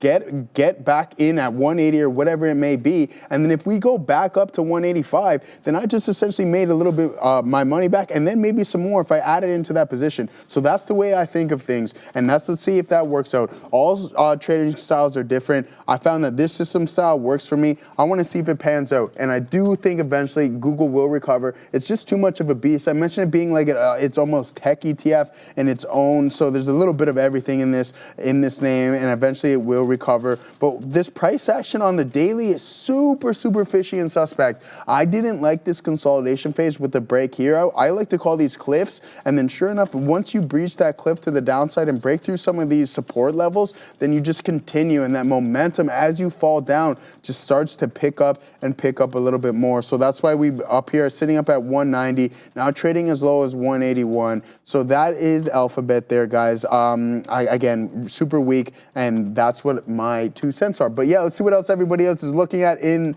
the chat. AKM, Mr. Ian says that HIM's up to 50. Okay, we'll take a look at that shortly. We went over that expected move on it earlier and where the most open interest is. So guys, put it in the chat. What are you looking at? If there's any specific ticker that you want us to go over, we'll do that. But one thing we will do real quick is see what we got going on Wednesday, because I think that's going to be the showstopper of the day, the earnings report, Shreve. I wouldn't be surprised if we had those big shows that you guys do with the three of you up there on this night, because there's a lot of NVIDIA? You know what I mean? Yeah. So we got NVDA, Snowflake, Salesforce, C3 AI, and Mara all Wednesday evening. Talk about an absolute star-studded evening, and Joby too as well, guys. Roots. For those is that Roots? No, it's Root Inc. I don't know if that's Roots Canadian, but there we go, guys. So an absolute phenomenal evening, Wednesday evening. Let's see what it does. Just before we go to Adair, sorry, Andre. QVCGB. Sorry, it's a 5-letter ticker. This is insane. It's up 580%. It's halted to the high side right now, 13 2/3. Sorry to keep you waiting, Adair. It's all right, Sharif. I just wanted to show you guys our Trader TV Research Earnings Board. This is on X. We posted this on Friday, and this is all of the main earnings names this week. It's pretty packed because there are so many. Sharif and I are going to be giving you the market recap tonight. You're going to get Diamondback Energy, or FANG. You get Cleveland Cliffs. You'll get Tempest AI. You'll get Riot. You'll get Zoom. And you'll get Hims and Hers. Tomorrow night here, we're going to be getting Lucid. We're going to be getting Axon, Kava, Instacart, Coupang, Intuit, Workday, AMC. Wednesday night, as mentioned here, NVIDIA, Snowflake, Teladoc, C3 AI, CRM, Root, not the Canadian brand, and it's a small cap that tends to run pretty heavily on earnings, and Paramount, Marathon, and Joby. Thursday in the morning, we'll get some decent names, including Vistra, Norwegian Cruise Lines, and Papa John's. Then after the close on Thursday, we're debating Clover Health, Autodesk, SoundHound, Dell, and Duolingo. So basically, huge week all week. And if that wasn't enough, Fubo reported before the bell on Friday. If you want to look at all of these in a bit more detail, check out X at TTD Research, because we have this for you. We do this every single week, guys. Back to you. Okay, I can't in good conscience suggest anybody to trade this. This is insane, guys. It's very dangerous to trade. We just made it, okay, so we were halted at 13 and change. We moved up to 16 2/3, and now we're halted to the downside at $10.90. It moved $6 in 2 seconds. I watched it live. Very dangerous stock, guys. Very, very dangerous stock. Be careful with this, please. I have very little information on it. I'm seeing a float of around 350 million shares. I'm unable to find what the short float is, but here's what the company does. So it's QVC Group. So is this the company that, Curate Retail owns controlling and non-controlling interest in a range of video and online commerce. Oh, like QVC, like that television channel that you buy stuff off, right? Like TV shopping, is it not? Yeah, shopping channel. Thank you, Katina. It operates through its subsidiary, QVC Incorporated, which includes HSN and Cornerstone brands. The company segments include QXH, QVC, CBI, a whole bunch of different markets. They sell in a variety of consumer products in the U.S. primarily by means of televised shopping programs via the internet through their websites. Okay, so this is an old school ticker. I don't know why it's moving. I'm keeping an eye on it here. The only thing that I can see is they filed an 8K this morning. That came in very early at 7:45. Doesn't really explain what's going on over here. You can have a look at whatever you want to there. I'll leave that on the screen for you guys. I'm looking to see if there's anything from yesterday, even though yesterday wasn't a trading day, obviously. Nothing from there. On the 21st, there was this headline that they announced a 2025 virtual annual meeting of stockholders. Hardly the headline that moves a market like that, and especially not that delayed. So I have no idea why this is moving, but it is up currently, even though it's down halted at 1090 right now. It is up 445% on the day. And I'll submit to you that the majority of the volume came in at around 1140. So, you know, there was volume earlier. I mean, there were a couple volume bars there, but the majority of the volume still came in at later in the day. Currently, it hasn't even done 500,000 shares. It can't stay open, right? 366,000 shares is what we've done on the day. We're in the 3rd minute of what may be a 5-minute halt. I'll tell you guys that we were halted for far longer than 5 minutes. This bad boy halted at 12:10 and didn't open again until 12:36. So, this one was obviously a 25-minute halt there on that bad boy. So keep your eye out on this one. Likely not going to have much to say about this unless it really gets parabolic, and then we can discuss that. Now, we did get a market or a level breach here on Riley of that 480 area, but then up we go again. So I'm going to give myself a much smaller size on this one, but I'm giving myself another opportunity for that $5 break on RILY. We're in right now at 88s. I'll be looking to scalp into 5s. Adara's at the big desk.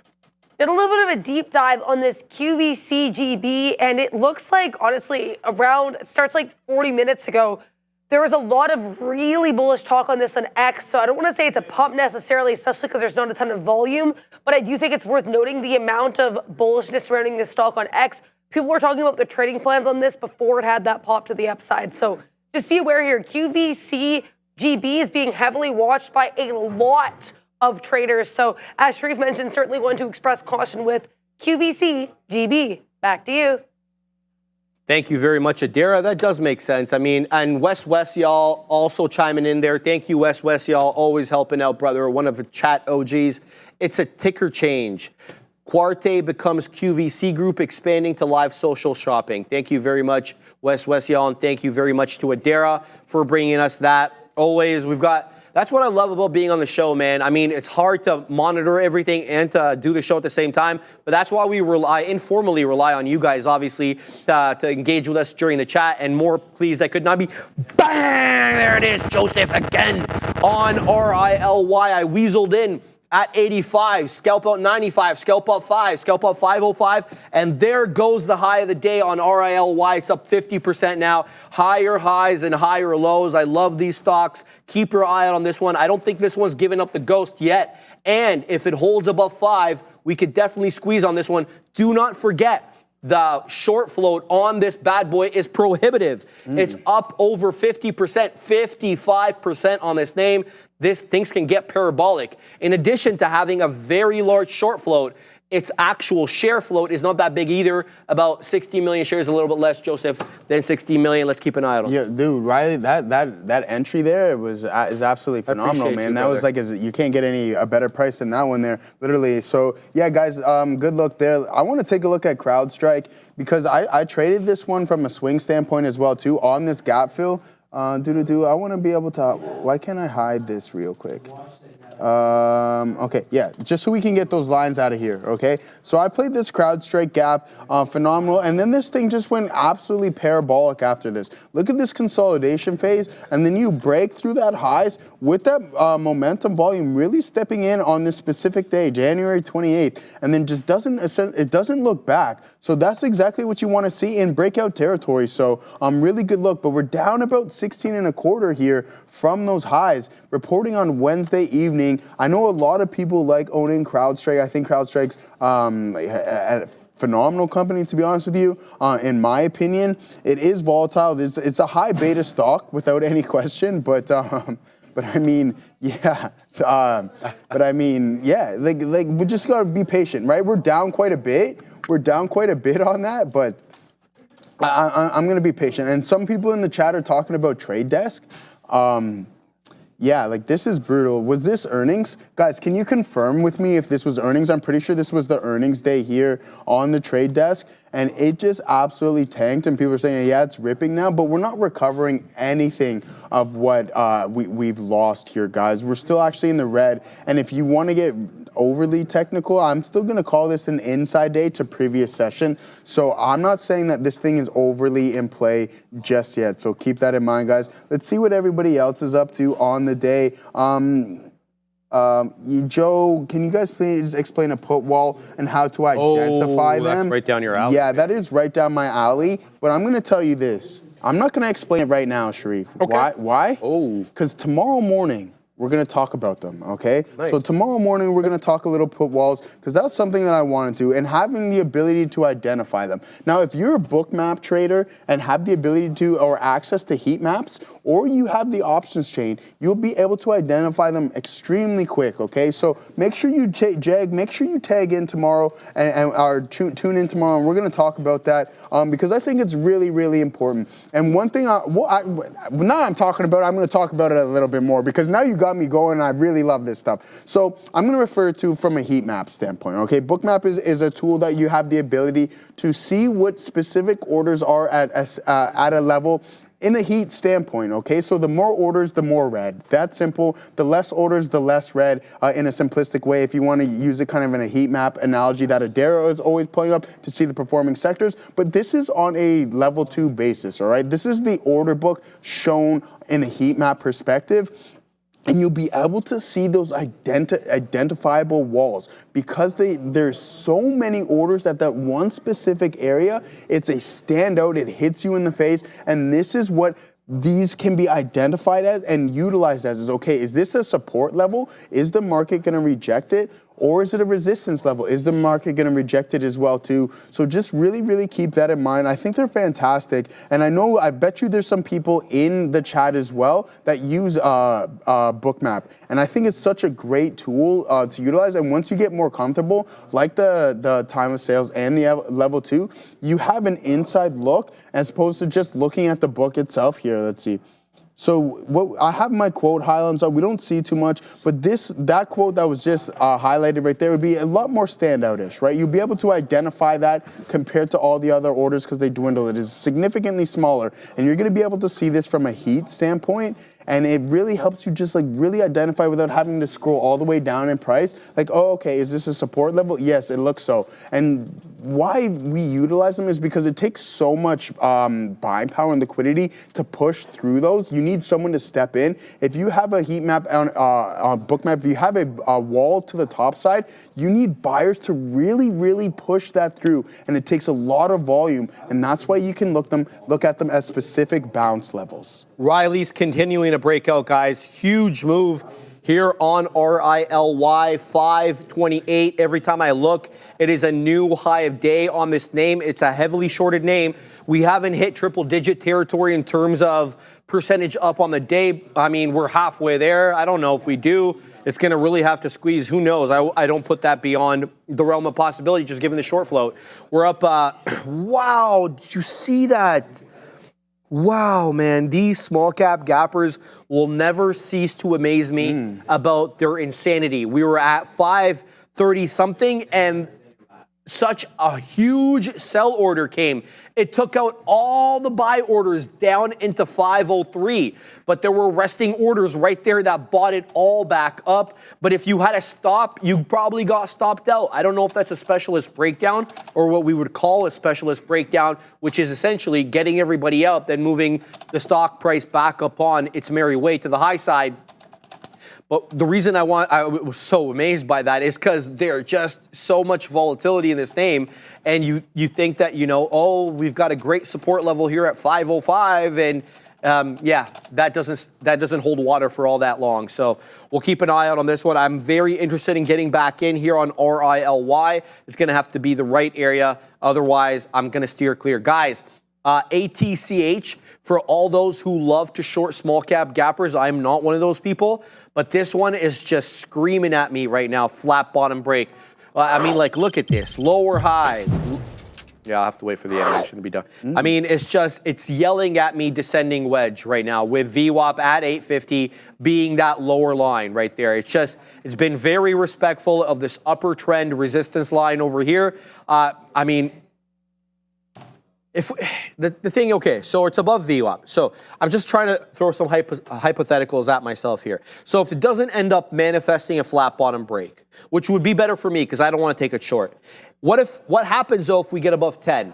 Well, that would end the lower high situation where we've been very respectful of that lower high situation. That would end that because I perceive this double top here to be an area crest. So that's number one. Number two, you would then breach that upper trend line as well. So you'd have two things. You've taken out an area crest and you've broken trend. So if this bad boy, I'm talking about ATCH, gets above $10, I could still be an interested long here. I won't be at this level, despite the fact that it's holding VWAP. Why? Because for the same reason that we just all saw on RILY, a big sell order can take out, you know, I don't know how many levels on the bid there. Whoa, I was going to take out my water bottle there. Right? But that's really the point with these small cap gappers. And that's why I always say use stops, use profit takers, blah, blah, because they're so bamboozling. So anyway, ATCH above $10 on a closing basis, I'm an interested buyer. I won't be a buyer, though, at 8.5, the area that it's been defending, because I'm worried about that flat bottom break manifesting quite aggressively. All right, back to the other one that we've been profitable on, RILY, coming back in, defending 5. And then now weaseling its way right back above 505. Is that a real wick? It did breach below 5. In fact, it dipped into 491. Right back above 505 it goes. It looks like it wants to take out 510. Here's what we're doing. We're getting in. We're getting in here, and we're going to give it to 95s. That's exactly what I'm going to do there. So let's go ahead and hang out there for this. And if I get stopped out, I get stopped out. But I'm not going to sit here on my hands and watch this thing make higher highs and higher lows. So I like to participate. So if I can get something to the high side, fantastic. RILY, bang, there it is again to the high side. Let's see if it can take out my next order. I'm waiting at 16s. Give me that print. All right, show yourself, Mr. Print. Let's go. We're going to hang out now a little bit higher. We're showing 16s. Are we? Come on, cross. All right, we'll have to wait for that. There it is. Boom, to the high side again. Now I'm waiting at 24s. Let's see if this one wants to bounce back up. I like that lower wick into breach, a breach of 4, stops everybody out, reclaims 505 right away, and then we get a couple of prints to the high side. Now let's see if it can take out that $0.25. Just to give you guys some context, 528 HOD. So 524 will be south of the high day, so I don't have to worry as much, underline that, as much about sellers coming in near the high of the day. So we're going to give this one till 5 now that I've scalped out. It's not going to be a 494 stop anymore. It's going to be a $5 stop. So let's go ahead and throw that out there, and then we'll go just like that for the last remaining amount there. Let's cancel the old stop. I don't think I'll be able to get triggered into this one as a short, because probably a pay for short type situation, but I've moved up my stop now on this bad boy. If it wants to come back down, it's going to have to hold 5, otherwise I want no smoke. So that's what I'm looking at right now. Sorry guys, not too much in the way of small cap gappers that are great on the day, other than, RILY and ATCH, and I'll submit to you guys ATCH, the best trade, is kind of behind it at the moment, and this QV CGB crap is just not tradable. It's just way too wild for me. I'm just looking at the top screen over here, having a look at the scanner to make sure that there's nothing afoot over here that we can kind of weasel into. Small cap gapper world, nothing to my liking, to be quite honest with you guys. If you guys see a small cap gapper that's making moves, I'd love to know about it, even if it's south of that dollar, if it's close to that, dollar area, 85 pennies, 70 pennies, blah, blah, blah. Let me know about it, especially if it's a big mover. I'd like to know, because right now, all the ones north of $1, except our RILY, are really not setting up in any sort of good way. So that's the situation right now. Joseph, what do you got on your side? We got Google cooking up here, my guy. This is exactly what we were looking for. So guys, let's see I mentioned the game plan earlier before. Okay. So if we were to break here, then the thesis is invalid, all right? So but we hold it and continue to move to the south side. And that's something that I want to see. But one person I have to give a shout out to, even though every trader here on the floor has helped me, is Obi. He's like, yo, listen, Joe, you got to look to add into these winners and utilize that unrealized gain to add into the winners. And that's exactly what happens here in this case, right? There's a term that we were talking before in the lunchroom street, if I know you remember this, it's free rolling. So free rolling, in my terms, is just using those unrealized to add into your position to make it bigger without putting on more risk. That is the key part. You're essentially not putting on more risk. You are using what is unrisked and what you have unrealized. So free rolling here on Google, moving it to the downside. I mentioned that this was range bound and it's one of the weaker names. So let's hope we can continue to move to the downside on this. We held this level, had the inability to construct a new high, so rejecting this pivot level, and then now heading south. We were in the money just a little bit. Okay, let me add some here to see what we can get going and make this position a little bigger than what it is. So that's what I'm looking at here on Google. I don't know how much further we're going to go, especially if the market wants to recover. But right now, we are slowly curling over. That turtle shell type price action happening on the indices, and I think that's really important to note. So we did climb above the volume weighted average price, but now just slowly curling over. It may take some time, but the market is weak. And I mentioned it's for me, in my opinion, total subjective stuff. But when you have a session like Friday, it's so hard for that boat to turn around in a snap instance, right? You may get a recovery rally or something along those lines, but also just be prepared for that continuation to the downside. And look at the cues moving lower and lower and lower. So opening drive really weak, and then you get about that 30-40% retracement here, and then now going back to test the volume weighted average price with the likes of Google dragging the market down. So this is stuff that I'm always keeping an eye out for.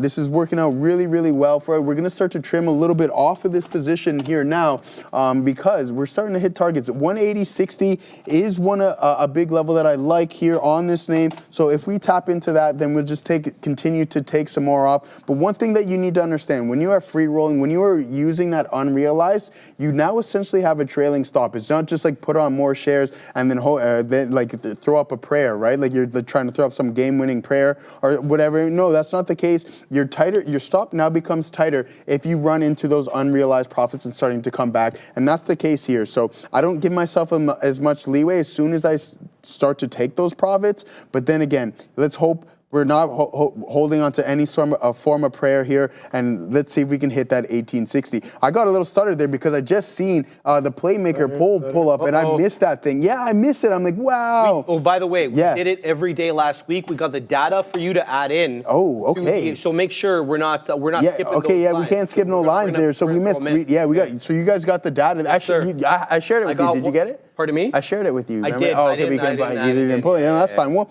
that's all right. We can always get. But the thing is, though, you have the data to add in, and I think that's really important as well too. Just continuing. And Shreve, I had people messaging me on X saying, "Hey, Joe, you did. Can we get the format for the Playmaker pool? I want to start collecting data as well too." So yeah, people were actually messaging me about it. Yeah, so that's good, and I'm glad people are starting to do that. That's what we're here for, man. Hopefully just take that trading to the next level, and I think that's going to be the game plan. So are we ready? It's 1 o'clock. Let's get it in right now. We're doing it live, Joe. We're doing it live, baby. Let's see what we got cooking up. I'm going to leave a couple open spaces because we do have data to fill. We got 3 different. Okay, so yeah, this is V-Trade 50. Hey, wow, that's insane.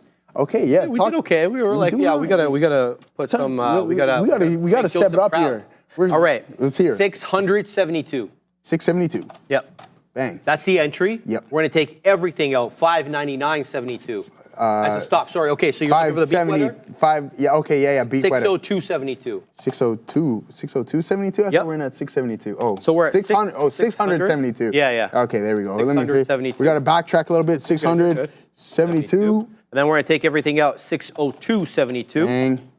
And then we're going to get stopped out, 599.72, which I don't like because that's above VWAP. But is it? Oh, is it? Yeah, that's a tight one. So yeah, I mean, it's a tight one there. So there we go. Look at that equity curve, guys. They're just collecting data over and over. And then look at this. Imagine you were doing this at home. You're like, hey guys, look at all this hard work I put into collecting data and me refining my system. And you have data point after data point, and people are like, whoa, what is this? That's crazy. So yeah. Fun stuff. I'm loving it. We're in this Google short. What do you got, my guy? All right. I was talking to Todd McLean there, and he brought up a really good question because I'm obviously involved in Apple as a long-term investor. It seems as if so is Todd McLean. I just want to read his first entry, and then I'll read his second one, then we'll chime in here with the answer. So he tagged me. He's like, no mention of how Apple investment is going to stop them from buying back shares, ? Sharif, this is a big deal for long-term investors in the short term. He goes on to say, I read that from an analyst that is highly unlikely they invest in buybacks versus massive change to their own chips. That's a great look there. But I think we're missing some information. So let's look at this article right here by the Wall Street Journal. Apple's $500 billion is mostly already in the books, reports the Wall Street Journal. Goes on to say, I'm not going to read the entire thing, but he's like, unclear though is how much of the planned spending is actually new. Apple has spent about $1.1 trillion over the past 4, are you kidding me? 4 fiscal years on total operating expenses and capex. And Wall Street expects nearly another $1.3 trillion in total spending over the next 4 years, according to consensus estimates by Visible Alpha. While Apple doesn't break out its expenses per geography, about 43% of its revenue comes from the Americas region, which it defines as North and South America. Assuming the U.S. constitutes the large bulk of that number, and if spending is about in line with revenue, then a rough figure of about 40% of projected global spending through 2028 fiscal year equates to about $505 billion. So what they're trying to make the case for there, Todd, is that none of this is new, or so it seems. If you are to accept that premise, and I'm not accepting it, I'm saying if you are to accept that premise, then that should not influence the buyback program, because that have already been earmarked with this already on the expense side of the balance sheet. So we'll have to wait and see, but that's a great question there, because if you're invested long-term in Apple and it's a decision for you as to whether or not you want them to buy back shares, and I think they had a share buyback program of over $100 billion, if I'm not mistaken, maybe even more. Well, then, do you want that spent on R&D, AI, building out these data centers, building out these factories that are going to make AI servers, apparently? That's what I read this morning. Or are you more inclined to want them to spend that money on share buyback program? I would submit to you that in the short term, I'd like for them to buy shares back. But if I'm going to be a long-term investor in this, definitely R&D. Especially you want them to keep their competitive edge with, the chip design staying in-house, being vertically integrated. I think that's their goal. They seem to be wanting to do everything through vertical integration. They keep kicking out Qualcomm. They kicked out Intel. And they keep making their own stuff in-house. Well, why does that matter? Well, ask BYD. Ask Tesla why vertical integration matters. It matters. It keeps costs low. It increases margins. It's a better look if you can handle it and if you've got the money. Submit to you, Apple does. So it's a great question on your part. I'm just thinking out loud. I may be wrong on a lot of this, but that's just my thinking there. So that's a great question by you, brother. So shout out to Todd. I was just reading Borja there. Stop 599.72. Joe got it wrong. Yeah. We fixed it, Borja. We're good. We fixed it. All right. They're paying attention though. That's good. Yeah, I do like that. I do like that. You know what I mean? Respect to Borja. Yeah. Guys, Riley did lose the bid there, but we are still above that volume-weighted average price. And if you're looking at area troughs and area crests, we're still putting in higher highs and higher lows. That 470 area did hold generally. Now we're back down to 475. But if we give up 470, I will be looking at around low 460s. Only reason is because that's VWAP. So I might want a quick bounce trade, but I will be concerned if we do break below that 470 area, because that'll be the end of the higher high, higher low pattern on RILY. Let's have a look at the 5. This is kind of what it looks like on the 5 right there. So if you're looking for this area hold, we're still holding. It seems like there is some buying here coming in at the $0.75, unsurprised by that. So that's my lookout there. Let's see what everybody else is talking about. Drops trades. Watch QVCGB. I know, brother. We've been talking about it. Joseph Birch saying the same thing. Just popped up on my scanner. 50 cents a share. 13 million involved. Also QVC. I realize that, brother. It's just I've been watching this one for a while now. It's just very hard to trade because it barely can stay open, and it's the halts are going past 5 minutes.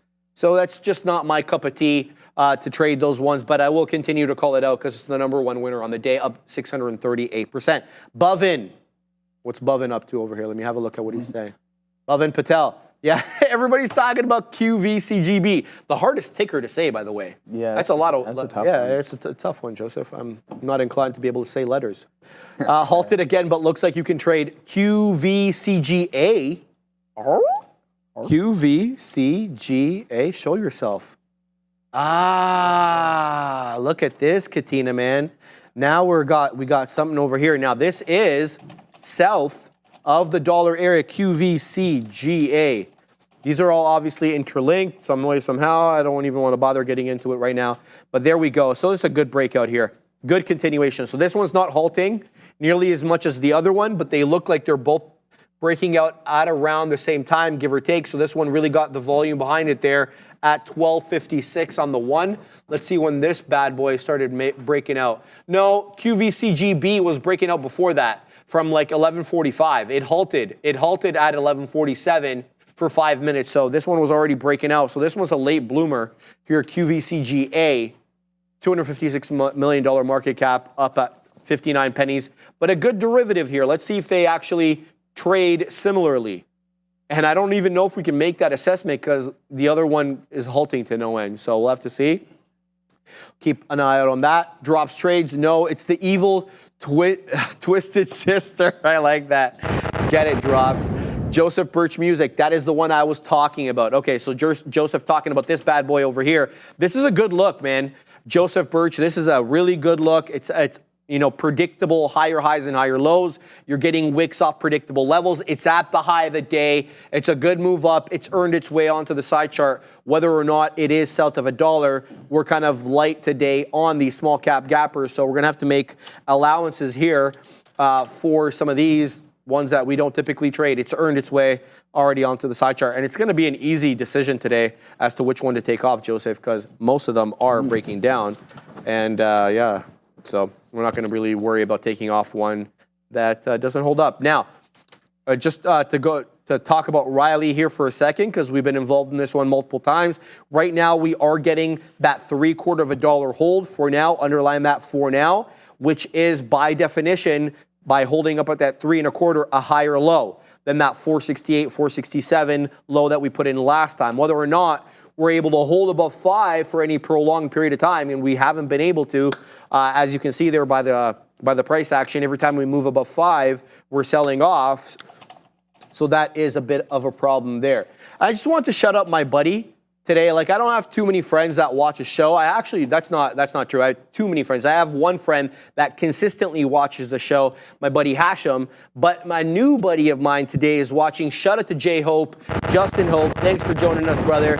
And catch us every day. You know what we do around here, man. What's up, J-Hope? So shout out to J-Hope. Just want to give him a shout out there. Now, I'm marking the time there, 1:10. 1:10. In case he accuses me I've not given him a shout. not giving it in. I know exactly what Yeah, there you go, man. Yeah, I got to call my brother, too. I never called Yes, him. I remember. Yeah. Devo. Yeah.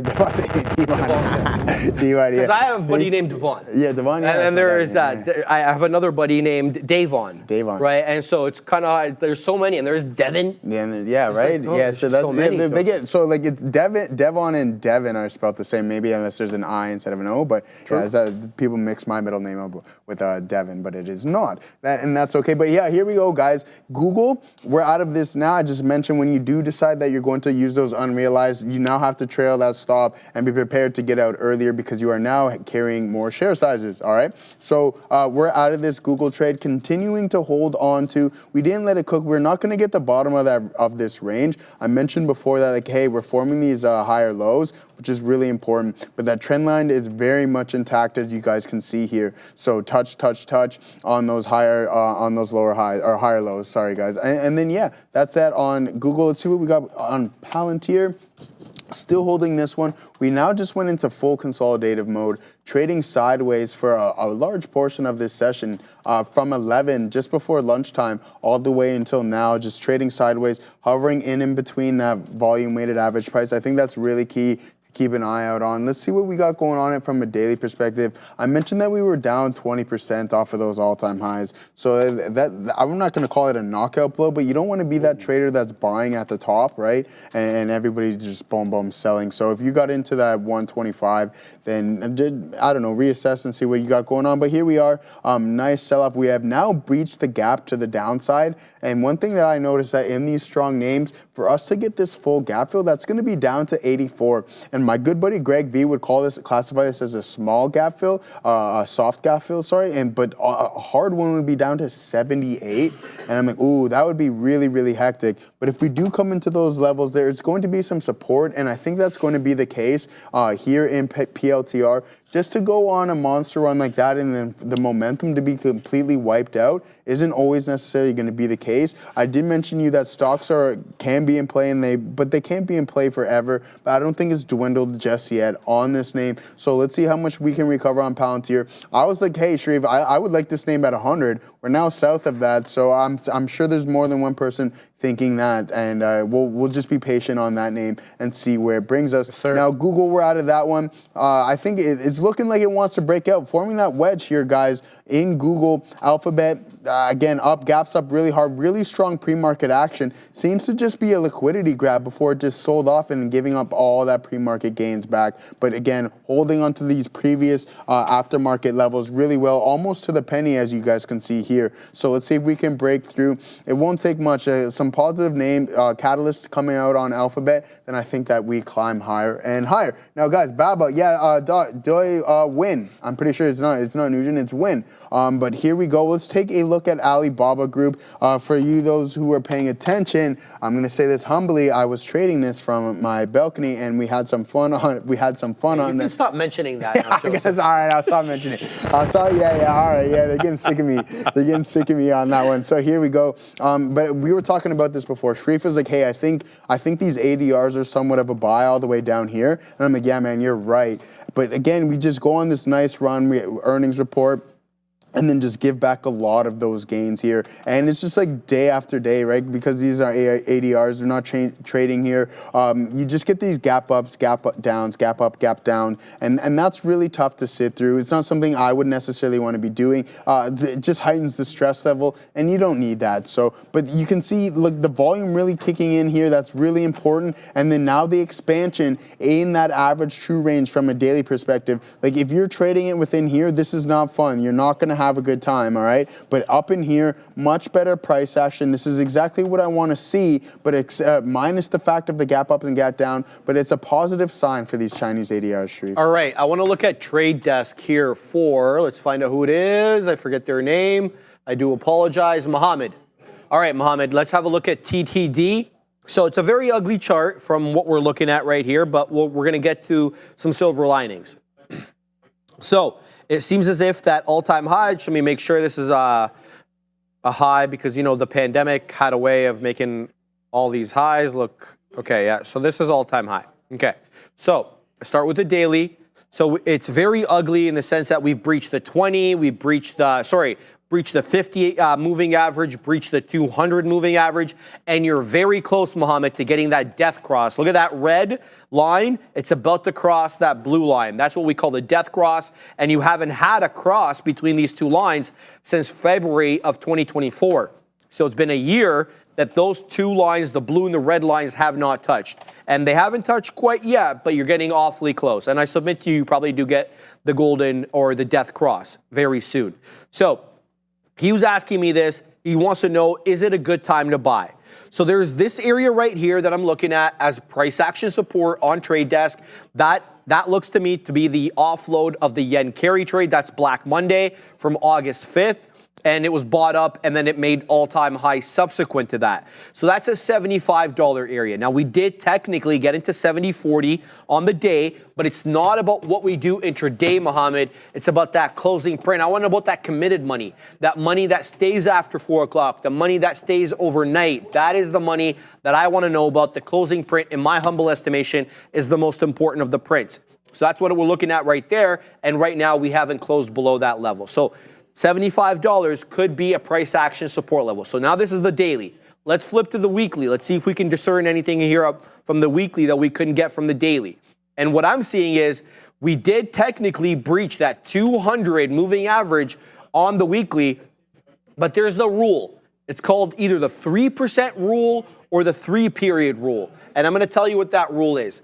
So if you go by the 3% rule, you're looking for a closing print north or south of the indicator that you're using or the price action level that you're using by 3%. In this case, we haven't closed below the 200 there by 3% on the weekly. So that's number one. Now, if you're using the 3-period rule, you're looking for 3 periods. So if you're charting on the weekly, that'd be 3 straight weeks that it closes below the 200 on the weekly or on the daily or whatever time frame you're charting. It's fractal. So I'll submit to you, we haven't done either of those yet. We haven't given up that $75 level, which was, again, the Black Monday in August, the yen the yen carry, the unwind of the yen carry trade. In addition to that, we haven't had the 3% break of the 200, nor have we had the 3-period break.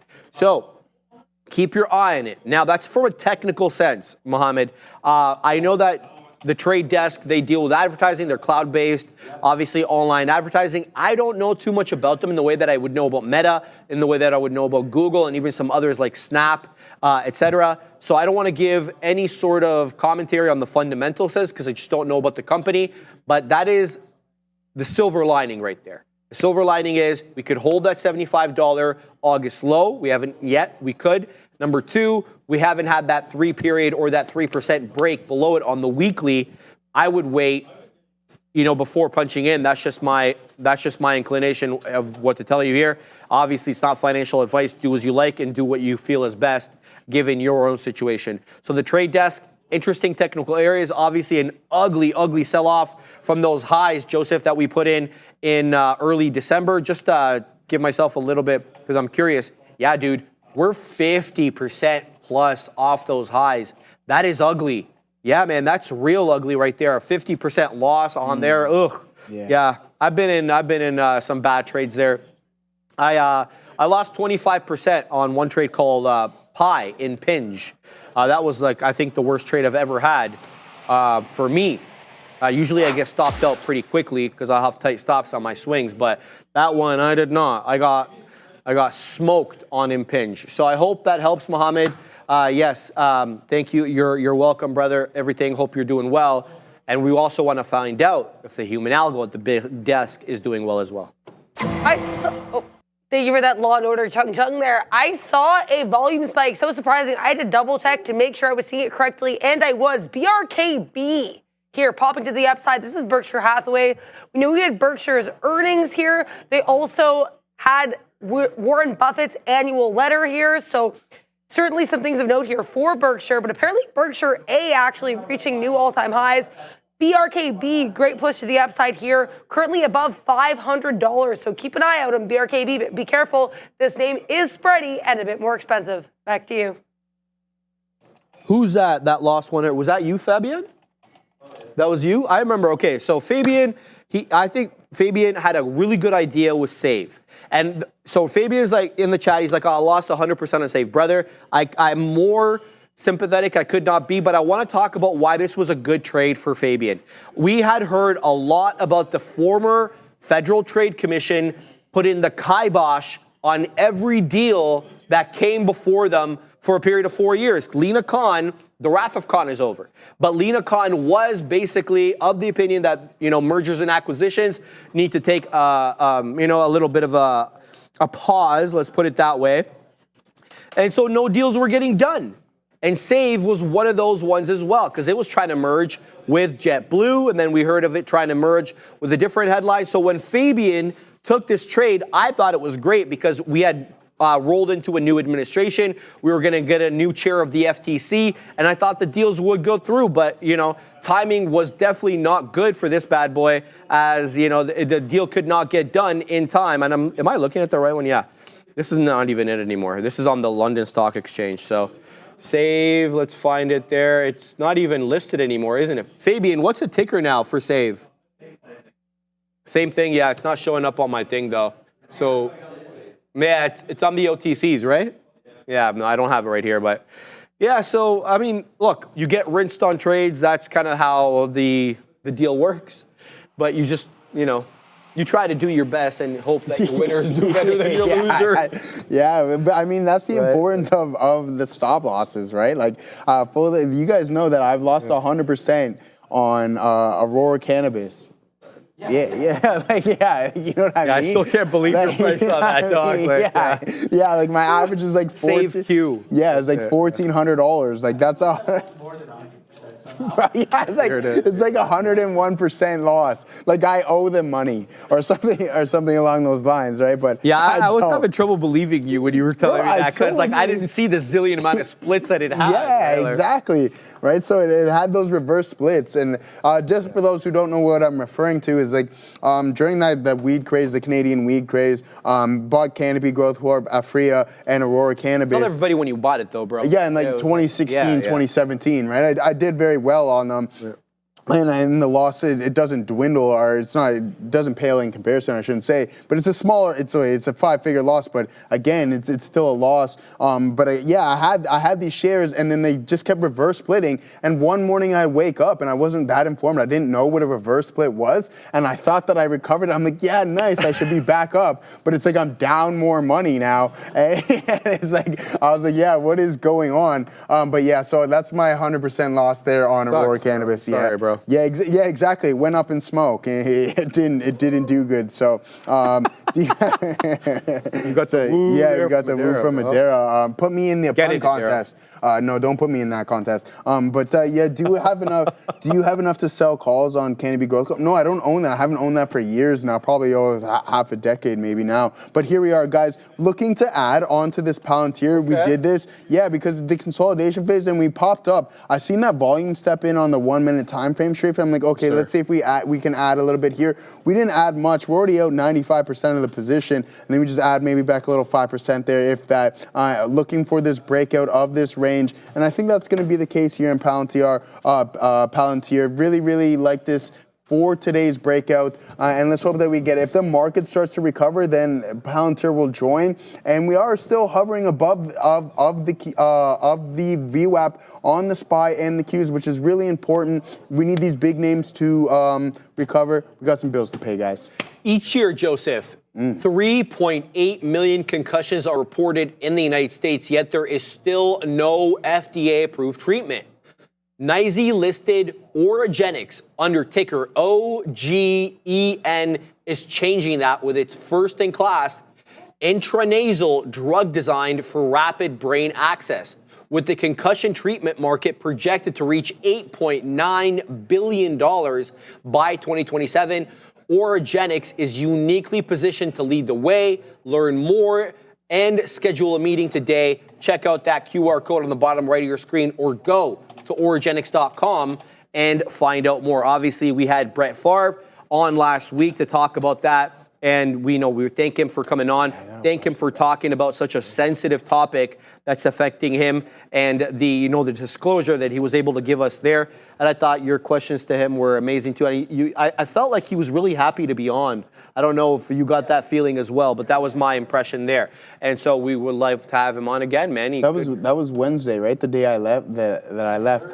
Thursday, was it Thursday? Yeah, because I was in. I heard Brandon say we're gonna have Brett Favre, and I'm like, is there another Brett Favre, or is it like the Brett Favre? Yeah, exactly. Yeah, so that's pretty cool. I'm gonna chime in and rewatch that because I'm curious to what he had to say. Man, he gave us his honest opinion. Obviously, he was diagnosed with Parkinson's, and he's he's a big advocate. I mean, he was plagued with it throughout his career too, right? Like concussions and everything along those lines. And like his the thing is, Joseph, what really kind of hurt me a little bit was the lack of knowledge, and nobody's to blame about concussions, because like he was talking with his doctor, and he's like, how many concussions do you think you've had? Yeah. And he was like, 3. I know I've had 3. He's like, yeah, try 300.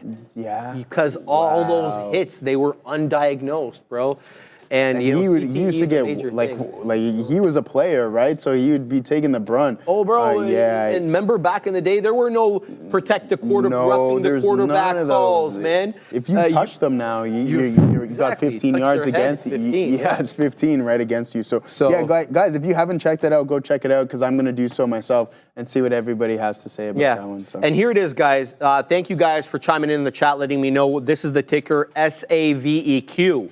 So you just have to throw that Q on there. It's still available. It's still trading. I mean, it's not gone anywhere. It's around 50 pennies. Whether or not this company is able to recover or whatever happens there, we'll have to keep an eye out on that. But yeah, Save. Look, I don't want to disrespect the company, but they don't really have a good reputation. Obviously, I'm sure people have seen the videos about Spirit Airlines, and there's all sorts of funny Yeah, sometimes they're funny, sometimes they're violent, but there is lots of stuff that seems to take place, Adara, on the airlines and at the check-in.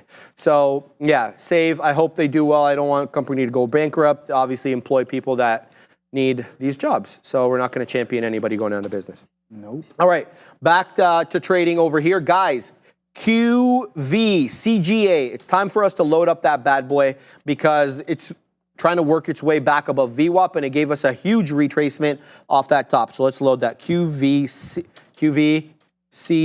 I believe it is on the NASDAQ, and I am right. It's a penny stock around that $0.50 area. This one did move up into 62.5 pennies. It is a sympathy play likely for QVCGB. So the other one is about $15. That GB is $15. It's about, 15 1/3 right now, while CGA is about 50 pennies. Both are kind of, giving it back a little bit.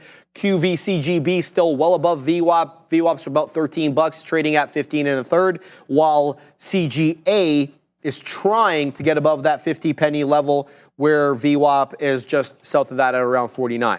So I'm going to keep my eye on both of those, but neither of which really is tradable for me at the moment. Riley's also not tradable. It's broken down below VWAP. It's trying to hold up at that 4 1/3, 4 1/4, but that doesn't matter to me. I don't trade these as a long south of VWAP. I just won't do it. ATCH as well. We were talking, waxing poetic about how this one was looking like a flat bottom break. Well, it did break. It was exactly that. So this one gave up the ghost at 8.5. Now the local low is about 7 1/3. It's trying to work above 8. This was what we were looking at over here. Multiple defends on the day at $8.5 on ATCH. But the most notable part of that 8.5 dance was the umpteen amount of lower highs that we had, despite holding up at 8.5. That usually is classified as a descending wedge. And the descending wedge, when we give up that support level at the bottom end of the triangle, it usually is a pretty violent move to the downside. And I'll submit to you, it's exactly what we got here. We were dancing at 9, now we find ourselves at 7.5, looking to even make lower. So big boy moves today to the top side for ATCH, but giving back a little bit over here. Still up 221%. But not tradable under my system anyway. It's got to get above VWAP. There are no small cap gappers right now except for QVCGB that are trading above VWAP, and I don't want to trade that because it's just awfully volatile. I'm looking at some of these new ones over here. PEPG up 90% below VWAP. YYAI up 99% but below VWAP. So yeah, that's kind of frustrating when you have big boy winners like that, but they're giving up the ghost and they're not tradable. Well, under my system anyway. So we'll have a look at these MAGs then. I mean, if we can't trade the small cap gappers, then we got to trade something. Let's have a look at the MAG 7 and see what's doing what over here. So very similar looks to all of them right now on the MAG 7. Let's have a look over here. They're all basically down at the open and then very consolidative sideways subsequent. Some are making higher highs and higher lows, like Meta, for example, getting above VWAP. Microsoft, as I've mentioned, it was using VWAP as support. It's knocked on the door of 405. Then you have Google. Google's been using VWAP as resistance. But most of them, if not all, are making higher lows and higher highs after that kind of move down. So that kind of bear flag setup that we've talked a lot about, manifesting on basically all of them except Apple. Netflix is trying to recover over here. As I see it, Netflix is now positive on the day. So not one that we trade often over here, but the reason I talk about it, because I've included it with the MAG 7 names. Adara loves that because they're obviously spready tickers, and I'm sure. Have you traded Netflix before, Adara? Not recently. But she has, yeah. Well, I figured it was right down your alley with spready tickers. Yeah. I love it. All right, on its way back into 107. We were really low there at 985, so we're well off the bottom. Looks like a double bottom there, Joseph, at around 985. It's still off the high, though. That's about 115. That $1.15 area was the implied balance high that we still are yet to reclaim. So, yeah, sideways action today in the MAG 7 world. Let me know what you guys are looking at. UCSFCU? Come on, bro. How many? Yeah, come on, bro. What? He wants to know your thoughts on Riley, but I already kind of gave my thoughts. How about your thoughts on Riley now? Me? Yeah. My thoughts are probably identical to yours, man. That thing's I think that's more along your lines. it's You know what I small mean? cap So gapper, right? I'm gonna pull it up. It's RILY, right? Yes, sir. Let's see what we got. I can't even pull it up right now. For some it's reason. on the Amex. Oh, is it? Yeah. I should still be able to pull it up here. RILY and just see what we got going on. Yeah, it's not really working for me right now. Okay, here we go. Yeah, I got it now. Again, nothing short of what Sharif said, right? Like Sharif bottom wick this year, trades it all the way up here. I'm gonna leave it at there here for a good time, not a long time, I guess, if that's how you wanna to leave it. With this name, not too familiar, Riley Financial. I'm not even sure the catalyst on it or anything like that. But one thing that I did want to touch on here, guys, is that there's a good question from Jag, and I think we should touch on this a little bit more. And I think a lot of the traders in the chat will agree with us. Just give me 1 second here. So he says, how often do you guys catch yourself breaking rules? Do you do it because of FOMO or revenge trading? The answer is all of the above, right? But the first, we'll answer the first part, sorry. Second part is all of the above. But one thing is, yes, when you're in your earlier stages of trading, you break your rules more or less because you're an emotional trader. And it's kind of like, you're like, okay, yeah, what do I do here? I want to get more into this. We're going to send it to Adair because I want to be a little bit more detailed on that answer. Let's see what Adair's up to. I just wanted to give the catalyst there and Riley in case anyone missed it. So we'll set the scene here. Last Friday here, so the last trading day we had, around 3 p.m., we had RILY finally drop its Q3 2024 earnings. I say finally because much like SMCI, Riley was in a position where if they did not give their earnings, they did risk being delisted. So they just made the cutoff. They had the earnings come in 1 hour before the delisting cutoff. We did have a push up on that reaction, but it is worth noting we did have a 270% year-over-year decrease for EPS. So it was not by any means a quote-unquote good report, but the fact that the report was filed led to a push to the upside. So RILY, this type of reaction, certainly one to keep an eye on ahead of SMCI. Just to clarify, that was indeed the catalyst for RILY, but it was also aided, I'm sure, by its 55% short float. So large short float and an SMCI type story here with regards to filings for RILY. Back to you. Gonna get it too. Yeah. All right. I'm gonna send it to you in a second, Sharif. Let me finish up this question. Jag, again, we'll just touch back. He said, "Do you guys find yourself breaking your rules quite often?" And I think in the earlier stages, the answer is yes. But as you get more experience, whether it be 6 months, a year, the faster learner you are, the better. But what I want to say is that you're gonna realize that you won't be able to find success in this game if you continuously break your rules time and time again. It's that simple, in my opinion. The faster you learn that you have the ability to stick to your system and those rules, eliminate the emotional factor, the better off you're going to be. So earlier stages, yes. As you gain more experience, you're going to realize, hey, I'm better off when I follow the rules. I have great days. Then I have those one-off days that just blow everything up. Eventually, you're going to be like, hey, you're going to feel sick of it. You're going to be pondering like, hey, why am I doing this? You clean that up. You lose a couple days. That's fine. You stick to those rules. You're going to gradually get better. I want to know what you guys think in the chat of that. Are you consistently breaking your rules? Yes or no? That is the question. Put it in the chat, yes or no, and we're going to get right back to it after this ad read, guys. Newer traders, listen up. First month, it's free. That's right, we're waiving fees. Trade smarter, not harder. Upgrade to Elite. You'll be able to analyze and strategize and then capitalize. Their platform, it's got everything. Infinite data, instant trading, lightning fast market insights, game-changing charts, predict with better backtesting, reliable real-time data, global markets at your fingertips. I'm touching my fingertips. All in one platform. Don't miss out. Execute your best trades now. If and only if you're ready to elevate your trading, scan that QR code or check out the link in the description. Shout out to the great people at eSignal. And I'm using that bad boy up every dang day, Joseph. Let's do the little shameless plug over here for eSignal. It's got scanners. It's got hot lists. It's even got charts, Adara, believe it or not. But we got to send it to Adara at the big desk. Thank you very much to eSignal. And also, I just want to let you guys know here, JP Morgan is on watch. Jamie Dimon, CEO himself, is actually speaking right now on CNBC. And he's speaking specifically a lot about Doge and tariffs, which I think is certainly worth noting. By Doge, I do not mean the coin. I mean the Department of Government Efficiency, this new government initiative headed by Tesla CEO Elon Musk. Now, what is happening here? Basically, he said that he has a wait-and-see attitude and approach when it comes to his views on Doge and tariffs. He said that if tariffs are being used to protect national security, that is paramount, and that actually will transcend the fact that it might cause a little bit of inflation. So he's saying he's not super concerned about the potential inflationary aspects of tariffs because he believes the national security element is, quote, paramount. That is pretty interesting there. So not dismissing the inflation fears of tariffs, but saying that they're kind of negated by other concerns. I think that's certainly of note here. He also said that consumers are, quote, kind of back, almost going back to normal. So some talks about consumer levels and also about these inflation and tariffs and Doge here from Jamie Dimon. If he says anything else of note, I'll let you guys know.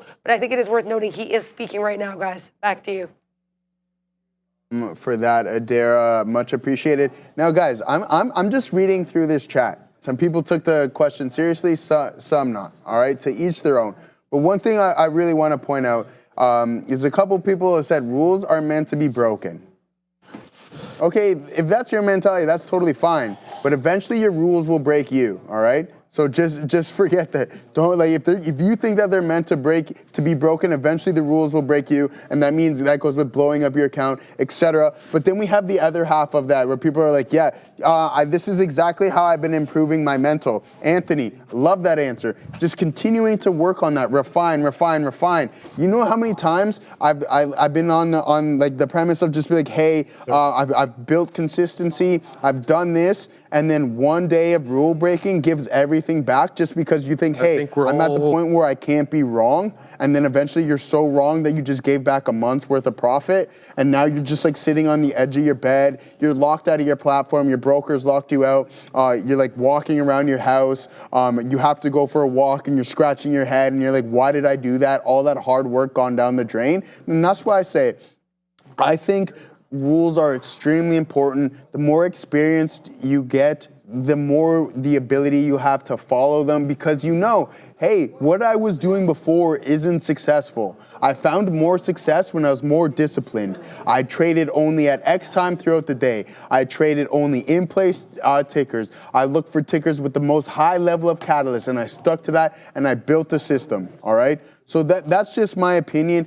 For me, sticking to those rules, following those stop losses, following max loss days is what is really key to success. You hear Katina, man, 90% of traders fail. Well, one, the learning curve is extremely long, right? But it's also because people don't learn from their mistakes quick enough and just continue to do the same thing over and over again to the point where you have no money in your account. And I don't want that. I love seeing you guys here in the chat, right? I love doing all the play mocha. I love sitting beside Sharif and everything, and I love talking to you guys in the chat. So just make sure, yeah, you can bend them a little bit as you get more experience, but don't continuously break them because they will bite you in the butt eventually. And I don't want that. You know what I mean? And yeah, and I'm loving what you guys saying, right? Like Adam DeLuce, ADL is saying like, Joe, rules are fantastic. He runs more algos, but even so, those algos have certain premises that they have to go by, all right? There's certain criteria. He's just not clicking buttons all the time, right? It's really key. That TV has no sound on. Seriously, thanks for the message. Helps to know others struggle with this too. Yeah, and I'm glad that you guys are, because that's what I need to learn. And everybody's like, Joe speaking facts, all this. Joe, I did that in December, 3 months of gains went down the toilet. Think that is the market, right? Like, see, everybody's loving it. All those experienced traders, it's much appreciated, because I want the next person beside me to succeed as well too. And you guys should want that because it's better for everybody. So it's part of the game. I've been doing it for 4 years now. And the quicker you learn, the better off you are. And much thank you guys to that feedback into the chat. It's phenomenal, Sharif, if you read all those comments. Oh, bro, like the chat's undefeated. I mean, that kind of goes without question. But yeah, we love everybody, and thank you always for keeping us on our toes, guys. I'm involved right now in Megal. Shout out, I forget who mentioned this to me, but I kind of dismissed them because this was doing no volume. But for whatever reason, MEGL now, the volume has picked up. We're about 2 million and change. We're off the highs, 306 high. We came in and tested that 265 area. That's what got me into this trade. It's going to get me out if we breach 250. So I've already wet my beak there, and it looks like it is going to break down. So we end up getting stopped out over here. But this is an interesting area if we can kind of weasel in here a little bit to give it a little bit of a tighter stop. Oh, sorry. There we go. Let's try this now. Let's try it. Let's give this one the old college try. Where am I long? 49s.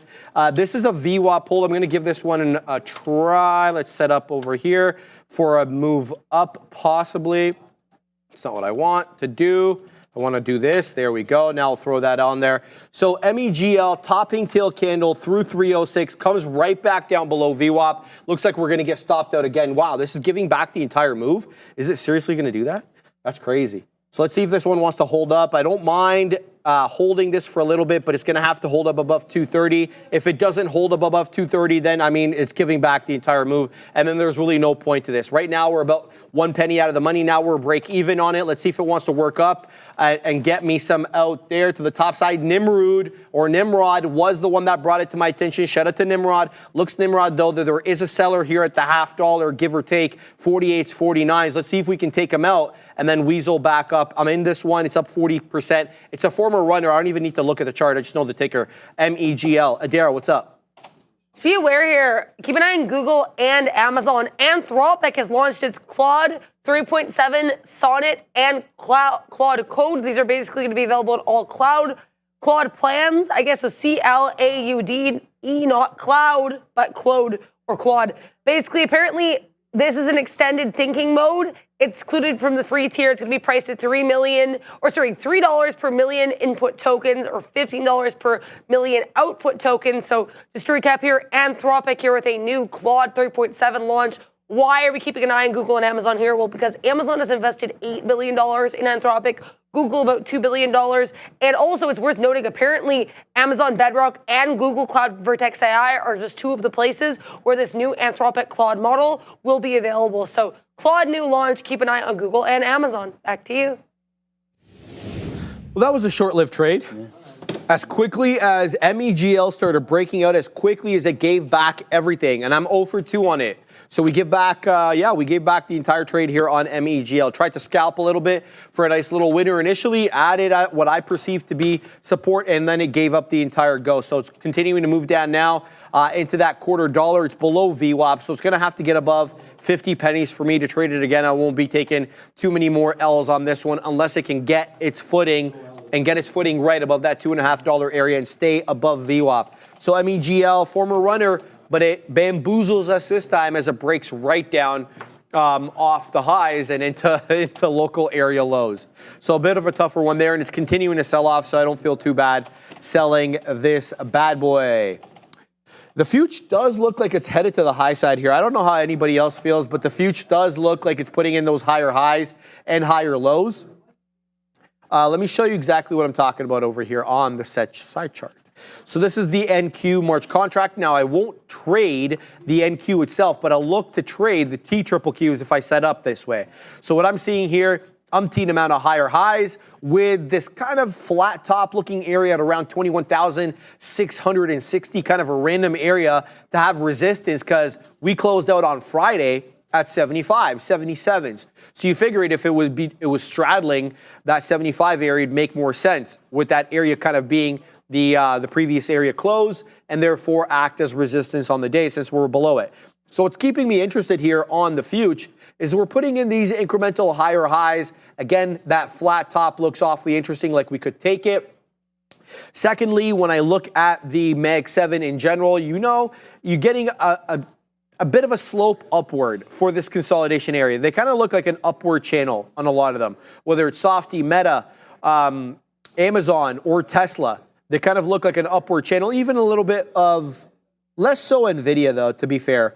NVIDIA, since we're covering off that V shape, it kind of has that 135 areas as resistance. And to be fair too, when I looked over to the Katina man, I said, what are you looking at? He's like, not that much, but I like 135 possibly on NVIDIA, and it makes a lot of sense because it's been rejecting over and over and over at 135, but this one is not putting in a bit of an upward channel. In fact, it looks completely horizontal with it essentially 134 as support and, you know, for the most part, 135 as resistance. So if you want to range trade, one's been in place since 1145. I don't know if you like this kind of range anymore, Adair. You seem to like the spready names, but yeah, there's a whole dollar range here on NVDA.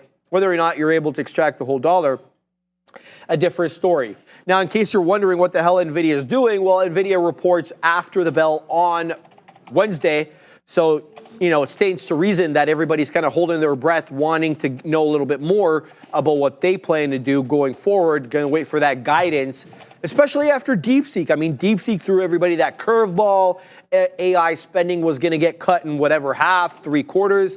Then all of a sudden, the hyperscalers report Microsoft, Amazon, Meta, and everybody's spending tens and tens of billions of dollars on AI. So it doesn't look like it's slowing down there. Then this morning, we get another curveball there from Softy, telling us that Softy is going to reduce spending. Here it is. Microsoft has canceled for a couple of 100 megawatts of AI data center capacity. The company also halted the conversion of what they call statements of qualifications, which typically lead to formal leases. This strategy mirrors similar cost-cutting moves by Meta in the past. So they were looking to scale back their data center expansion as well. The company has let agreements totaling over 1 gigawatt of power, they've let them lapse. They basically let them expire. They've also withdrawn from several deals. Each and every one of those deals was involving about 100 megawatts of capacity. Despite all these cancellations, when they reported earnings in January, they did announce $80 billion in CapEx, specifically for AI-powered data centers. So, you know, analysts are kind of questioning what the deal is here. Is Microsoft, are they facing an oversupply of AI infrastructure? Are they changing because of its partnership with OpenAI? Is the CapEx going to come from over there? And there's going to be sharing with OpenAI and Microsoft vis-a-vis their partnership? Nobody really knows. So this was a headline today. We didn't get to it on the morning rundown because Microsoft's not doing all that much.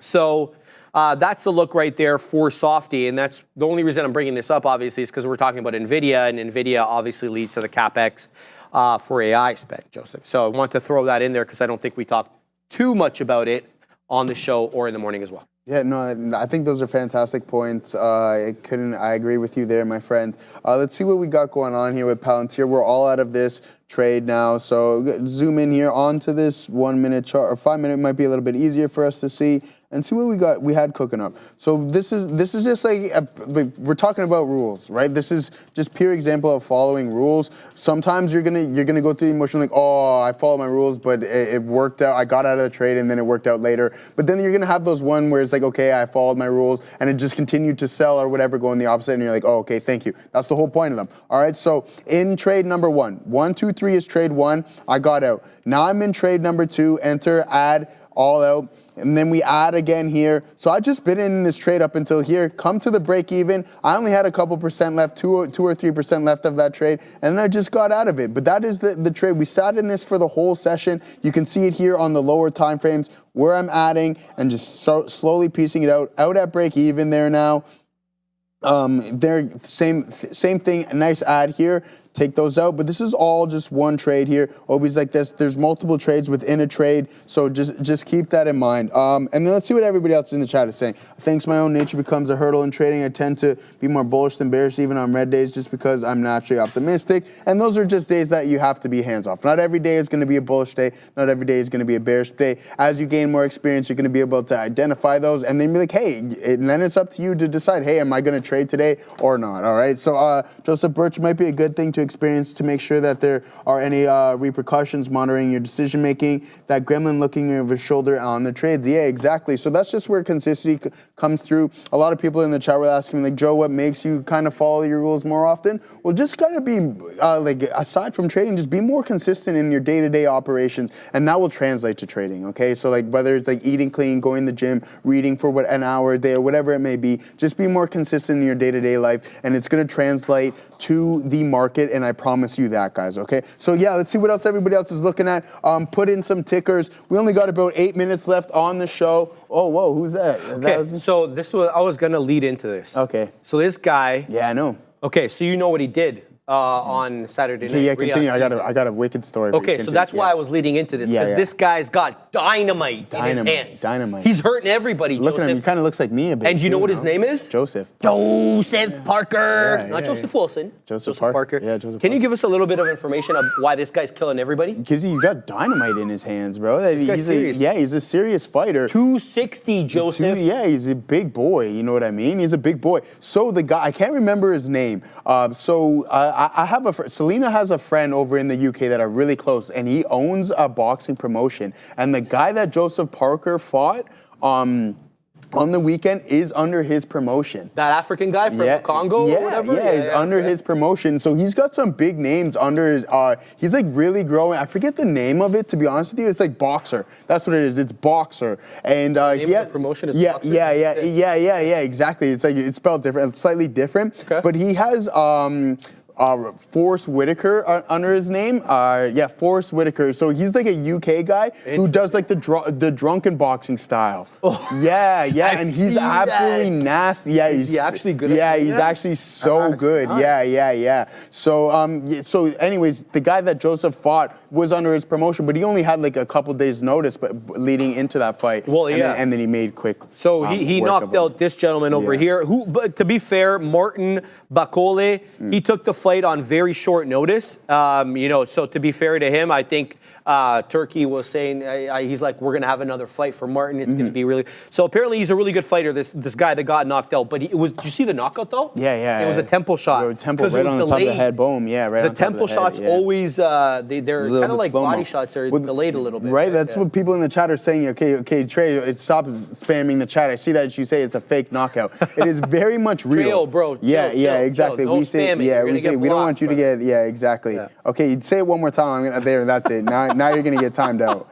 Now I got to put you on timeout. Pissed off, Joseph. Yeah, You're in exactly. trouble, Yeah, there you go. baby. Said it too many times. But again, when you get hit on top of the dome, the reaction is delayed, right? So you can see he tried to hold it, but then it kicks in, and then that's when the wobbly happens. And I promise you that nothing is fake when you got hands like that Well, that's and they the hit thing, you. dude. That's the thing. So this guy's got dynamite in his hands, and he's another heavyweight, Joseph, that needs to be categorized as a super heavyweight. We can't. I got you. We can't have 210-pound men fighting 260-pound men. It's a different weight class. We need a new heavyweight division category. Exactly. Otherwise, these guys at 210 have to fight cruiserweights, and they can't fight heavyweight. Right, you know what I mean? Super heavy. So we definitely need a new categorization there. But that guy's I'm loving. sick. I like what I saw from this guy. Humble. He's chill. He seems like he's got a good team around him. This Joseph Parker guy. So I mean, when you're that big and you have knockout power like that, you tend to be chill because it's like, what am I going to get uptight about, and what are you going to do to me? Exactly. Yeah. What are you going to do? Unless you pull out a weapon. Right. Yeah. Exactly. Sure. So that's funny. Safe. It is a good idea to put a stop loss. Yeah, I hear you. Fabian. Safe. Is it a good idea to put a stop loss on mid-term trades, 1 week to 3 months, on good companies, something like Nvidia, Microsoft, Pepsi, Coca-Cola, or is it bad? Brother, look, what I want to say to you is, what are you doing? Are you investing? Is this a company that you're going to hold for 5 years, 10, whatever your time frame is? Or are you swing trading? I'll send it to her in 1 second. Or are you swing trading? If you're going to swing trade, you have to have an out. You have to say to yourself, I'm not going to be dollar cost averaging forever and ever more until I'm back in the money. If you're investing and your timeline is not, a few weeks or a few months, then you add to the position at key technical areas of support. Like, for example, we'll talk more about that. I'll give you examples in a second. But for now, we got to go to Adara at the big desk. Keep an eye on Better Choice here, not Better Health. Better Choice, BTTR. Worth noting, not a ton of volume on this name today. About 300,000 shares traded on the day, but I think it's worth noting because we just got this volume spike to the upside, and it is another potential small cap mover here. We have a 1.37 million share float, and we're right now above $2. Basically, the news on this is apparently SRX Health Solutions shareholders have approved the acquisition of the company by Better Choice. 93% apparently of the shareholders of this company are supporting its acquisition by Better Choice. And apparently Better Choice will be now holding a special meeting on March 21st to finalize the deal. So basically, BTT are very close to a finalized acquisition of another company here, guys. Keep an eye on BTTR, but be aware, not a lot of volume as of yet. Back to you. Thank you very much for that, Adair. Yeah, just about 400,000 shares right now, guys. Good call out there, Adair. Appreciate it. Doing the dance with $2. Let's see what happens. But you were saying something, my man. Yeah. We were just talking about the fights and stuff like that. So yeah, it's good stuff. Like that guy's going to be a beast and continue to be so. But when you get touched, like you said, when you're 260 pounds, it's really tough for you can't get hit too hard by those guys. See the size of Terrence at the fight? Is he? Terrence is walking around 200. Yeah. Bro. What? He's going to fight at 168? Is he fighting 168 or 168? I think so. It's like something super in middleweight. Something super middleweight. I think it's something.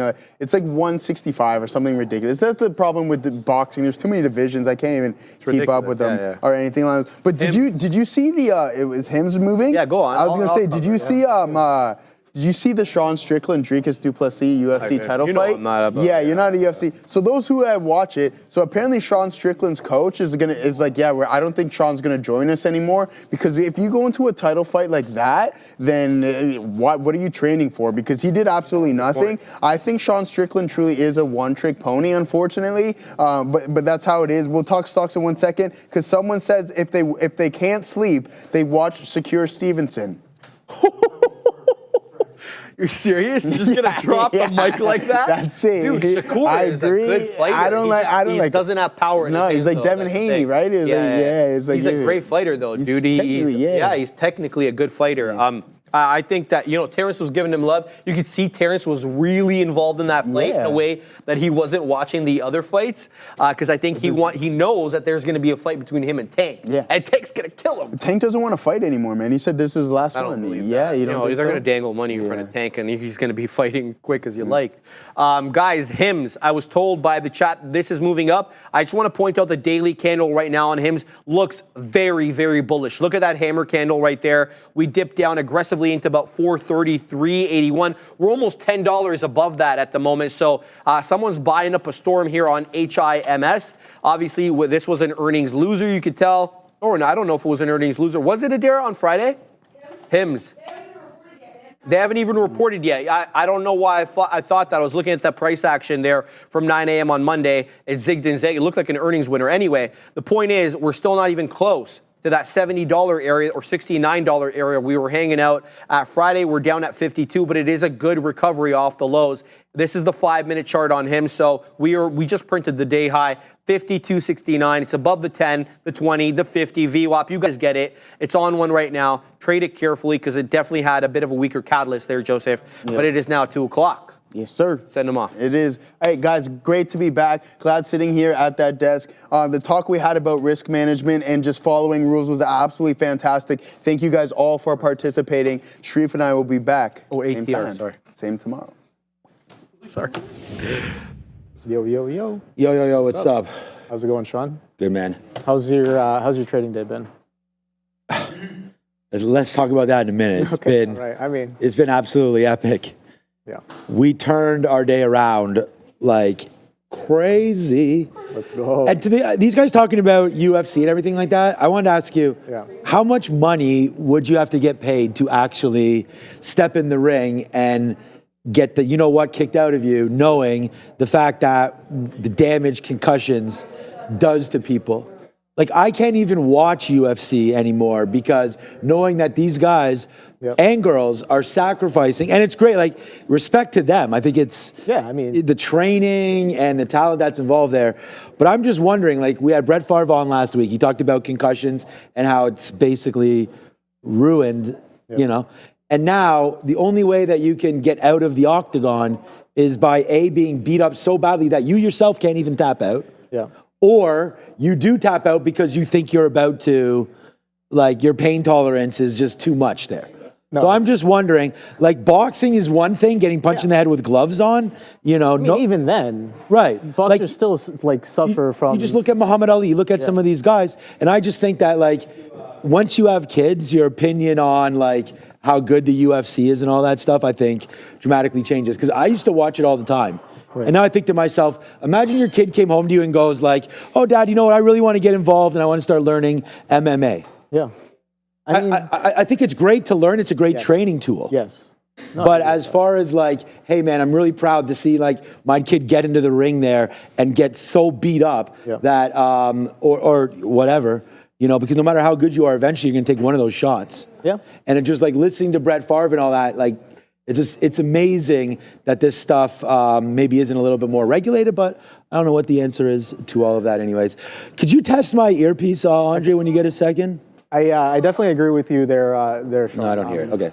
I mean, you couldn't pay me enough to, if you guaranteed some sort of damage, then yeah, you couldn't pay me enough for me to get into the ring. But in Well, it's terms of like guaranteed a you're going to place, get concussions, right? in terms of for like competition and when I used to do Muay Thai for many years. Right. And it's like, okay, yeah, training is beautiful. You get the discipline. You have the physical. You gain the physical aptitude, and you're able to defend yourself. Right. You're able to defend yourself in a realistic situation.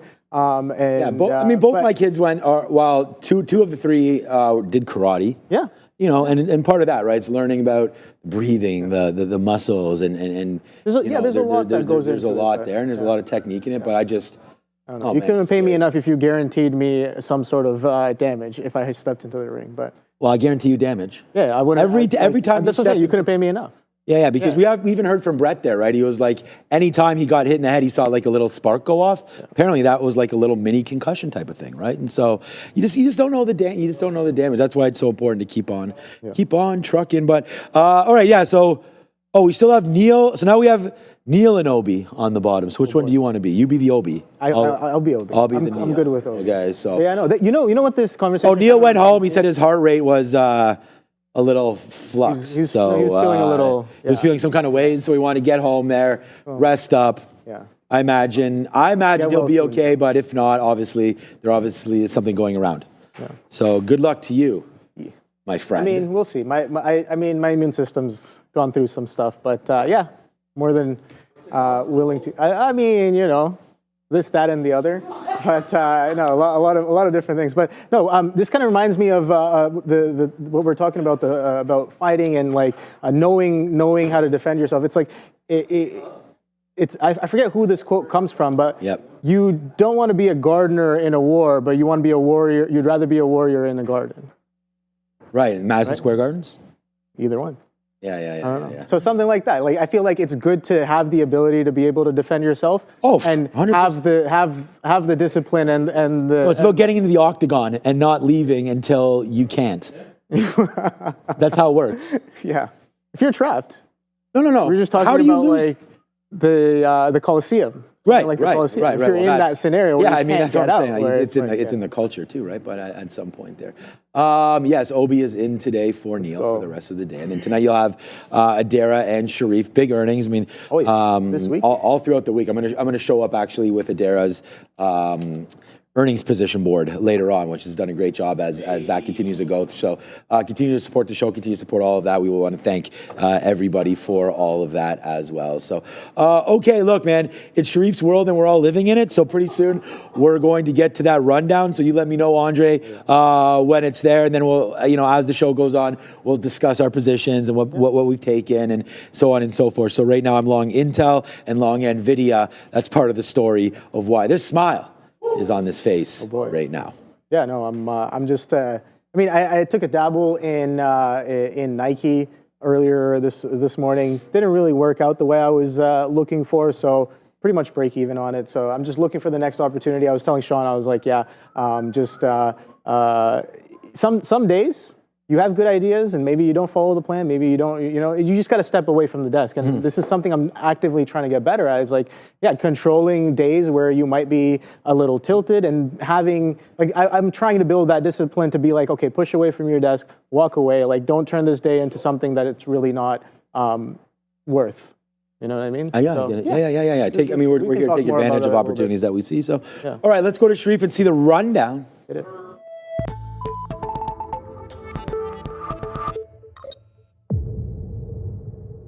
Welcome, everyone, to the Afternoon Rundown, the show where you decide what we talk about every afternoon. Obi in for Neil and not feeling that well. But the boys are locked and loaded, and they're ready to look at the tickers as decided by you.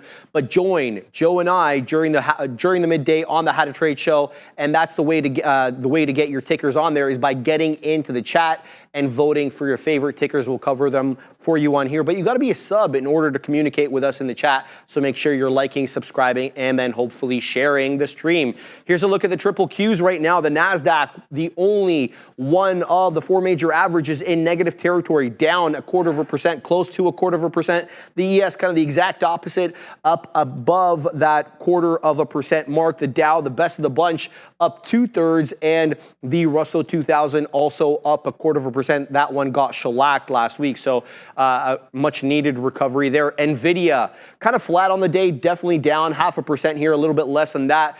This one does report on Wednesday after market, so expecting some consolidation until that time. Dan Ives, though, absolutely says he expects a clear beat and raise special as AI demand surges. He says Rosenblatt maintaining their buy today on Nvidia and that same $220 price target. No change there, boys. Nvidia down 0.48. Oh boy. Okay. Just real quick here. I want to find out what's the next little level here. 133, 133.50. If we break below that, we'll probably get rid of the rest of this trade. Okay. So, what's really turned this guy's day around, quite honestly, was just getting back focused again and trying to figure out what exactly we were doing. And we did that and we found that out and now we're sort of reaping a little bit of benefit from there. We put on our biggest trade of the day right down here. And look, proud of it, yes. It's the biggest. This is the most amount of money I've made on one single trade this month. And it was just, I was getting a little, again, the word revenge trade is a little something, but I wasn't happy with what happened on Tesla. And again, this NVIDIA, we were long. We did really well to get out. We wrote down 135.50 today, but it got absolutely shellacked with the rest of the market. As we know, this was a very, very interesting day to be sitting in front of longs early. So we gave it up, and I feel really responsible about not getting this back. Now, once we came back into 130, that was a great little bottom there. But then, all of a sudden, man, we were like watching, and I said to myself, if this market's gonna go, I want a 50-period break here on NVIDIA. All right, so with that being said, it breaks right there. So I took this is just after 11 o'clock, I took quite a big position right there. It came in, and I actually got stopped out of 75% of it right here at that bottom wick bottom, okay? But then all of a sudden, it started to almost on a dime when we punched out, and there was no volume there. This is the degen part, really. Not this part taking that long. I mean, I'm taking that all the time. But then all of a sudden, and maybe if I zoom back in just a little bit more here, it was, where was it? Yeah, it's that same candle right there. Within a couple seconds, I was like, wait a second. The volume popped on. There was something showed up on the bid. And I just said, forget about this, man. And then I just punched long pretty much not as much as I could, but a big enough position there, Obi, and then it just ripped. And then once it started to go, we had enough shares that we started to climb out of this one, got some out at the 50 period, let this thing run up. And then honestly, man, I was just like, I'm putting these at VWAP and I'm setting it and forgetting it. And this was a monster trade. That's that 132. We got there 134, 134.50. More outs here at 135 as it looks to now. Break down a little bit. There's another out, taken out at the 200 period. Now we have it's such a small piece left. By the time we started cashing out up here, we had 10% left or so. So I'd say we have less than 5% left as we hold on to this NVIDIA, but it was an absolute monster trade. I don't know if Intel's going to be on there, but we did something very, very similar on that one. So I went right back. We followed our rules. Now, NVIDIA is not going to be the biggest one up. We probably could have picked a better trade than this. But at the end of the day, it was savior. We were down a lot. Not a lot, but down enough. And we made it all back in spades. So that was NVIDIA right now climbing to the top. And again, just believe in some of those trades and then watch your lines, right? Obi and I talk about it all, well, we all do. Just there's VWAP, there's the 200 period. So this is a significant out for me. These were all just playing. playing out 135 support and resistance. There it goes to the top side. You got to play properly, and if you do that, and you're flying with that seatbelt on, then these stop orders right here will save you. So NVIDIA, big W there for me today. Pretty proud of it. Next area, I was going to say right about here to get out, but yeah, let's try a 133 breakdown, because right now the futures, I don't know. I think they're okay. Nice battle back, only down 0.34, but that was a pretty savior trade for me right there on NVIDIA. Proud to take it because it was a big one, but at the same time, yeah, I think it was also well traded. No, I think that's pretty solid there, Sean. Absolutely beautiful reversion trade. I love the reversion, and right there, Sean getting in on the break of that morning trend there for a reversion to VWAP, and it's been at VWAP right there. And yeah, futures on a bit of a curl here with that NVIDIA pulling back in off of that VWAP there. But bigger picture, I kind of want to note here again, going into earnings. So I want to see how we're building up going into earnings, and something to note here is that post split, John, the high was like around 140. Yep. And then the lows around 91. We reclaimed that 100. We've been attempting to break that high being at 141 and some change. We got to 150s, but we're pretty much trading within that 2, 3, 4 month range since that split, pretty much kind of sideways there. Bigger picture, yes, we are still kind of uptrending, making higher lows and higher highs, but it's going to be interesting. The range is pretty wide, and it's been getting wider. You can see not as tight as some of the trend range that we had in 2024. And so yeah, it's going to be interesting going into earnings here. But yeah, we're closer to resistance than we are to support. That's what I'm kind of seeing on NVIDIA today. But with earnings coming up, we could gap either way. We could not gap. I have no idea, but it's definitely going to be it's definitely going to prove. I mean, we could go up or we could go down. Yeah, we could go up or we could go down. Who knows? Wow. I'm glad I'm back to drop that science right there. Or there's another thing you could do also. Sideways. Yeah. Boom. Wow. Let's go. So you've been trained by some of the best around here. Okay. Sharif, it's Tesla.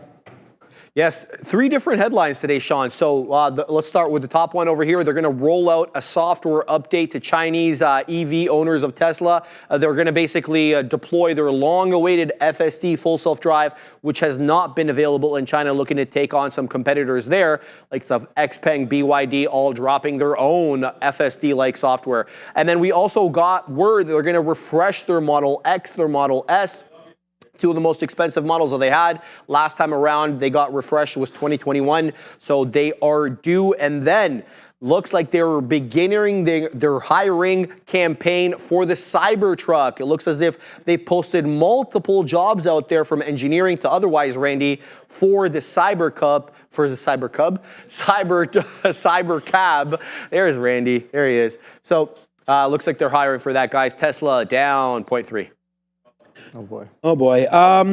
Pretty big move this morning. Yeah, pretty huge move. And again, like, I always think that you can't just sit around here, make calls on some of these Mag 7, or this is for any stock in particular, and not have stop orders and not have areas of concern. It's funny that the 2 worst stocks for me today, we made it back with NVIDIA, but they're number 1 and 2 on the board, which means, at least for me, that we're trading the right names in the right space where there's people looking at them and there's some volume and there's some catalyst, right? So we had that with Tesla today. At one point it was great. And whenever that's the case, like whenever you're closing and then having a nice move to the upside, I'm always going to play a pull back to the 200 period moving average. And what a banger that was. We were long at 337, getting some out there at 341, 42s. So it was, $4 or $5. And we're like, we're back, baby. We love this stock. This is the greatest stock of all time. And then about 15 minutes later or so, 9:45, Tesla started to go, the carnival there came in. And then for me, I'm like, yeah, I'm not going to get really involved. So we got in and got out. So right there, we're still up on Tesla. Everything's all good because there's the nice move. We're getting out. It goes to the 50 period. And we have rules around here as well. When you're going, from the 200 to the 50 and you're kind of trading like that, especially into some of these lows there, those are outs. So you got to cover there. Then when it came back in, there's, again, trying to probably play off some of these bottoms there. 335, 336, we lose that and we go out. Then we did pretty good until I thought 325. Remember we zoomed in and we saw that daily chart on Tesla, and it was right here where I was like, this 325, not even there. Yeah, I guess it was there. 320.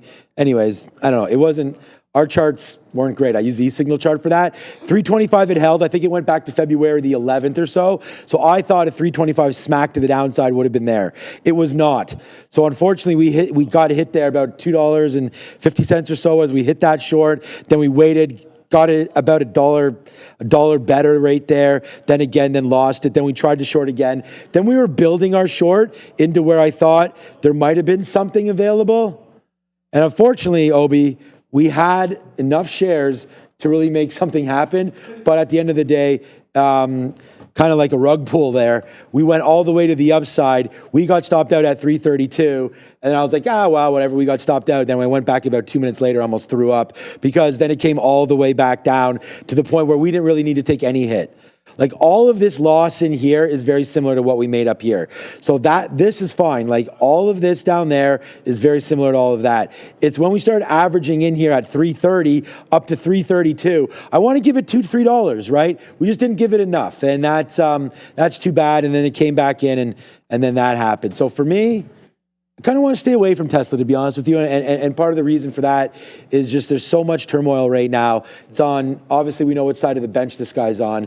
And I just don't know, focusing on Doge there. I mean, there's been a lot of pushback on Tesla. And again, whether or not people are being a little too dramatic over this, like, I'm never buying a Tesla again because of this guy's, political affiliations. I think a lot of that is a little silly, for sure. But hey, man, money talks and bullshit walks. And right now, the money on Tesla is going the other way. So you tell me what that is right now on Tesla. So, I don't throw no punches. Don't hit me in the head. Maybe I don't want to get concussed over here as well. But for right now, that is what it is on Tesla. I think it's going to be a great stock. I like it for the year. I really do. I just wonder if it needs to settle down a bit. No, I think I definitely agree with you on the settling down. All of last week, if you guys were watching, I was talking about how 350 can be a little bit of an over-under, and we saw that 350 get tested multiple times prior week, and on Friday, along with the rest of the market, we broke below that, giving us a significant sell-off all the way down into the 330s.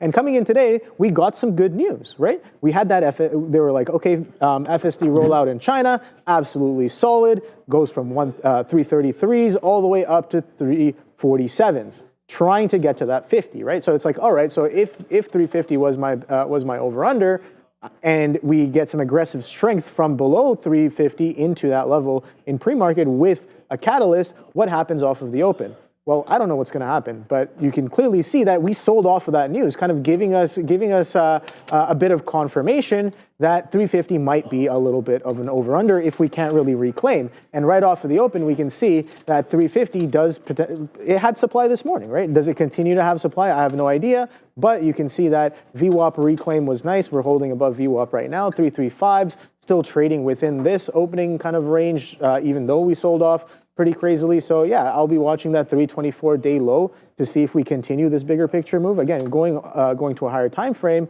on the 3-hour chart, you can see that Tesla, again, we've been kind of in a downtrend right here, right? And I know when I put all my indicators on, everyone goes crazy with all the lines and the anchored VWAPs and everything that I have, but I guess a lot of them make sense to me.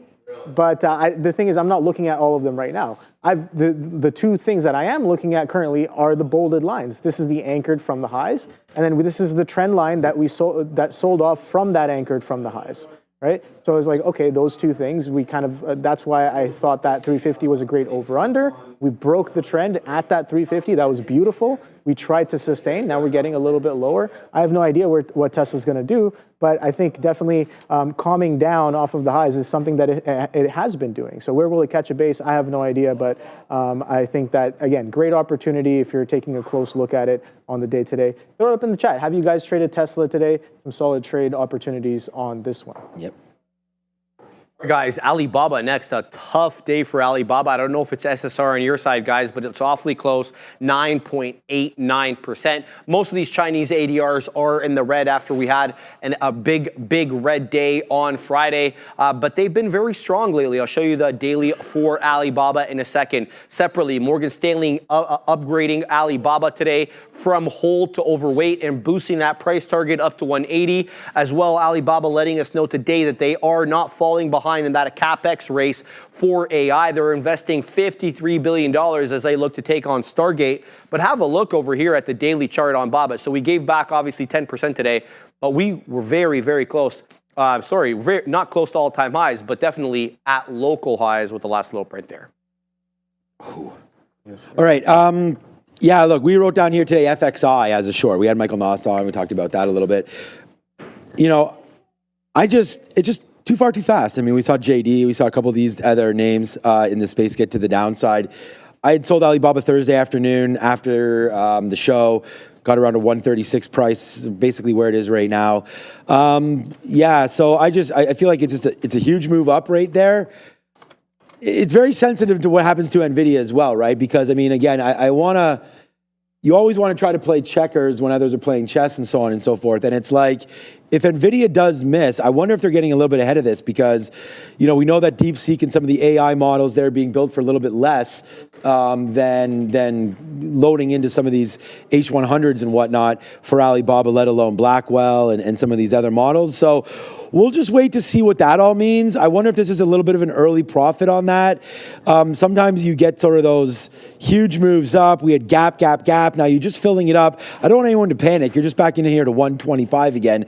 But as we know, in the afternoon, sans any news from Donald or anything like that, they don't tend to move the greatest in the afternoon, but I do think that here, underneath the 200, underneath VWAP, if we can get anything up to 130, 150 or so, to me that's a sell on this name. So I think we'll wait for that. Or I already got burned once, huge shorting that, because if I don't short that Tesla bottom, I probably don't have the short in my mind.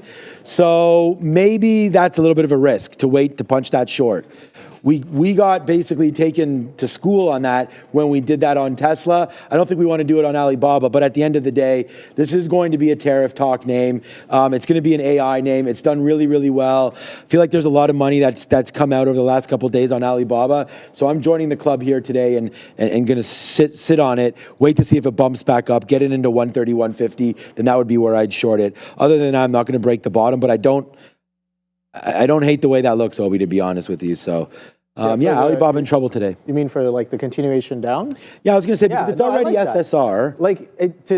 To add to that, look at where it's holding the consolidation highs. Like, where is it holding resistance as of right now? Earnings day one. And we know that earnings day one had a lot of participants and also a lot of volume. And this consolidation holding underneath VWAP plus earnings day one low, that's definitely a little bit bearish to me as well. And yeah, a little bit of a puke coming in off of the open on a break of trend, but you gotta see where this thing has been coming from, right? So we've been on the curl. You can see that again. It's not just BABA; it's a lot of stocks in China. The Hang Seng has been trending up pretty nicely as well. But yeah, you can see we started off at a bit of a base in and around the 80s, and then breaking out of this bit of a downtrend, 90s, 100, consolidation leg, kind of a gap up continuation. And yeah, BABA has been pretty strong in that sense. And yeah, we get the first day where we get some strong selling. So I definitely want to take a look at the Hang Seng as well to see if that's reflected there. So yeah.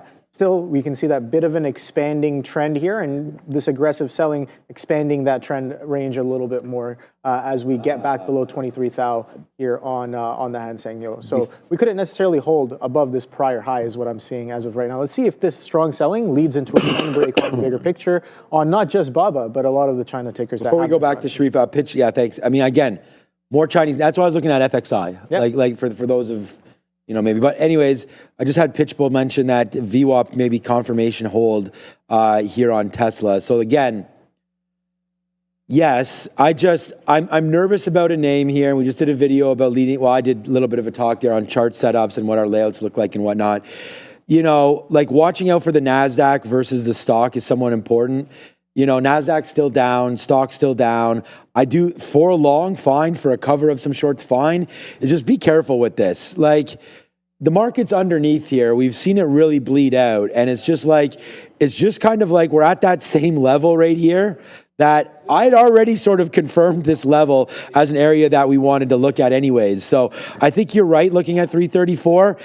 If you are going to go long thinking that VWAP's going to hold it, I almost think you do have to give it to whatever this little bottom wick is right there, which is 331.85. So I think if you're going to try here, you are looking for almost a complete retracement back to the 50 period, which is 337. And I just don't know right now with the futures coming in a little bit, if that is going to be a trade that you're going to want to take, because futures lose this right now, then I think you lose maybe 100 points. So I would, Tesla's not going to hold up. See, like if this market, you're underneath. So trading is not, like we said, believe me, I mean, nobody's the only man left back behind us. Trading is not for the weak at heart. There's so many different factors that hit trades every single day that if you're just basing it on one little thing like a VWAP, I just think you got to expand out. And great call there, Pitchbull. I do hope 334 is the hold. I don't know if you're long or short or just making that comment, but just watch out because I do feel like the NASDAQ's getting a little bit weaker. I do want to talk about Intel. I'll do that when SMCI comes through. Intel is my P&L number 2 today. It's a big one too.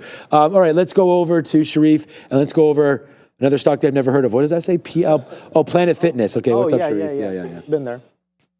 Yeah, this would be Planet Fitness chart probably, if I had my say. I know, but Palantir, guys, loses $100. It's a bit of a tougher day, 9 3/4. But I mean, we were really at all-time highs extended there. So we continue to sell off after we got wind last week that Donald Trump wants his new Defense Secretary Pete Hegseth to find about 8% costs cutting per year from the Pentagon's defense budget there. It's going to be about $500 billion. We also got word that Alex Karp was taking the opportunity of these elevated levels to sell some of his stock. I think he's going to sell a little over $1 billion. And then the options market has taken notice of that as well. So on the left side, you have the call option activity. On the right side, you have the put option activity spiking recently, guys, as we got all into those all-time highs.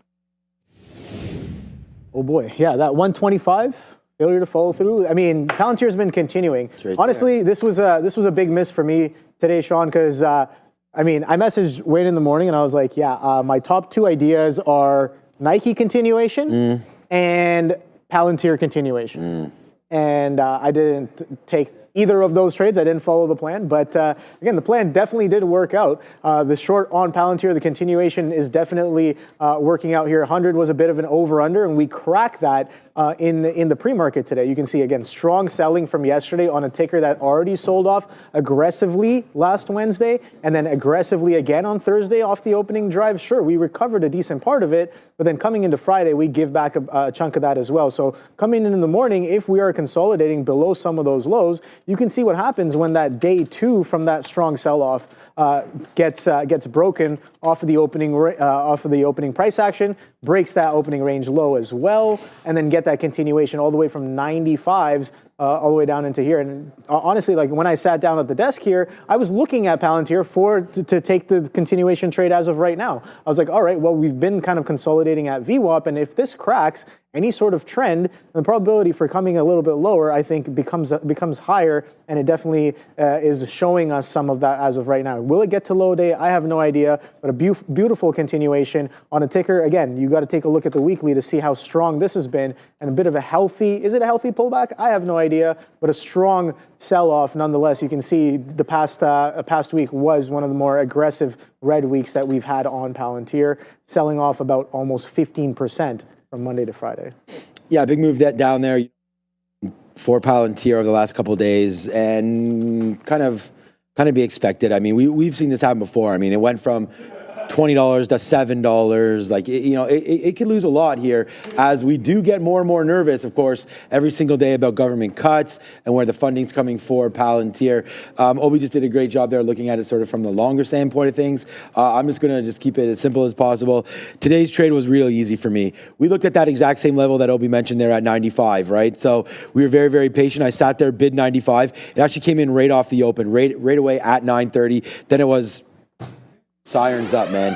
You don't sit on winners when they come through like that immediately, especially when you actually have your default on. And again, we just got to call something lucky, I don't know, but we were able to get into this trade on Palantir because we had looked at that 95 bottom. So when it filled out there, we already had to stop at 94.75. All of that was in when it was in, so we didn't have too much to worry about here. But at the same time, we tried to respect it again, and when it lost it, it lost it. So this is how I like to trade Palantir here moving forward. I think this is the smartest thing to do. Let it make its move, react, then react that way as well. So Neil picked up some bottoms down there at 90. We'll see if it can hold again down there. For me, it's looking short.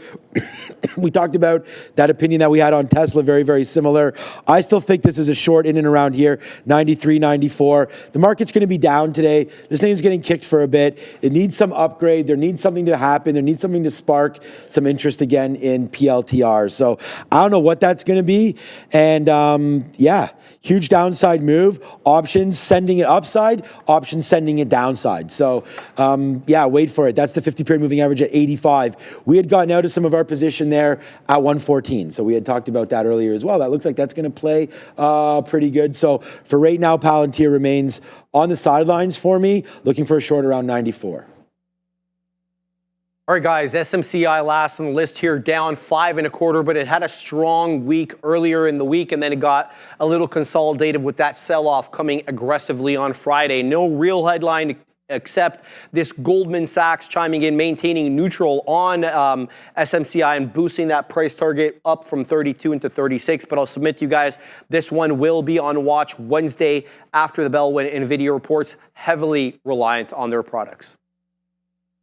Yeah, this one's been a little wild here. Again, I think it's kind of similar to the move on Palantir. Obviously, not as aggressive or a strong pullback, but again, we saw that strong selling coming in on some of these tickers here on prior Wednesday, and it's been selling off, making lower highs. A bit of a held offer here at what seems like 62 halves. So both Thursday and Friday kind of clipped that as a high and continue to make lower lows. Today, we kind of broke some of those prior levels from Thursday and Friday. Wednesday, that low was already broken on Thursday, but kind of coming in a little aggressive. But take a look at that 50 bounce. That was pretty nice. Bit of a reversion to VWAP off that $50 level, and VWAP coming in at 53.60. So maybe this still has some more room to the downside. I have no idea, but sellers are clearly in charge for the past couple of days on this ticker, SMCI. I did borrow shares in the morning, Sean, to be honest, but it didn't really set up the way I was looking for, so I haven't used them yet. You remember? I think it was probably relatively cheap.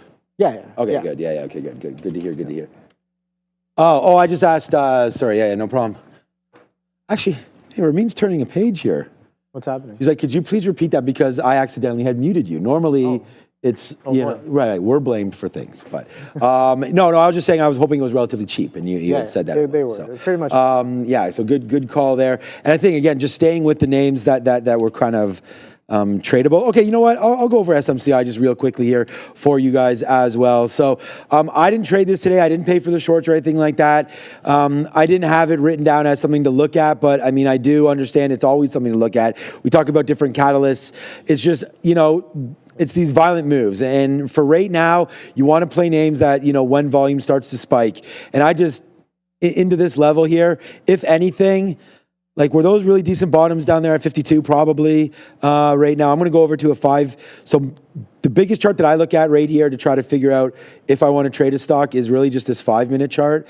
And that'll tell me, like, where we are just going back a little bit. So, like that $50, that's 51. That was obviously a good little level there to hold as well. And I guess, and this is what I mean. You could find levels when you're looking back. And if you were focused on SMCI right there today, I mean, you go right back and we talk about the 18th, 19th of last week where you were holding in and around this 52. You did wick down into there as well. You did wick. So yeah, some good support down here, low 50s for SMCI. So if you like the stock, you like the stock. But we talked about it with news pending. It's just one of those things where you wait. And you don't need to get in front of any prints or try to play a guessing game with a lot of stock, especially. I don't think NVIDIA is going to be a huge reaction to a stock like SMCI, nor do I think SMCI is going to do anything to this market in general. But at the end of the day, great move to the upside. And again, if you were long down here on SMCI in the teens, then that's been absolutely fantastic. I mean, you had $18 down there for the bottom of SMCI. So well traded right there. And that does it for the rundown. All right. Thank you very much. Another big stock though today. And I was going to almost talk about this before we went over to SMCI because SMCI was on there. And I think you and I probably trade the most Intel here. And I don't, recently for sure. I mean, yeah, I'm jumping. I know I trade more than Neil, and I think that you've been trading it more than recently. Yes. And the reason why I say that is I think it's important that we stay on the same stocks. It's like what you said about Nike today, and we're going to talk about the trades that you made over there as well. You already had that on your radar. Yep. So you have a trading plan, you have levels built, you have this and you have that. Well, for Intel, I immediately went back over here. So there's that spike that we got, and I want to talk about this for a couple different reasons. So I was trying to go long, remember, on NVIDIA. That was a little after 11 o'clock. That was in and around this area for NVIDIA, okay? But we had seen this bottom come through for Intel. We know it has a nice move back up to the upside potential. And as soon as we cleared out through this 24, the 50 period is going to be a little bit lower, but this was also a break of the 50 period and news on some of their new AI chips. So once we had the break there, so we followed the 50 period all the way down, we broke it, and we had some levels here that we were interested in, including $24. So when that came in, man, it was all aboard. You guys saw me trade this live. I was buying more. We wanted more down here in the 80s. That didn't come through. I was going to play this as a bottom. And all of a sudden, right now, Intel P&L number 2, off of a very simple trade for me, all the way back up into pre-market highs. Again, trade the news there, look for a level, look for a reason. Intel really started to pop up there. So we hit it and literally quit it. Right now we have less than 1% left here on Intel. I like the trade. I don't love it anymore. We'll see if it comes back into view up, or we'll be buying more of Intel if that does happen. But again, just a 50, and you have to use tick replay to go back. This is, the 50 period was in and around here at $24 when I did it. Now it's a little underneath it, but you could see it was a nice move to the play to the northbound there for Intel. So again, like the stock there, and that was a good trade. A $24 name, you know, share size appropriate, because you don't want to trade liquidity. Exactly, lots of liquidity, and liquidity is just the opportunity to. And I went back. Ramin and I did a video today a little bit about liquidity, and I changed the words a little bit. Liquidity is more about the ability to not impact the current stock price. Yep. That's the availability of liquidity. We don't have to make this, we don't have to make it like, you know, there's lots of shares on level 2 versus there's not, or anything like that. It's will your order and the shares that you're attempting to trade, and is there enough liquidity there that orders are not like rapidly affecting that stock price? Yep. You know, if they are, like if a big 100,000 share order hits the market and your stock goes down $1, there's not that much liquidity there. You know, but you can send 100,000 shares at Intel right now, and it might move it 2 or 3 pennies. Yeah. So it's, and you see that happen, right? So it's how are bigger orders affecting the current price, the market price, and your ability to get those prices. And we like to use words like slippage and things like that. So where's the slippage, and what does liquidity look like? And on Intel, liquidity is bountiful because you know, you can trade this with any share size. I feel like. Their INT. You don't want to throw 1 million shares at the book. I mean, I don't think that would do that much damage. I mean, yeah, maybe it drops at like 50 pennies. But no, not here's even. the thing, though. You throw 1 million shares at it, algo is probably going to move out. Like a lot of that book is probably going to move out of the way. And you want to bet if I put 1 million shares on the offer right now, I believe it gets eaten up immediately. Maybe, I don't know. No, because it won't always test. No, because you know why? The market's rigged, and we've talked about this before. Because it just shows up on a random gateway that I'm using. Yeah. There you go, dance, guy, dance. Right there. I think it's like, the puppet is here.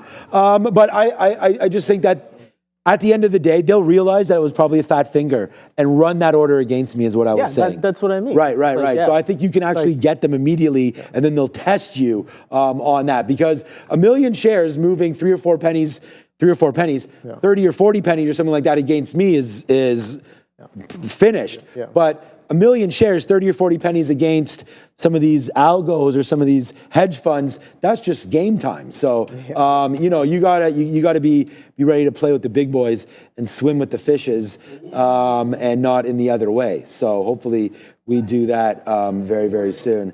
No, I like that. I think Intel is definitely something. Again, like you said, I've been indulging in it a little bit more. And funny enough, we were talking about not following the plan.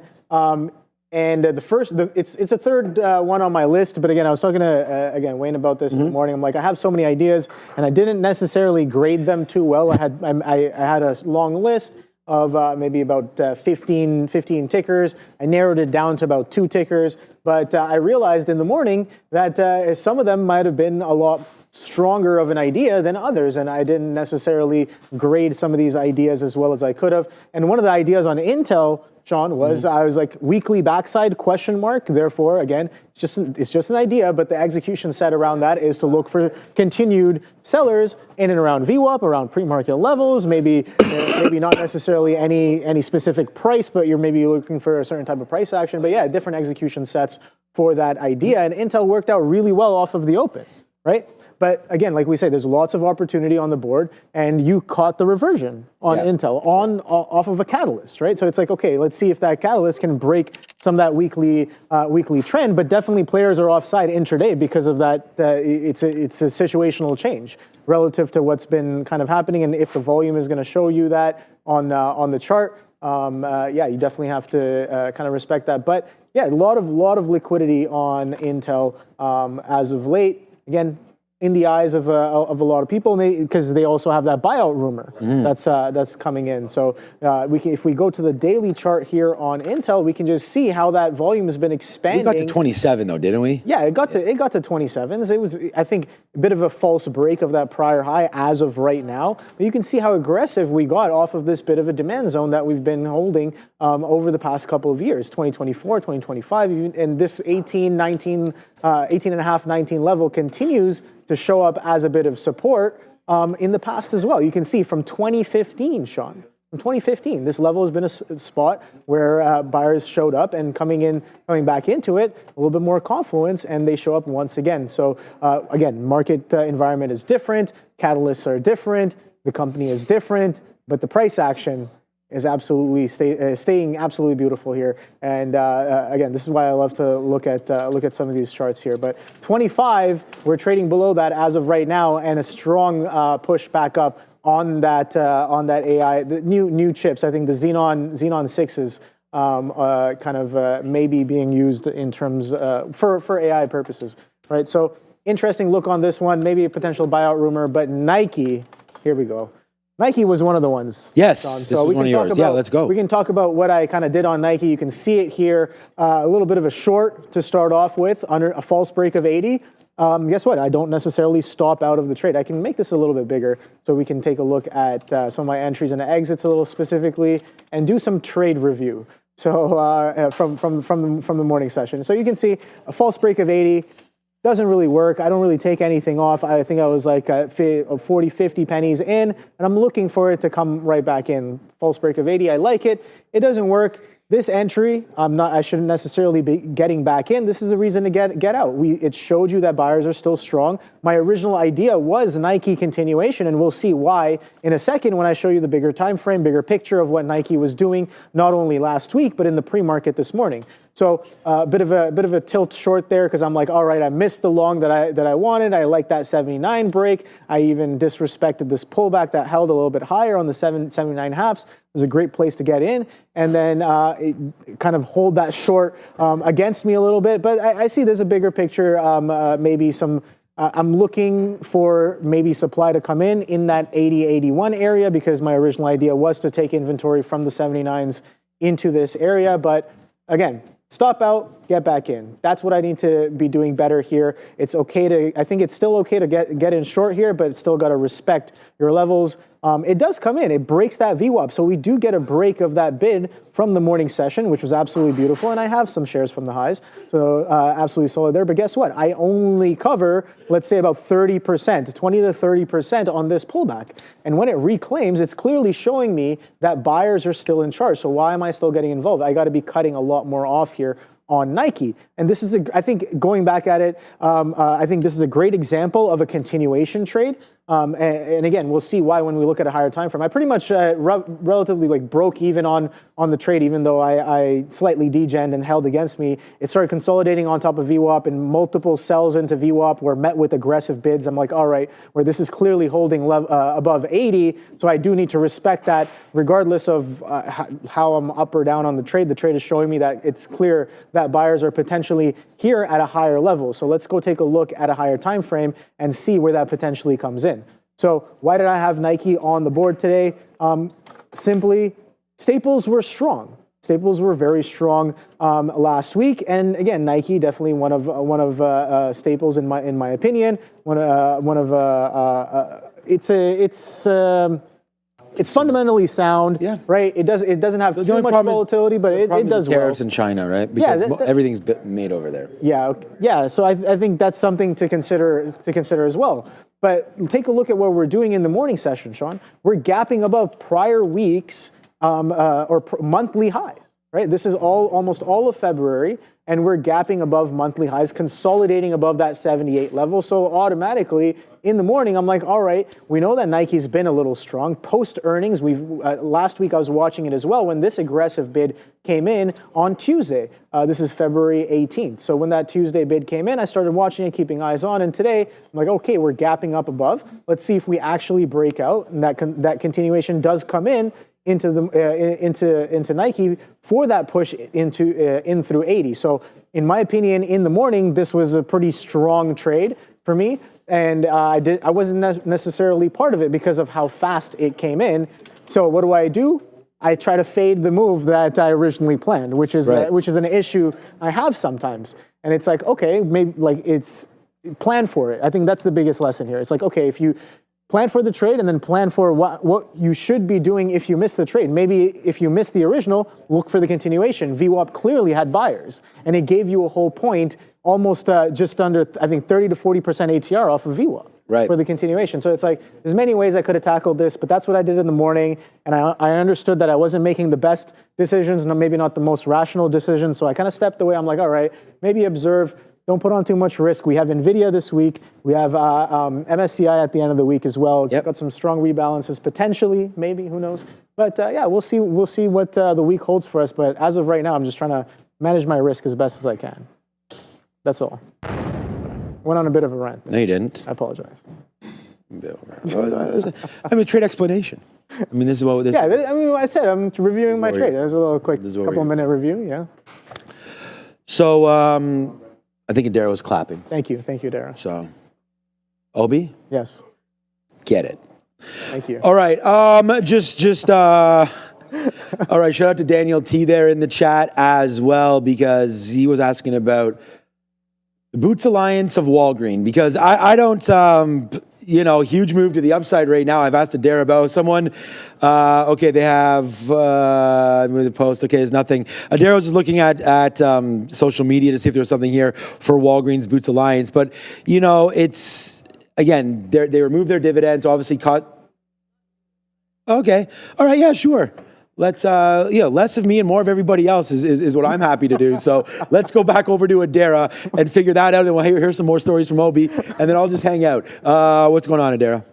I did just do a deep dive here into Walgreens Boots Alliance. There's nothing news-wise on Benzinga, and there's not a ton of X content. But one thing I did find was apparently someone named the Chart Doctor, or I guess the Chart DR on X, the username, made a post about Walgreens. Apparently, this individual has 273,000 followers on X, and some major stock market related accounts do follow this individual. So this could be market moving. Unfortunately, we do not know what the Chart Doctor posted because their post has since been deleted by them. So unclear if that was a market moving related thing. I'm just seeing some posts asking why this individual deleted the post. But I think it's worth noting here, sometimes we know that posts, especially from influential figures on stock market Twitter, can move the market. So be aware here, some potential social media interest for WBA, which has about a 9% short float. Back to you. Short float is, thanks, Dara. The 9% short float is somewhat interesting. Oh, by the way, I was in one day last week. Yeah, Feeling at much some better? point. Feeling much better now? Much? Yeah. It's good. I'd say I'm like 79%. Boom. Let's go. That's an uptrend. But Yeah. I'm working on the dramatic pauses. Been working on that for a while. Yeah. Not getting any better at it. All right, so I was in here last Thursday. All right, someone tagged me, and they said, "What about good old B. Riley?" And I say, "You know what about B. Riley? This stock, when they brought it up to us, I looked it up, and I had known about this stock for a minute because it was breaking some key levels, and we had talked about this on the market recap show a little bit. Once we had broke through this $15, it was game over. It was this stock not even that long ago, right? Like back in last summer, or actually this summer. It's July of 23. My bad. 2 summers ago, and again this summer we had that nice move upside, where you were at $60, $70. All right. So the thing is that we indicated this stock, and I came on here. And someone had super chatted for $10, and they said they're stuck at $5, right? Is that stock price? Oh, hallelujah! Randy's in the building. Hallelujah. Thank you, Randy, for that tea. Oh, yes, in a minute, Ramin. He wants me to do these ad reads, like. Oh boy. Paying for the bills with my trading alone. No, okay. So at the end of the day here. It was, long story short, which is getting longer and longer, it had over a 50% short float. And we talked about that on Thursday. That's Thursday. This is Friday. This is today. Boom goes the dynamite. Riley right back there into $5 as if somehow, the stock was listening to us. Nice move up there for B. Riley. So this is all really, okay, I got to get it up, and then we will do the ad for you, because this ad is very, very at the foremost of my mind, because it's something that we've talked about this over and over and over again. I don't even see it. There it is right there at 248. Okay, that's a little extended, but it's 252 right now. My bad. Okay, where are we? Where am I right now? Oh, we're on the show. Are we live yet? Are we live? Are we doing this live? When are we putting this show live? Oh boy. Okay. Whew, I was a little nervous What's there. going because on, everybody? The thing is, Obi, I don't ever really want to go in front of anybody. I'm pretty nervous about, public speaking and things like that. So I'm really excited for when we finally launch this on YouTube. Whoa, there goes WBA accelerating.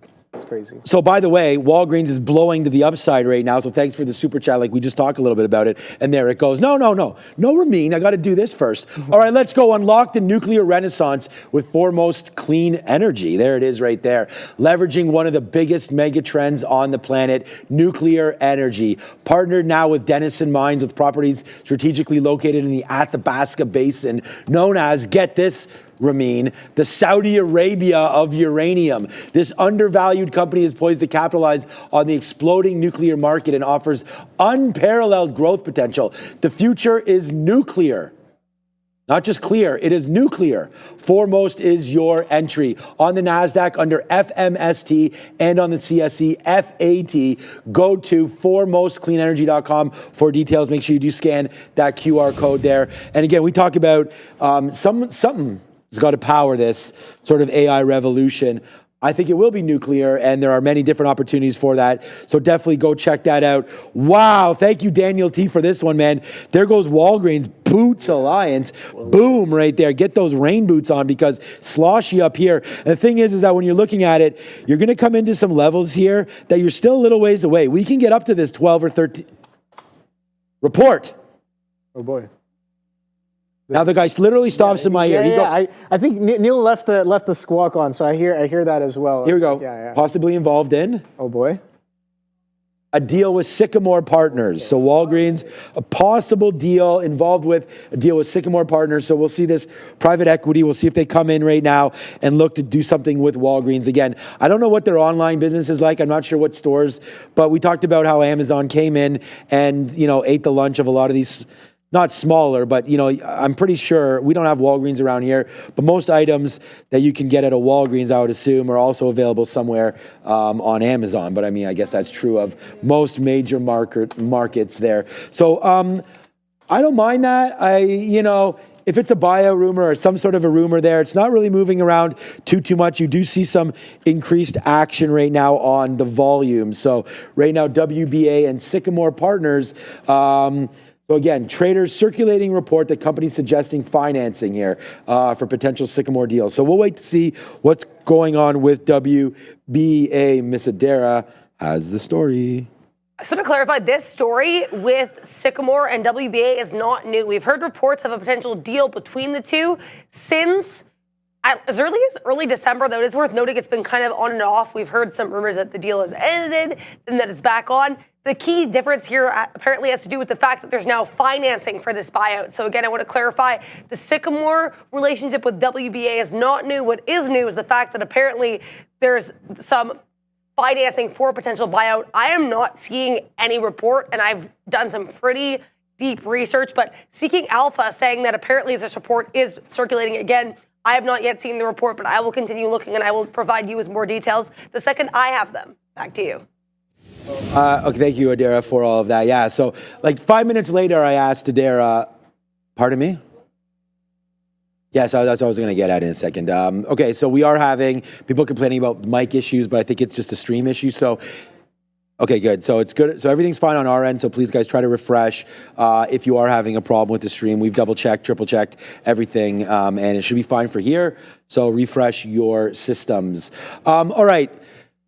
Oh, now I forget what I was saying there. But, oh, yeah, it was that I'd asked Adara 5 minutes before. We couldn't find anything. Then this story comes through. So it is a new sort of development on that same Sycamore connection there. Thanks, Adara, for bringing that to our attention. Something that we've known for a minute, but some new action here on that. All right, just quickly, we talked about Tesla. I was like, I was in love. Oh, gosh. Trump right now talking about Ukraine. So we can look at LMT or maybe some other names like that. I cannot believe he was saying that he was going to go in there and he'll end the war in a minute, but he wanted 50% of all the resource profits, up to $500 billion, which is more than what they've paid in there. So there's going to be some back and forth, but at least the deal maker is in the building here, and we're going to see what happens with that going through. I just wanted, people got sort of all geared up about Tesla there, and I had talked about it down here at VWAP, and I want to say that whoever...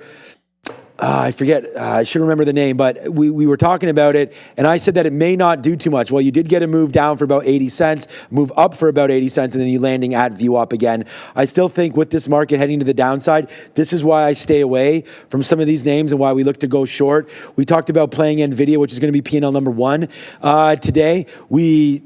get out when levels break, because you can't hold things all the way. Because what was a good trade at some point, if you don't start to exit and sell some of those bags, then you're unable to capture that profit. So just be careful with it. A name on the nuclear side, and I'm going to throw it back to my guy over here, Obi, who's a little less shy to talk than I. You could see SMR's also breaking down. So there's been some, nuclear plays that have gone a little bit the other way here over the last little while. I wonder if funding is drying up for some of these names, and meaning not funding for the company themselves, but just for the market. Like Google's down a lot right now. The Palantirs, I feel like there's companies that are down that are sort of sopping up people's interest right now, and some of these better, opportunities are maybe upon us right now. And when I look at SMR, I just think it's bled down. If you get someone coming in again, talking positively, whether or not it be Amazon looking to take a spot. I believe Amazon does have a little tie-up somewhere with NewScale, which is SMR. You're coming into some levels. Look how good this looks down here, Obi. I mean, support and resistance-wise, this $17, $18 on shaking my rear isn't that bad down here right now. You do have a 200 period protection. This isn't horrible, but, my hand's up in the air because I had bought some down here on this break, and we didn't get anything out. So again, a little bit of a longer term spot there for me on SMR. And I do think we are getting into a space now where you could probably buy the dips now in SMR because you're getting into some sort of support. So there is also other names in the space and we can go over those. But so we looked at some WBA for you. Thank you for putting that in the chat. And we did go over it. So I want to thank everybody for that. We did go over obviously some of the plays that you had there with Nike, looked at some Tesla. So let's keep it going, man. So apparently we may still be having some audio issues. I don't, our team is testing it out, and the best ideas that we have for you right now is log out, log in, refresh, things like that. Have you tried turning it off and on again? Yes, exactly. That's the, like when you phone the this support staff. Yes, it's like, or that's our answer for everything around here too. I'll tell like our IT is like, guys, my charts are a mess. We'll just log out and back in, and then it'll be okay. And you know what? To be honest with you, I actually think that fixes the problem more often than not. It's like when you're at home, right? And you're like, something's going on. What do? You immediately just off and on. Yeah. Off and on, baby. Yeah. We had to drive up to Gravenhurst. So where's that? Yeah. How far is that? North, east, south? Gravenhurst. Yeah, north. Yeah, north of Barrie, north of Aurelia. Okay. Oh boy. Yeah. Thankfully, it was not bad traffic there. And then my daughter so it was a win or out, basically. It's a playoff against North Bay.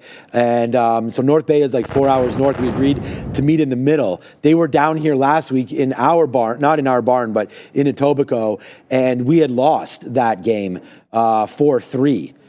And so this was a win or go home game. You couldn't even tie. Because it's best out of 3, and point is, anyways, if you win and tie, you're through because we need to get it going.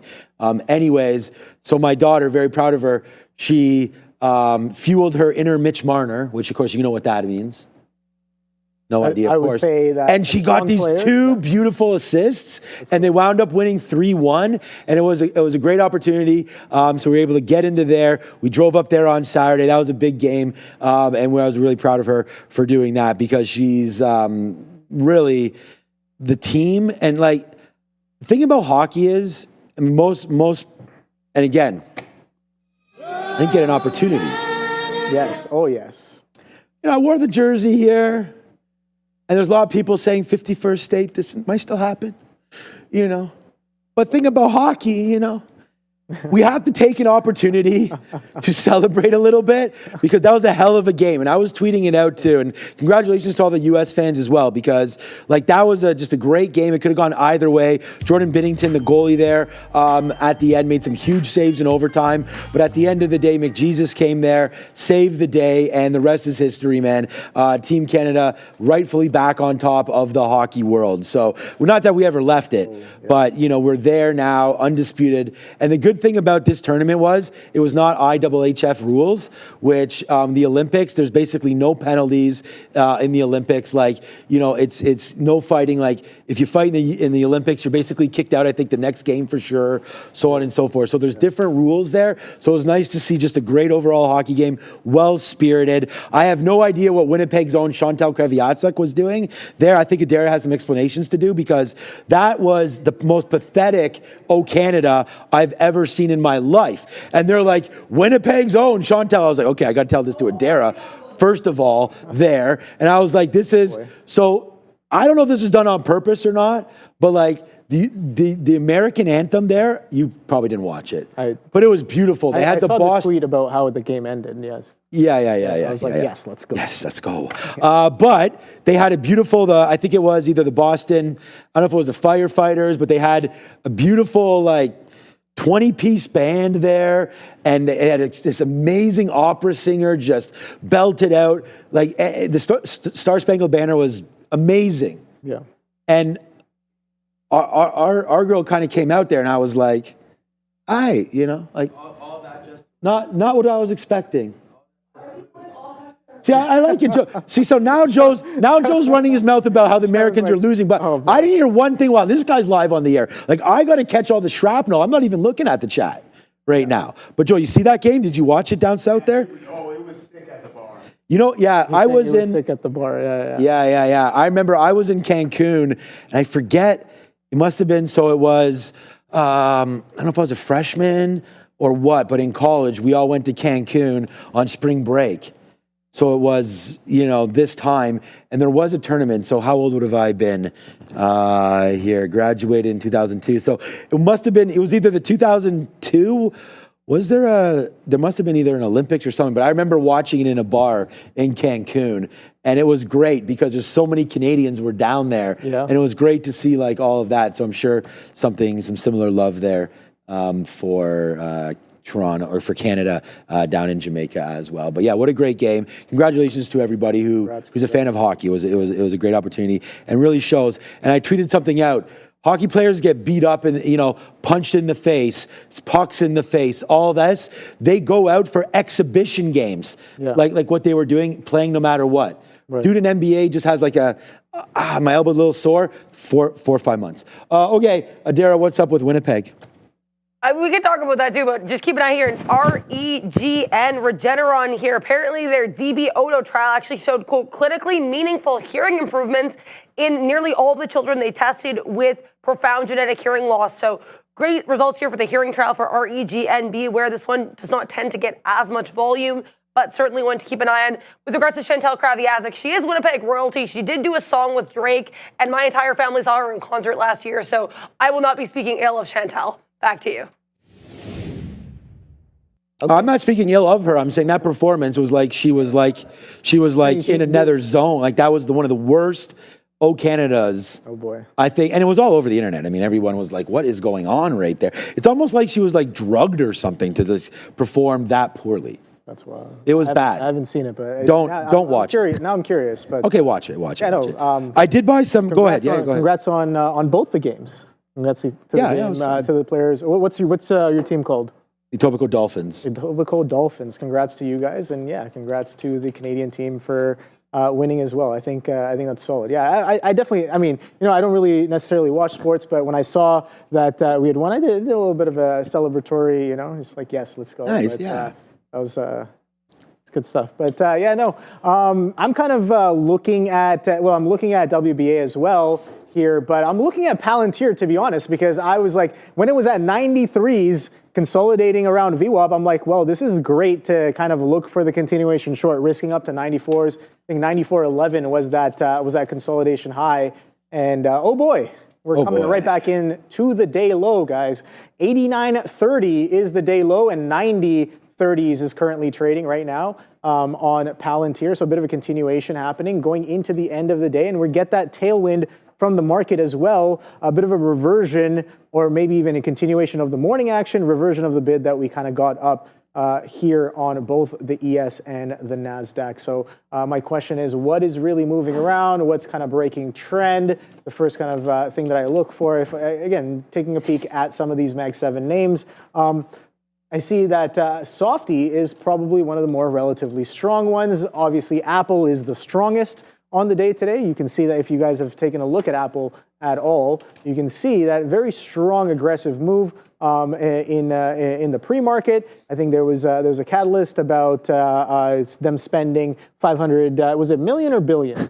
On what? 500. It would be only million. I don't think you'd be spending billions on what stock? Sorry, 500 billion in the States in the next 4 years. So they're going to invest. So we kind of saw a bit of drop in price off of that, but reverted the whole move, broke that reference high, and strong push coming in off of the open there on Apple, and it's been holding VWAP since, so relatively strong compared to some of the other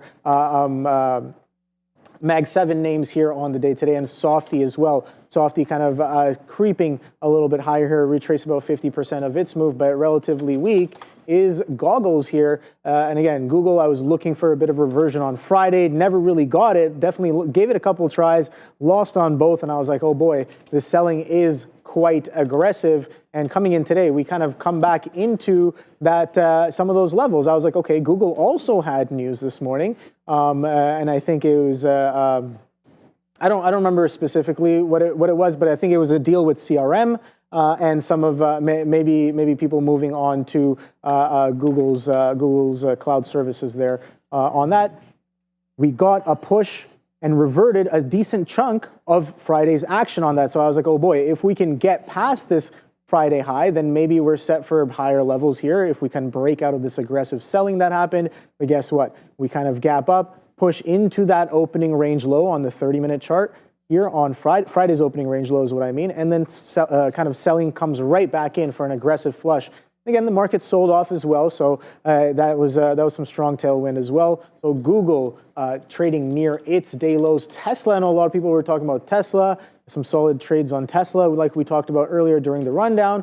But yeah, that 350 kind of over-under, still trading within that opening range as of right now. So that's kind of some of the more relatively strong and relatively in line with the market, I guess, rundown of some of those tickers there. SMH as well coming to the downside. So yeah, a lot of these chips. AMD, Intel is about to turn. It's looking like it's trying to turn, so maybe something there. That was that continuation I was talking about when we could not even hold 25 in the pre-market. We broke below some of these levels, opening range high, kind of testing that 2480 before quadunking all the way down to 2360s here on Intel. But nice little reversion there on Intel off of an intraday catalyst, definitely putting a lot of shorts offside. And we saw that Sean had that reversion trade as well. Very, very strong, still holding up there off of that news. Now, I know on my other, I guess, charts, I did have this anchored on. So it's like, okay, where did the news come out? Throw an anchored up on there. And you can see we've been holding this. This is the dark black anchored there. We've been holding some of this above these prices since then. Maybe a little bit of a hold of that 2450 that was trying to happen during a good chunk of the midday session. We're still trading in and around there. So I got my eyes on that one there. 25, bit of an over-under. I don't know if there's going to be much going into the later end of the day from Intel, but I'll keep an eye on. A little involved here on this WBA. Don't know if it's going to work out, but where's the next trade? That's what I'm asking Sean. And again, I kind of want to stay a little bit nimble. Don't really want to put on too much risk as of right now. But if the trade does show up, Sean, yeah, we're going for it. I mean, that's the whole point, right? Is to get locked and loaded and be prepared for the next trade. And on that note, I mean, what a great segue. I want to thank Adara. So first of all, I tweeted this out, but I just retweeted her work. So again, thank you for all that. Adara's going to be running this, is running this Trader TV research page. So if you're not a member of X, fine. But if you are, make sure you get over here and follow at Trader TV Research, as well as all of us here. Like you follow one, it'll probably sort of lead you to the others. So go there. I just retweeted it here, get it going a bit. And I want to thank everybody for looking at it, man. Over 2.6 thousand right now views on this pre-market calendar, earnings calendar, where we can discuss right now what's going to be happening here tonight. So Berkshire Hathaway pre-market, this is going into Monday. So we had them, Domino's Pizza tonight, Diamondback, Tempest, Zoom, Riot, Hims and Hers. So we could talk about probably Riot. A lot of traders looking at Mara, things like that. Hims and Hers, I think you looked at that a little bit earlier on as well. For me, a big interest. Any names on here, Obi, that you're looking at? I'm very, very excited to say that, a play maybe, hold on a second, I just got to get that Intel trade out in case it pops lower. I do want to get out if it does break that shelf. And I'll talk about that in a minute. But Home Depot, I think, is an interesting name.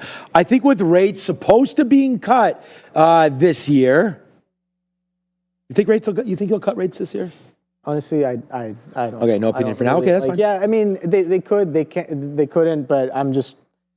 Here's the thing. I do so they could or they couldn't? Yeah. I do my best to stay a little unbiased because if I feel like sometimes if I have too strong of a bias, then I find myself fighting action. So like we could get a cut or we can't or we don't get a cut, and then the market does one thing or the other, regardless of what we get. And I don't want to find myself fighting that kind. So I try to stay kind of away from having a strong opinion. Was just asking you what you thought maybe, but it's all good. It's all good, my guy. It's all good, my guy. No worries.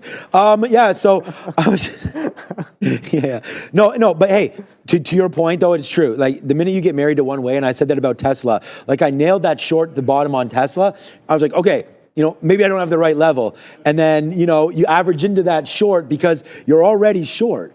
Yeah. So even though I'm only short, let's just say 50 shares or something, I'm like, okay, I feel like there's something there. Then I average it in, and then next thing you know, you've just made, you've made. It's easy to get. Made a decision, very, very bad, right there. But okay, so I was going to say though, that if there is a rate cut cycle upon us, I do think Home Depot. And again, I'd hate to talk about the staples. I don't hate to talk about, I'm about to do it, but the wildfires and all that kind of stuff, obviously we hate for that, but there is going to be a rebuild that's going to have to happen there.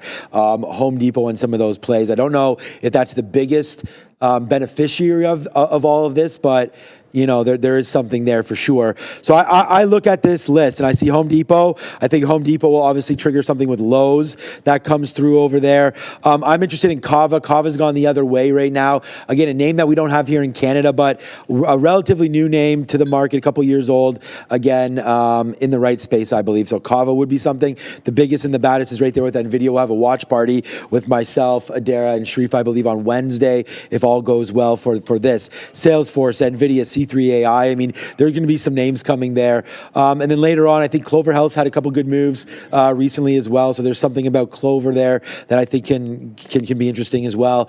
And then, of course, Fubo is something for us on Friday to look at. TD Bank, sort of the beat-up bank name here in Canada that has had a nice move up. So go over there, find out what's going on. Join Adara and Sharif tonight as they will be going over all of these earnings plays. All right, so you're in WBA. Is that doing anything? Tries. I mean, it's starting to slow down, right? We got that aggressive push, a little bit of acceleration of that price into that $11 area, and we're kind of slowing down, stalling. Again, this could continue to go.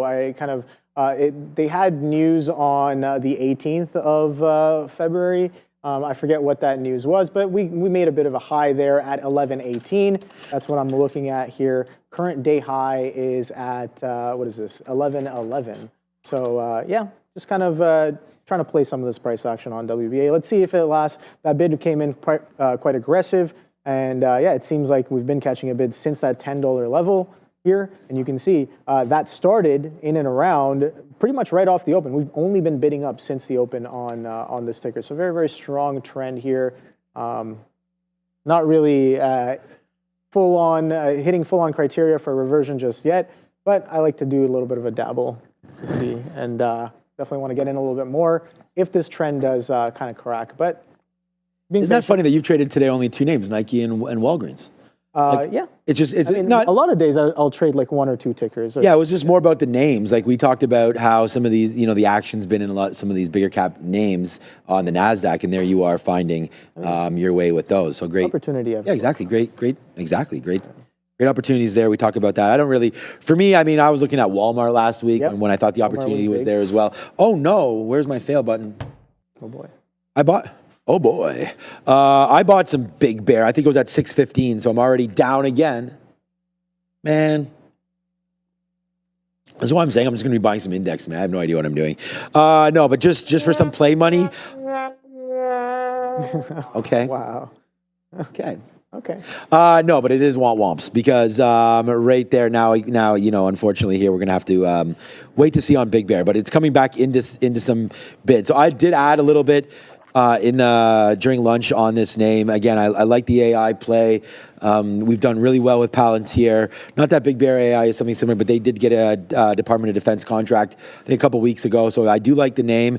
I do like the space. So yeah, I'm a fan of this. But we did talk about where this potentially is going. It looks like we're getting a little closer to that right there, down to $5. And the reason why we look at the 50-period moving average is because, okay, here we go, man.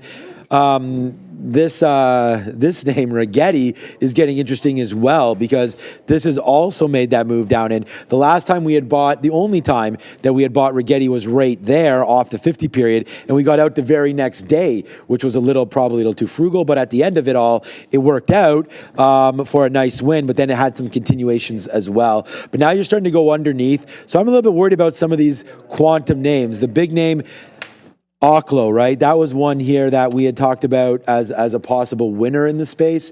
Oklo, just, a lot of traders were sort of circulating that it was Sam Altman was involved with this name as well. So, and it's come right back in, and look where we're dancing off of right here too. The 50 period moving at, we're not dancing off of it, we're at it right there, that 50 period moving average. So something interesting to consider for anybody looking at a nuclear name there, Oklo, maybe get into this one at $34. So yeah, that's what I've been looking at. And then before we go, I was talking about getting some orders set up for Intel because it was basically the only position that I'm in right now.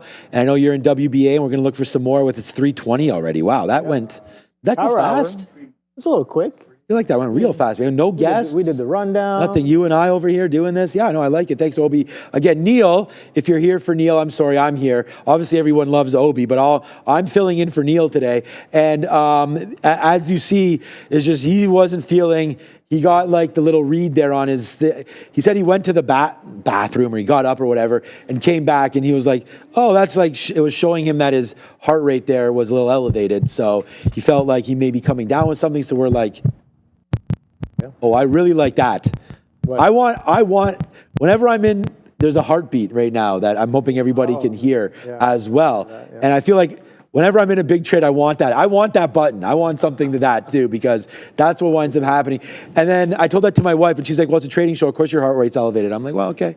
But everybody knows themselves. And when you get those spikes, you know, sometimes that's a good indicator. So yay for technology. Look at that. Size on the ask, 1098, 2,000 lots right here on, what's this ticker? Oh, WBA, yeah.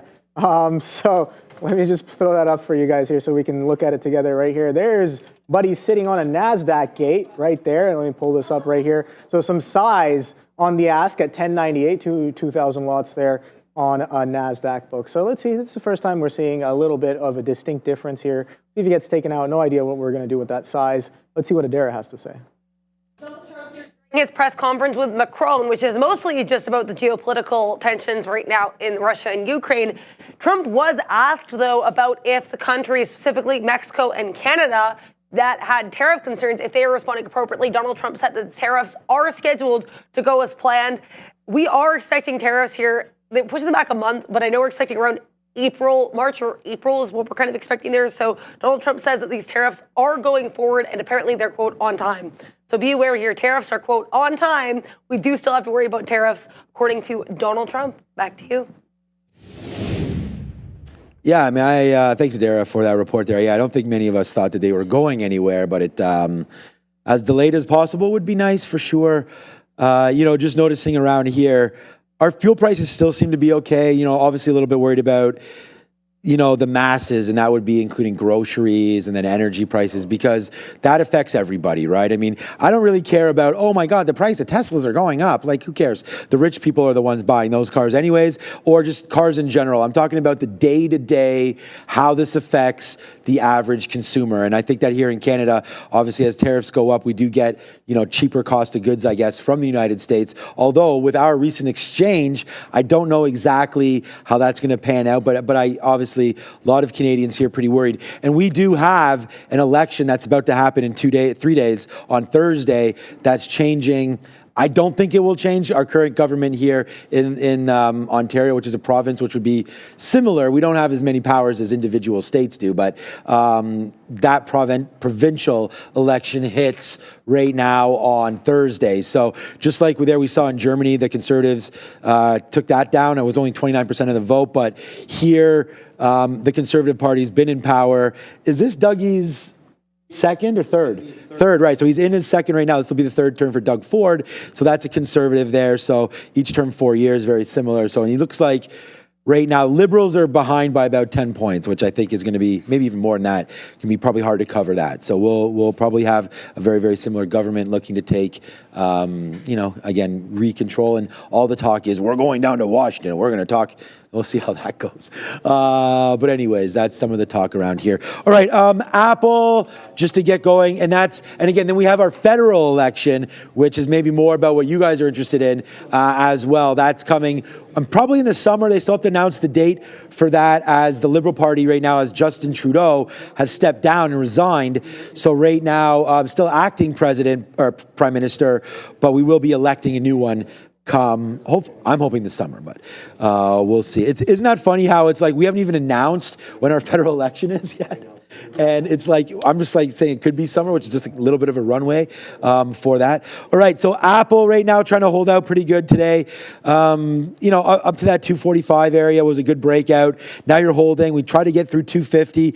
Apple's been a good stock. It did hit its all-time high. It is the most valued stock in the world still. So Apple up to 260 right now. Nice little play. That was the high. Then you had almost a reverse meta where you had almost straight down 20 straight days for Apple or so. Everyone was wondering what was going on there. Then you had the bounce off of, and again, not rocket science, 200 period moving average. That's where it caught that bid. So I really like Apple holding up above 240 right there. I do like that newer phone. We'll see what happens with it. A little bit of a cheaper alternative there for many to get involved.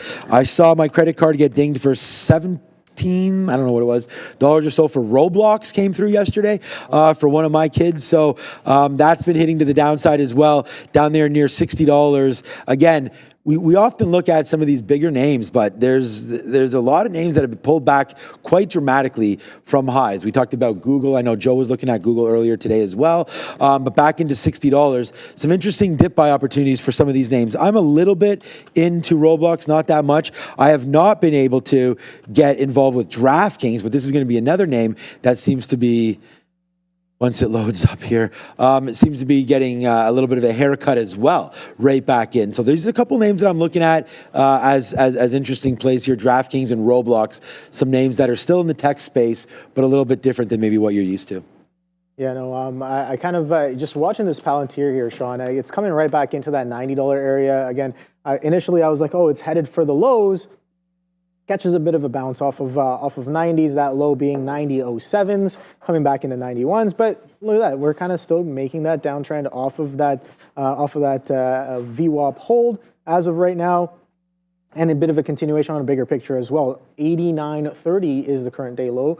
But yeah, I'm going to continue watching this one there. If it can get to day low, maybe that could prove to be a little interesting here as well on Palantir. But yeah, throw it up in the chat. What are you guys looking at? And again, I kind of I know a lot of people were asking about watch list last week when I was on, and honestly, like I don't think, like I'm still learning. I'm just like, my watch list is nothing crazy. It means a lot more to me than it does to anybody else because it's relative to my playbook, right? So it's like, all right, I had a lot of different ideas here, and we can kind of go through some of these, Sean, because I kind of. No regrets, but definitely some missed trades. So some simple ideas here that I have on my screen, and we can take a quick rundown of some of them. I was looking for, it's very, very clear, looking for continuations, looking for maybe reversions, or maybe just having eyes on for, to look for any sort of playbook setups that might show up on some of these names. This is what I was talking about.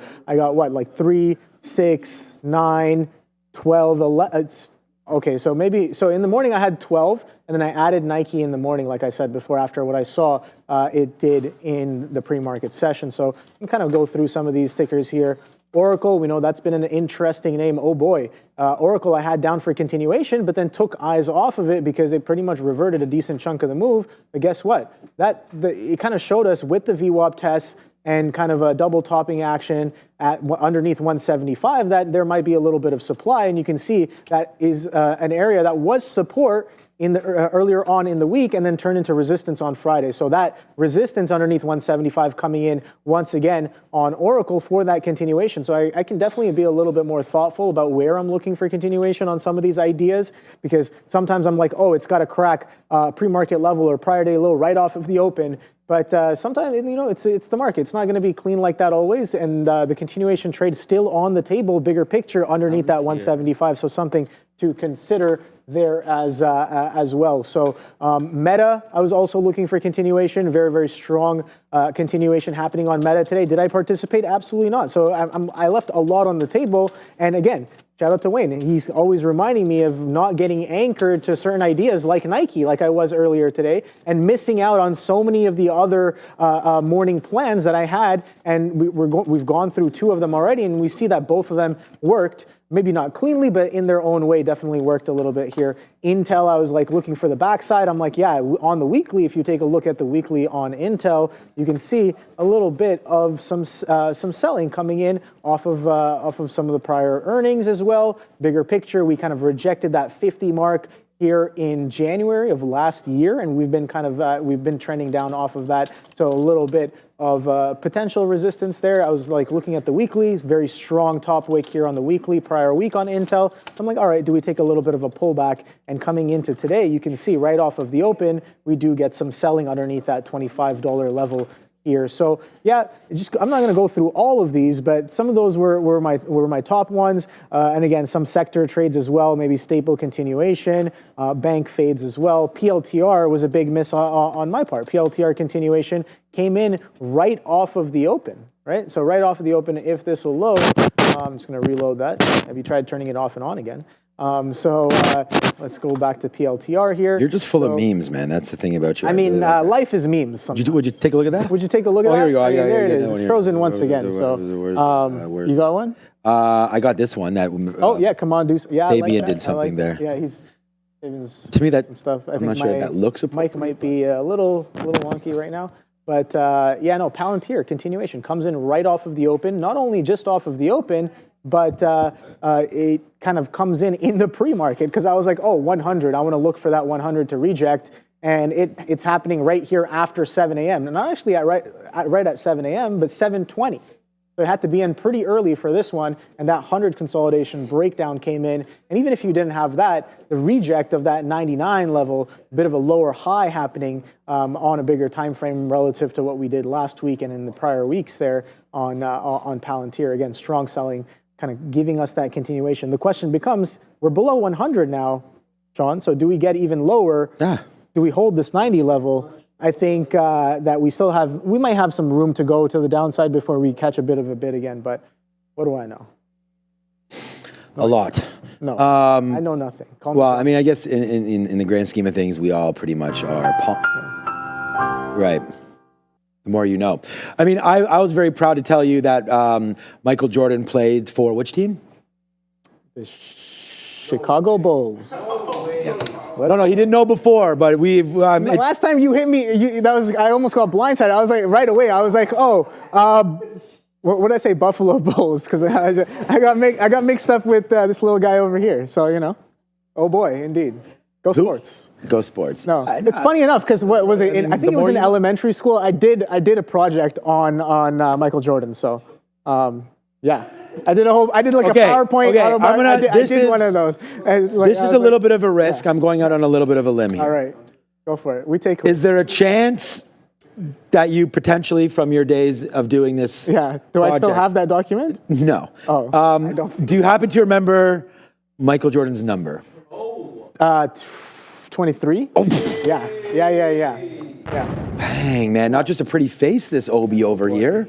As many people say around here, get it, Obi, because that was a very, very good response right there. You would have no idea then who many would consider his wingman at that time. You would have no idea who that would be. I saw. What was the? Did you say Bill Wennington? That would be incorrect. Yes. No, I did not say that. Okay, no, right. I saw the movie. What was it? Air. Okay. I think, was there? I mean, there's been a lot of documentaries. Which you mean Air Bud? Well, not documentary. It was like a movie. No, not Air Bud. No. Great movies though. Great movies. I've seen some of the Bud movies. Yeah. I did. I said to him, Air Bud. Yeah. Those are great movies. No, the Nike movie that had Jordan in there. Yeah, that was great. It was a good movie. Yeah. Did you? Oh man, my kids watched one in the school. What those cartoon ones? What were those ones? They just redid it. It had LeBron in it. The old ones. Space Jam. Oh, okay. Yeah, I've seen the movie. I haven't seen the. Yeah. All right. So let's go and just keep on looking here because we do have 330 right now. The market is making. I don't want to say new lows because it just bounced off of it because it's not even anywhere near new lows, but it is making new lows here this afternoon. And we had sort of thought about, potentially there underneath VWAP. I was talking short pretty much the whole way. I never got an opportunity to discuss. I mean, we told you we're holding less than 5% of this Intel trade, looking at a VWAP trade to get out of it if that is the case for us at some point here today on this name. So Intel, nice little fade down there into those levels. We'll have to watch out to see what Intel's doing. And the more you know, Obi, the better we will all be. So there it goes. Intel with a nice little move to the downside there. Amazon just popping up on a screener. So let me have a quick little petite look here at Amazon and what's going on there. Yeah, so just up to VWAP there. So that's the scanner that just hit us on that as the market looks to rally a little bit back upside right now on this. I'm just going to make sure that I do have my Intel stops in there, Obi. So what names are you looking at here with just a couple minutes left? I got the WBA. I got Palantir on watch. And in terms of large caps, again, kind of have eyes on softy because of how strong it is. Apple, not so much because although it is strong, it's still kind of within prior weeks range. We've been holding that like underneath that 250 area. So, well, I got that one on watch, but softy a little bit more than the other ones. Maybe a little bit of Tesla, but other than that, nothing too crazy. Let's see what shows up on some of these imbalances. All right, good call. Yeah, why don't we have a quick look to see what is there right now? And I mean, what could be possibly sending this market the other way right here? CNQ, okay, that shouldn't be a big deal. LUV, of course, Southwest there as a sell right now. Anything that's going to be NASDAQ, or you see here with a 9:30 time means it's not being updated. You're looking here for all of these. And then as of 350, the NASDAQ imbalances will update, and those are the ones that we'll be more specifically interested in, I feel like, as we go. So we'll wait to see about NASDAQ imbalances and whatnot, trying to hit out here at 350. Other than that, Enbridge, yeah, I mean, these aren't major movers here. So we'll focus elsewhere maybe for right now, but a good call there by OB, of course, because that is something that we look at consistently into the close. You talked about MSCI rebalancing and things like that. Eventually going to hit this market later on this week. And we'll talk more and more about it come Friday when the MSCI imbalances hit the market. And there's Enbridge, nice move to the downside. Wow. Okay, another Canadian name getting hit there, gas pipeline name. What's up with Oracle? You know, this name's been pretty dramatic, right? I mean, one way or the other here. But especially over there. Right? Yeah, exactly. You know, a little bit of a move down. They're up 1.5% today, so relatively strong.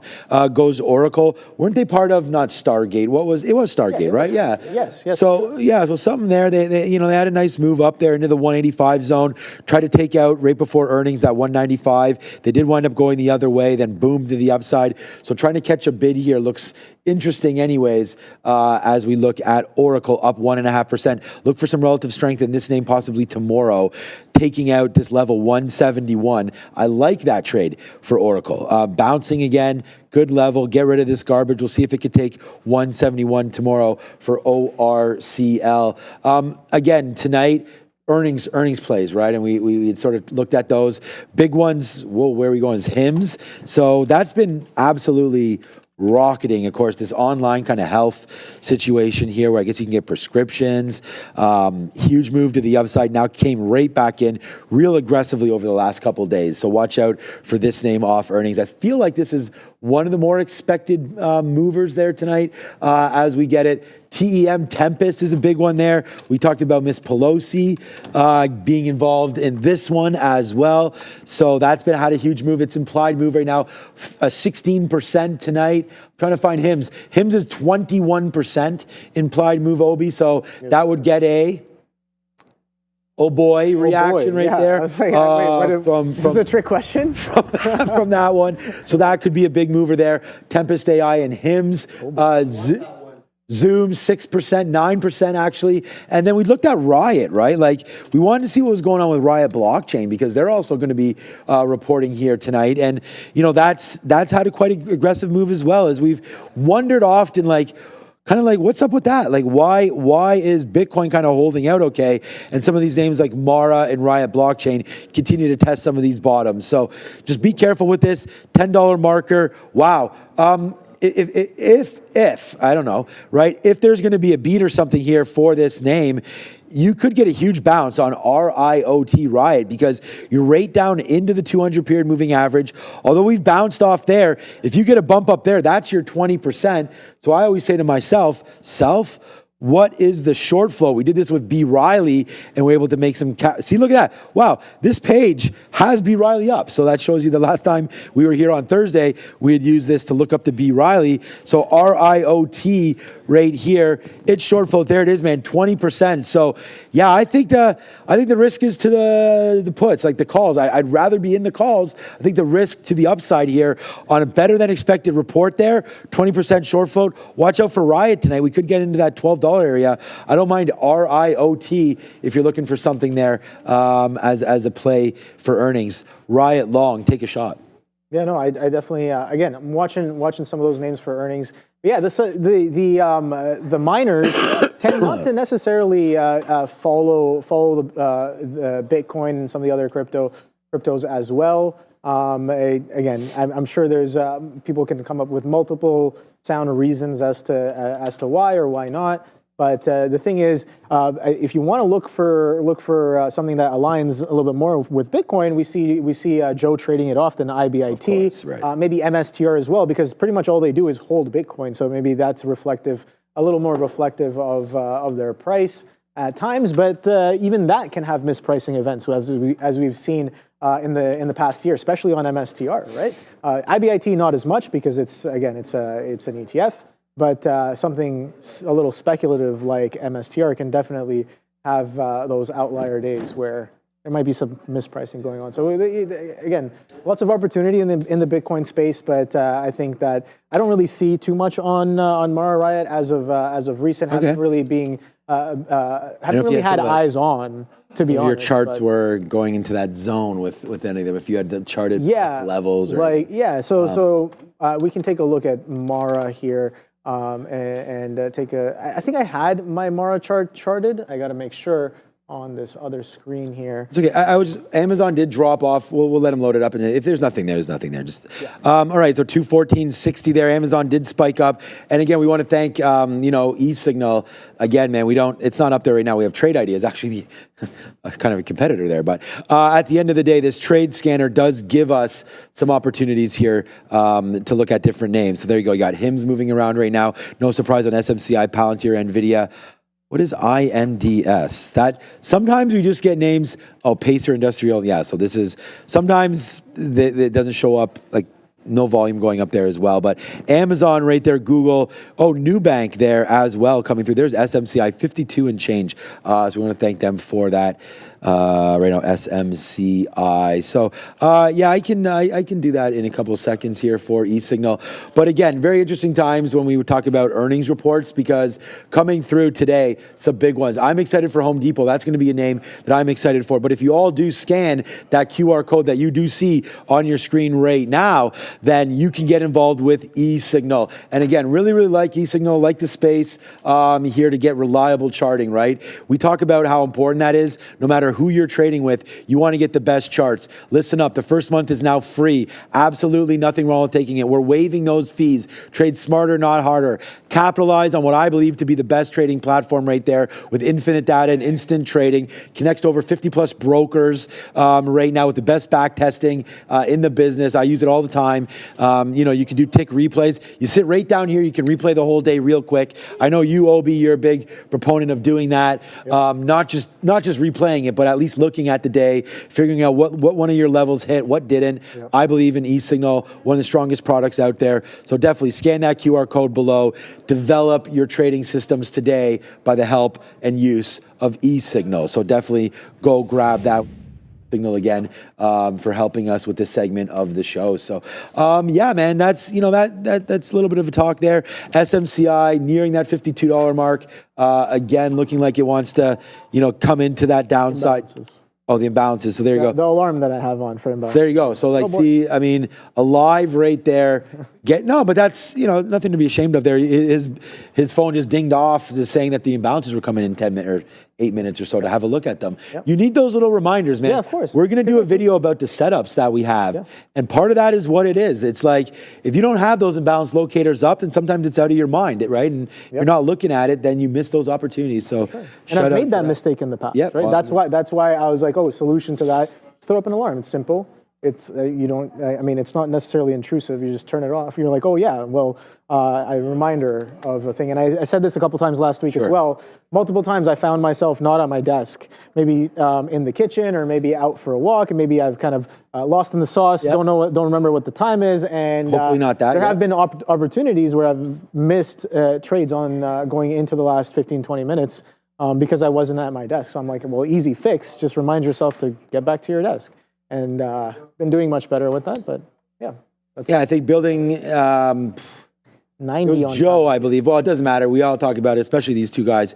Building good habits will result, and whether or not it means like I was saying, I didn't head out, so I went on like about a 30-minute walk today. Yep. I'm just trying to get back into it before I get back into that pool and start to lift some weights a little bit again. But it does help clear that mind, whether or not you do it pre-market, anytime, if you have time. It doesn't have to be working out or exercise or anything like that, but whatever it might be, some people choose. I've seen you over there meditating a little bit, or breathing exercises, things like that, because honestly, this is something that no matter what you do, take some time for yourself. No, I think that's very important, Sean. We were talking about this a little earlier. It's just like survivability is a big part of this game, and you have to be able to take a beating and get back up. That's kind of like what you have to.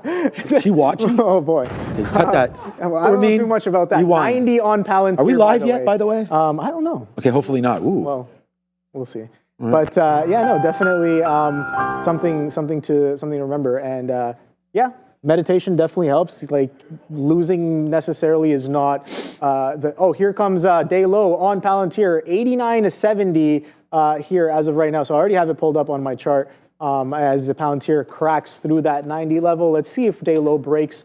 Again, 89.30 is that day low, and we're coming in a little bit there into some of those day lows. But 90 catching a bit of a bid. I'm going to stay a little patient here, but continuation nonetheless happening on Palantir in the last 30 minutes. So I don't know if it's going to break that low a day, but that short off of VWAP consolidation was quite nice. But yeah, going back to the topic, I think meditation definitely helps me kind of zone back in, kind of calm down. Because trading is definitely it can be mentally exhausting, and over time you learn how to take the punches, and you learn how to roll with the punches as well, and maybe start to throw some punches of your own. Yeah, no, exactly. And I think it teaches you about that, right? It gets you understanding your strengths and some of your weaknesses, and just be able to focus a little bit more. We know, high pressure athletes, same type of thing, right? I mean, they're in there, they're getting ready before the game, and they have their little routines. And I think it's just as important that we have them here as traders as well. All right, so a little bit of an out there at 24.35 for Intel. Just not wanting to bleed this through too much. I was going to stop out there. Again, even though it's a smaller piece, we don't have to worry too much about it. As there goes the market. The biggest advice that I had given earlier was we're only, I'm trying to stay away from some of these longs today in the afternoon, as we were underneath VWAP, underneath the 50 period, and now continue to get lower here into the close. So there goes the ES. Just trying to look at IBIT as a tool for Bitcoin, and it's kind of just holding out, right? So I think that there's some relative strength here. As the market goes to the downside, you can see right here, crypto trying to hold out. So that could be something to look at as far as strength, maybe coming for crypto. IBIT's, you're at levels where you're looking to break lower. We talked about that 93 area, 92 level for IBIT, and then, for Bitcoin, and also looking at 88s or so. So that could be the next little leg down. But for right now, I feel like at least in this afternoon, you're going to go out here maybe at afternoon highs on crypto, while you're definitely not going out at any highs in the market. So we'll wait to see if IBIT can pick it up. Did SMR bounce a little bit at least? So I like SMR and Oklo down here at some of these levels. We did a little bit of talk there. Let's Go in the chat said thank you to me, I guess, for reminding them about Oracle, that they wanted to pick some up down there. And I think that's all that you can really do, is look for some opportunities to pick some stock up. Oh, wow. Rivian, forgot to talk about this. I came in here looking short on Rivian. I think most of us did, right? And Rivian today didn't give the longs too much to celebrate, it doesn't look like anyways, as you could see here, down 7 and a bit percent, but it was really violent right off the open. So I think to take anything away from some of these markets that we continue to see here every day is that no matter what, the open gets really going, and that was a nice move. A little sleepy here into the rest of the day, but I still do like this play. Again, like Rivian for the long, in and around $10, but we got to get there. That could be the bottom for Rivian, somewhere around here. But wow, what a haircut. I know Neil was long in and around here. I think he said he got out. Again, he's not here right now, but he did say he got triggered out, so I don't know the price. But at the end of the day, Rivian, if you didn't get out up there, then now you're kind of like, So I feel the same way about some of those nuclear names we didn't get out at the top. I never had too much faith in some of these EV plays. We talked about Polestar there holding. Is that still above $1?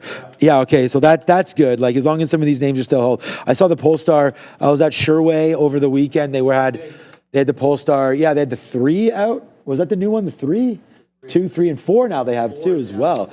Yeah, fine. It's just when you're looking at the 3, I think it was the guy was in at 105 or something like that.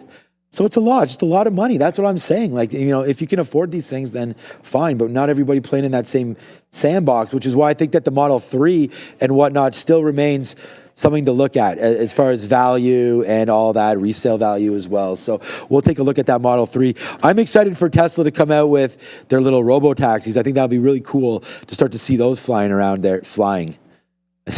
Oh boy. Going around. Not yet, Sean. Not yet, but I was going to say that's probably next. So we'll wait to see there. With only a minute left, any quick ideas before we get these imbalances? No, I'm starting to cover little pieces of this WBA here going into the close. So yeah, we'll see what we have on watch. Only about a minute or less than a minute left here, about 45 seconds left here until some of these imbalances come out. But yeah, like I said, watching that Palantir, watching that Tesla, watching WBA as well, kind of bidding up all day, taking a little bit of a pullback as of right now underneath that $11 mark. What else did we have on watch? Throw it up in the chat. Are you guys watching anything interesting on going into the close? Again, only about less than 10 minutes or about 10 minutes left in the trading day before we hear that bell. So I want to take a look at some of those as well, potentially. But other than that, maybe Google. Google's also near day lows, Sean. So that could be something. Okay, so here we go. Yeah, we're going to get rid of the broker feed here and see what's going on with these NASDAQ imbalances. So, all right. LESL, so this could be some sort of a delist or something with a 8 million share sell right now. So this name getting hit right here with a lot of volume coming through. Google, there you go, man. You just nailed it. I mean, sometimes they're here for reasons, right? And it looks like there is one here for Google. Nice move to the downside there. As you're talking about it getting near the low of the day, it comes as a sell. Intel, we're long. Nice little bid. I don't know, man. I might just get out of this one. We've been in it literally all day. I'm going to offer it here at 37s. If we can get it, great. Amazon, we did talk about that. Oh, is Beyond Meat tonight as well? Yeah. Okay, so good one there. Just hearing into my ear, Beyond Meat coming through later on. There's Amazon, man. If we were going to take anything, that was right there at VWAP. We talked about some names coming back into VWAP, possible sell candidates. Looks like we would have got that with Amazon right there at 215 or so. So that looks like a good one to the downside as well. Was that a call for Adara? Okay, let's go. I just wanted to clarify Beyond Meat earnings. Everywhere I have seen, it says they're going to be on Wednesday after the close. So BYND reporting alongside a murderous row of earnings names. We have NVIDIA, we have CRM, we have also C3AI, and we're going to have Snowflake as well as BYND. Again, that is going to be an earnings name for Wednesday after the bell, according to everything I've seen. Back to you. Yeah, I mean, I knew it was on the list, but the guy here on Benzinga did mention it. So, all right, so that'd be cool. I think it'll be awesome. What's up, Fabian, my guy? Yes, sir. Always a big shout out. Thank you. That board looks solid. That looks pretty cool, eh? How's it going, stream? He's at the. Oh, can they hear me? Yeah. Can you guys? We would like to know if you could hear him over there. But there. You guys heard me. They heard me. Okay, perfect. Then yeah, we hear you, and so do they. So there you go. Fabian. Yeah, Fabian, you're a Bitcoin guy, right? Let's give a thumbs up for that, or not, or he's gone. Yeah, there it is. All right. You know, basically, if age under 30, insert thumbs up. I mean, I think that's what most traders these days, if you are of that ilk, like watch this, Obi, thumbs up for Bitcoin. There you go. But I mean, look, I just turned 32, so I am also thumbs up there for Bitcoin. Yeah, that might have been 10 plus years ago, but at the end of the day, yeah, we like Bitcoin was around then. Yeah. I was telling you, man, Neil and I literally, like, we have a friend that made in the hundreds of M's off of Ethereum. And we had talked about that because Vitaly was here as that coin was being minted.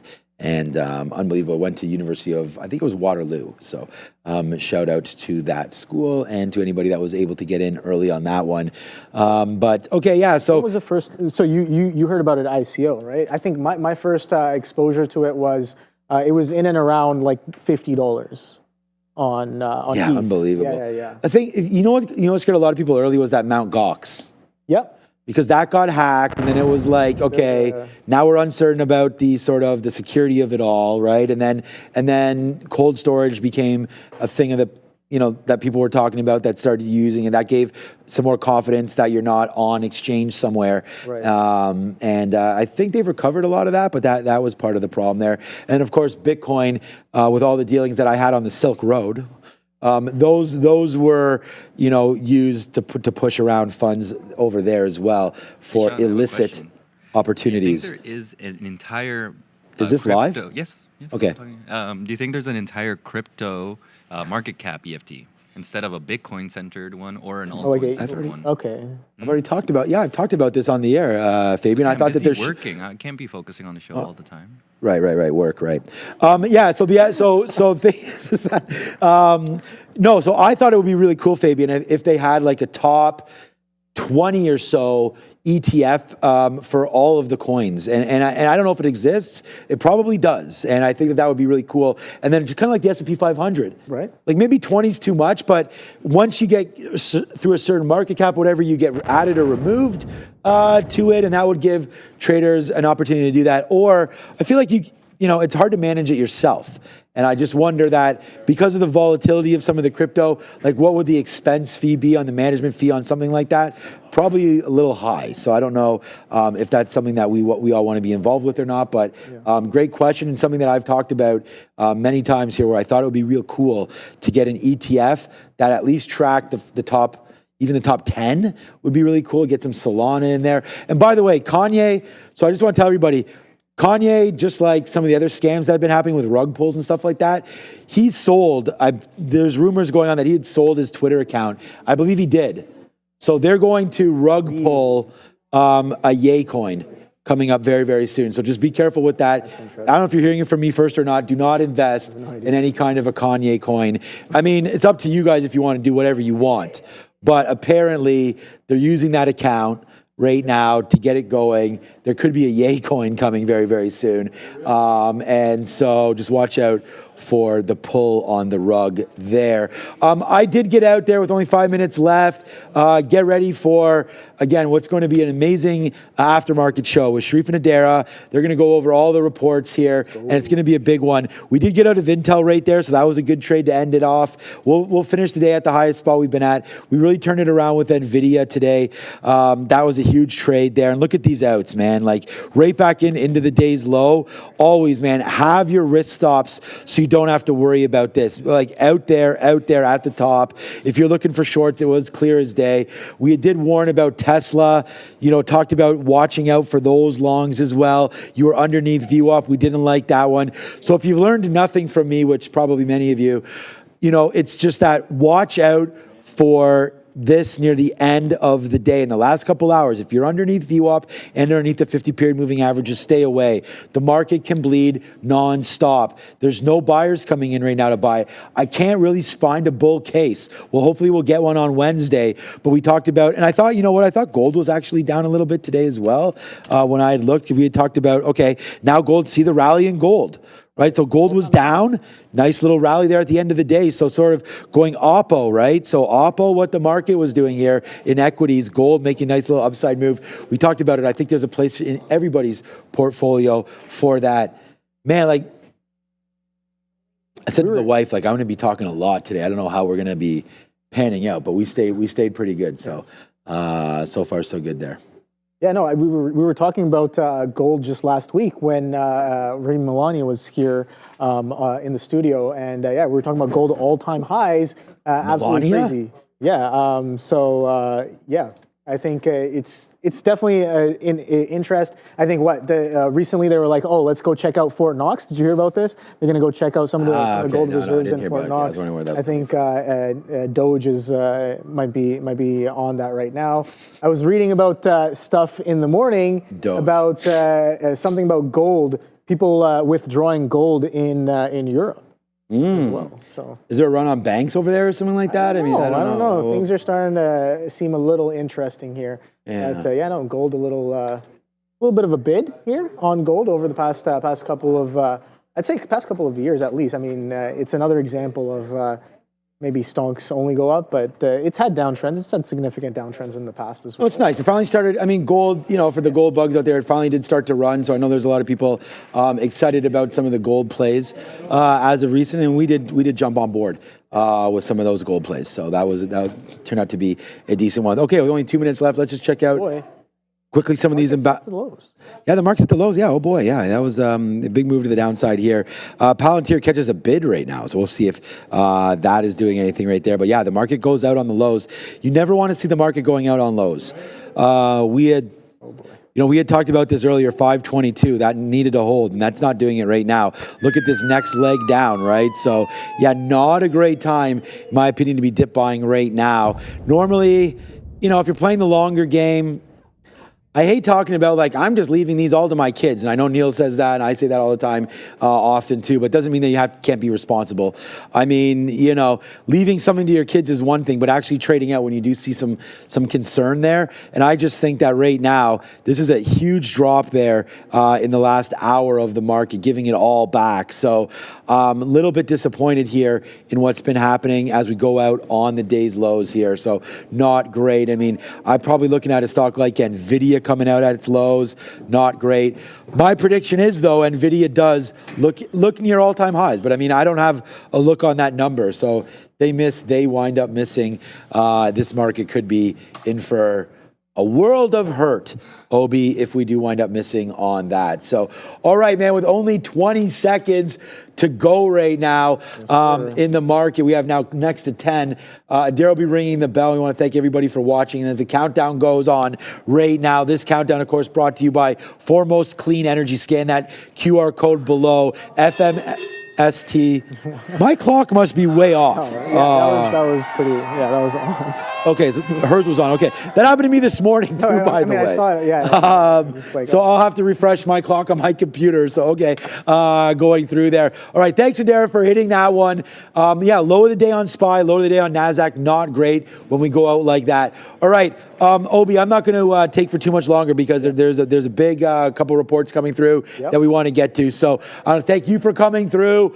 Be on standby tomorrow. I don't know, man. Mr. Heart Rate he'll let us know how he's feeling. Hopefully he's feeling better. We'll see if he can avoid it. But right now, okay, Obi. Thank you so much. Best of luck with anything that you're looking at in all your studies there tonight. We'll see if we can get you on there tomorrow. So, all right. Thank you to everybody, man. Thank you to Big Joe. Great to have you back. Thanks to Sharif and Adara for doing this after show. Fabian, you just saw him, man, that handsome devil. Thank you so much for that. Ramin, thanks for all the work in the midday and everything that you're doing.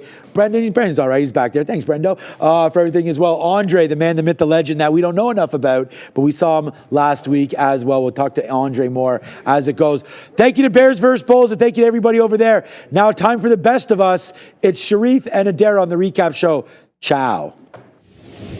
Nice. Welcome, everyone, to the Market Recap Show. Glad to have you. We've got a whole bunch of stuff for earnings. Adara, I think we already have Tempest AI reporting. It's zigging and zagging right now. Big move up into $74, 6 6/3%. I think we closed out something like $70. We're already up into $72.60. So here's the deal with Tempest AI, baby. I still haven't seen the news blotter show me anything. There we go, Adara. Now we got it. Okay, so let me know when you have those numbers in, because here's what we're expecting, guys. 20 cents loss per share on revenue of $203 million.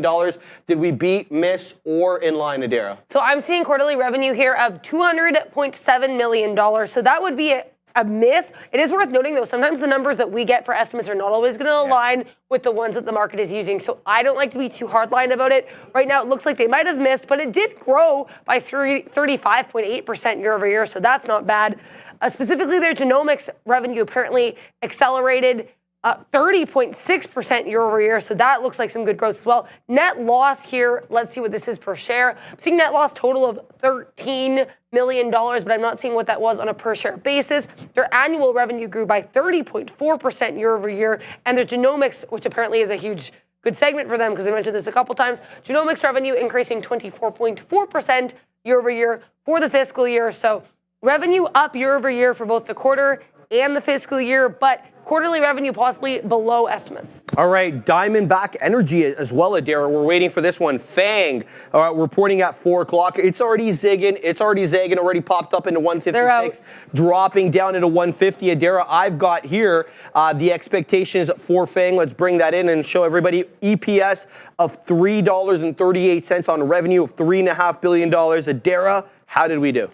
So what we got here was, let me get this revenue out. So their revenue for, this is interesting. They report this in kind of a different way. Some places do not necessarily put revenue first and foremost. They have their total 2024 cash return first. That's $694 million. Apparently, that's roughly 51% of their adjusted free cash flow. But what about your revenue, guys? Yeah, I'm seeing their net cash provided by operating activities, $2.3 billion. Are you seeing their revenue? Yes, I got revenue, Adara, of Nice. $3.71 billion, beating the street's expectations of $3.55 Ram on EPS of $3.64, beating the street's expectations of $3.38. So it's a beat on the top and bottom line. But as we always talk about, I mean, it really comes down to that guide, and Yes. we're still undecided here. The price action is doing bupkis in the aftermarket, down 0.56. I do have more on Tempest too that I'd like to give. So as I said, I thought we probably missed on revenue. We did miss on revenue. So that was, they reported revenue of $200.7 million, as we said, but the analyst estimates that we're now seeing here were $202.94 million. So that would be a miss. But again, it is up about 36% year over year. Their adjusted earnings, they reported losses of 18 cents per share. They were expecting losses of 17 cents per share, so slightly larger than expected loss per share. Now, their guide, though, actually was stronger than expected, quite significantly so. $1.24 billion for Tempest's guide versus $1.048 billion expected. That would be for their revenue, and that also would represent a 79% year-over-year increase for revenue, Sharif. So Tempest guiding well and above what we expected for their revenue for fiscal 2025. Though their adjusted EBITDA apparently a little bit down for last year. All right, we're also waiting on Cleveland Cliffs. Coming fast and furious here, baby. We're waiting for that 405. It is 405 now, so we'll be expecting that momentarily. But here is what the numbers are in terms of expectations for Cleveland Cliffs. HIMS is out. We'll get that in 1 second. $4.31 billion in revenue is the expectations for Cleveland, with earnings per share supposed to be about 64-cent loss, so not earnings at all. Earnings ESP about 2.8 minus 2.81, indicating a low probability of an earnings beat. So I'm still waiting for the number out on that. But HIMS up already 1.5%. How do we do there, Adara?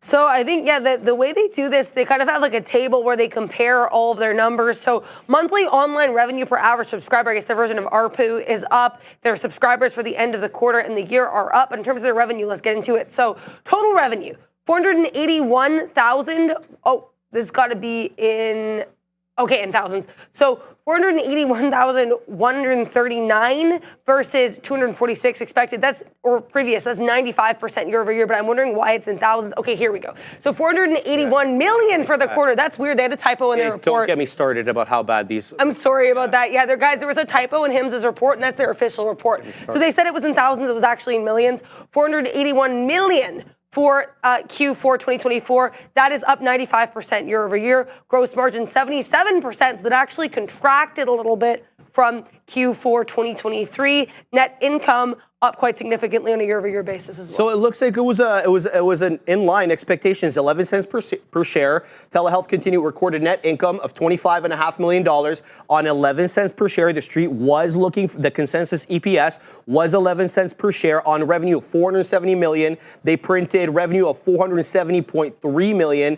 So am I seeing that correctly, or that was the expectation of $470.3? So it was an EPS in line. They put some profits there, $25 million profit, so not a bad look, $25.5 million profit. Let's see how the stock is doing. Not being met well here. They're down 7.5% in the aftermarket, so we'll have to keep an eye on to see what the deal is with, we're talking about HIMS here, yes, with respect to the guide, because that always seems to be one of those wild cards that we don't really have right away, and the market deciphers that and sends it down. Just to give you an idea, the low of the day today, the worst we did on the day was 43.81. We're dropping into 45 right now. We moved up aggressively to close into 52.72. That was the high of the day. The spike took us up to 55, but we're already moving down.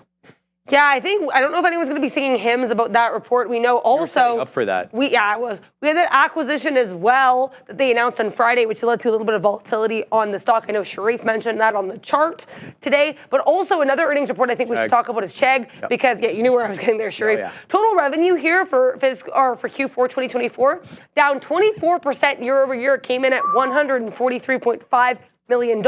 Their subscription services revenue also decreased 23% year over year. Net loss of $6.1 million.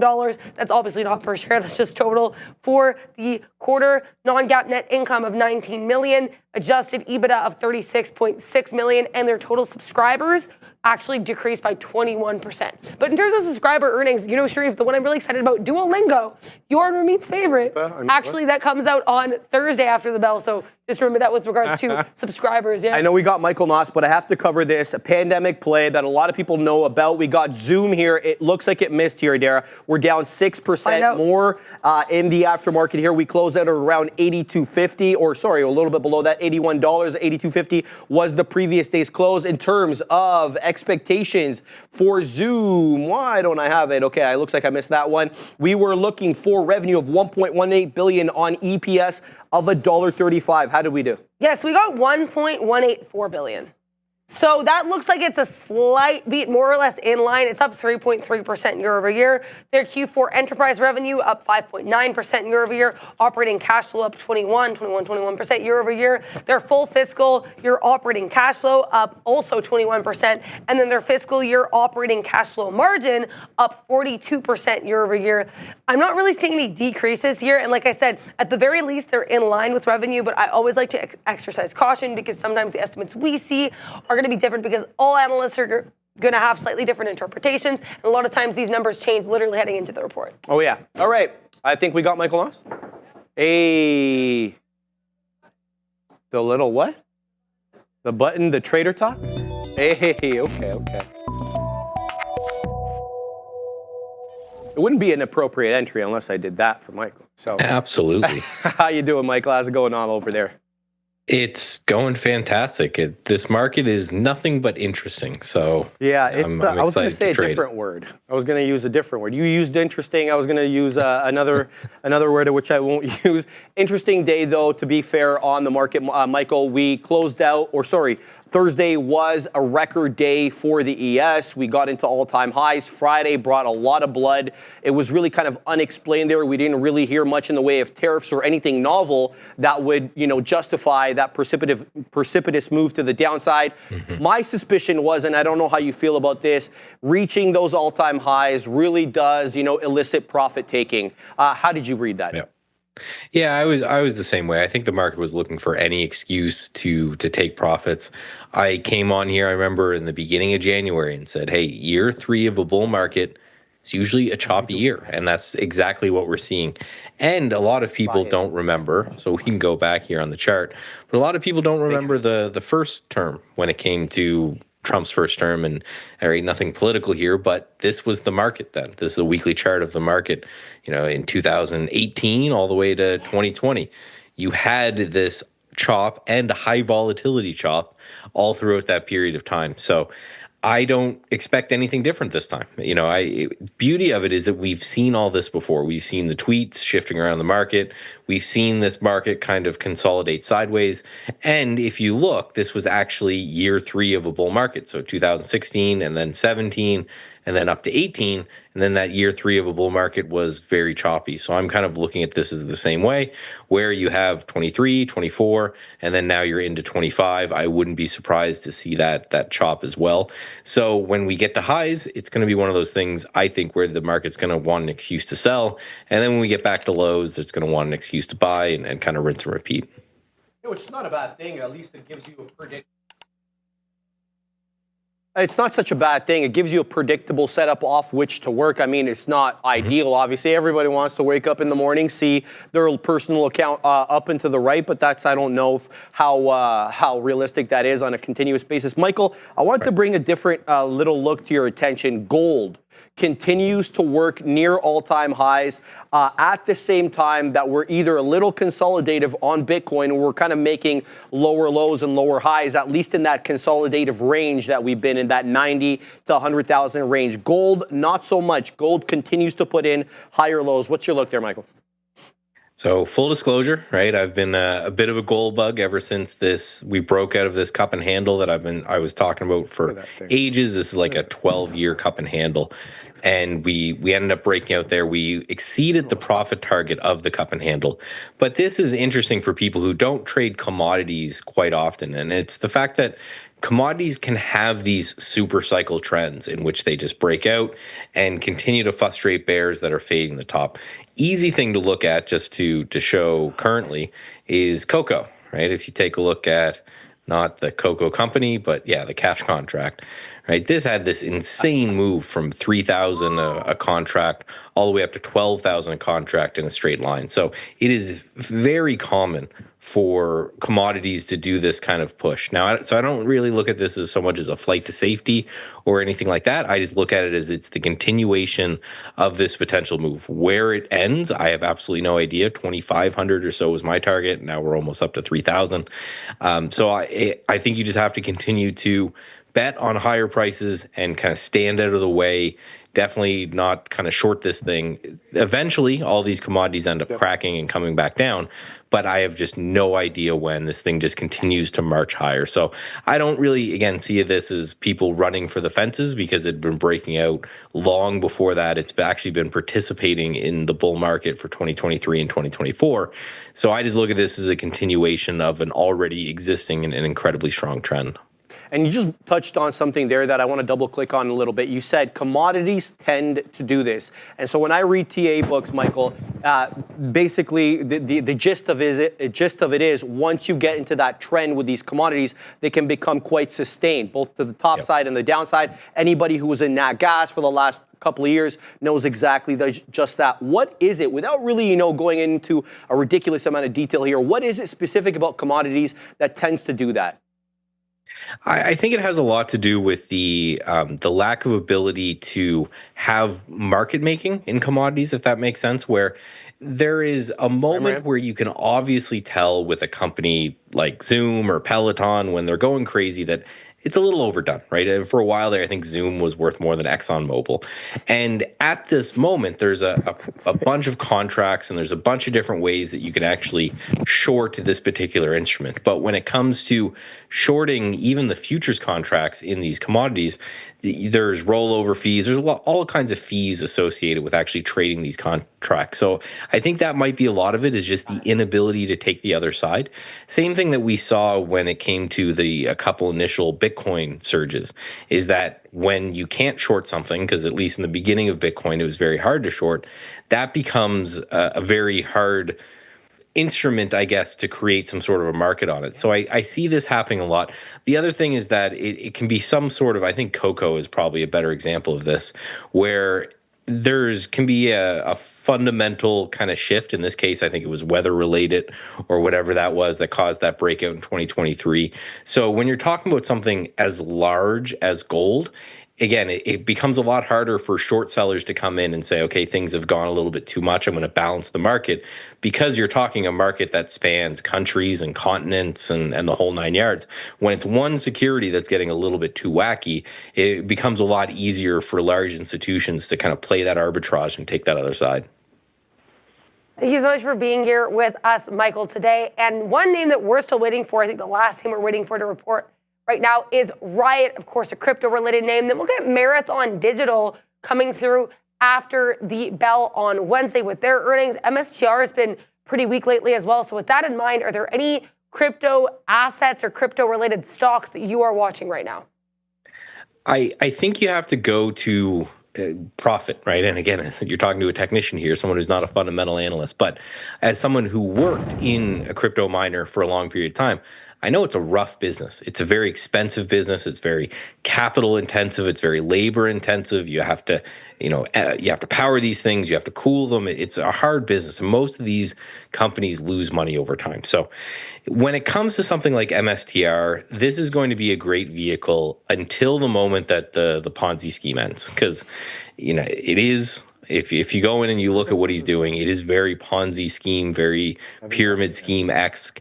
And at some point, that's going to blow up. And it's going to bring the whole crypto market down with it. It's probably going to be a great buying opportunity when it happens. But if I'm going to trade individual securities, it's either going to be the ETFs, it's going to be the currency itself, because they're going to watch them or they're going to mirror them a little bit closer, because they don't have that drag of losing money quarter after quarter. Whereas before, with things like Mara, before there was ETFs, before there was ways to trade it, these were the only ways to get exposure. So Hood, I think, is a great name. Full disclosure, I bought some of this today on this pullback. And the reason I really like Hood or Robinhood is that if we have a big surge in crypto, you're going to get that benefit in Robinhood because they're one of the main ways that people trade these cryptocurrencies in the US. But its core business is actually doing well as well. So even though Bitcoin hasn't moved, Robinhood's actually been doing pretty great here. So I think that's one great way to trade it. They make money. They've got a bunch of other businesses. Then the other bet, I think, is just Coinbase, right? It's not looking fantastic here, but it's got this giant cup style, and it from the long-term chart, it looks okay. This is another one that at least it doesn't have that capital-intensive, that labor-intensive problem that when it comes to Mara and it comes to a lot of these other names that they do have, where you're owning Bitcoin, but you're owning Bitcoin that loses money every quarter. Especially in a world now where you could just own Bitcoin or own the ETF, it doesn't really make as much sense to me to own these money-losing names just to get a little bit of leverage on the coin itself. All right, Michael, thanks for coming on. Really appreciate it. Always insightful. And hopefully we'll see you on Friday. All right, we'll see you guys Friday. Take care. Thank you. See ya. All right, guys, we are still waiting for Riot Blockchain, or Riot Platforms, excuse me, as they used to be called. Adara there, it's down 4%, but that was before the bell. That was before the bell closed. We closed out right at that $10.04 area. It was supposed to report at 4:15, but we know how some of these earnings reports are. They can just be on their own timetable. Here is what we are expecting for a Riot Platforms, looking for earnings or revenue, excuse me, of $134 million. Compare that to last year when they printed about a little bit less than 80 million, 78.8 earnings per share. We're looking for 11 cents positive, not a loss per share of 11 cents. We're actually looking for profitability this time around, 11 cents per share. Let me know when we do get that, because I don't see anything. I'm waiting. I have it up on my Benzinga, but it's not quite out yet. I'm going to see what the social media versus saying about this, but I suspect there'll be a lot of people waiting on this report. No one in the chat, to my knowledge, has also mentioned this, so it looks like Riot, we're just waiting on here. Okay. Yeah, in social media, I'm not seeing anything else either. People just waiting for this number. It's like when we had Meta all over again. Meta's supposed to report at 4:05, and then Meta reports at 4:45 or 4:40 or something. So that's what we got so far with Riot. No numbers yet. All right, the pandemic plays. Zoom, ZM, down 3.5%. It looks like as if it was the forecast here that kind of sent this down a little bit, a bit of a downbeat forecast of annual revenue below what the street was looking for, a sign of weak demand for its wide range of, different tools. Their shares are down about 4% here in the aftermarket.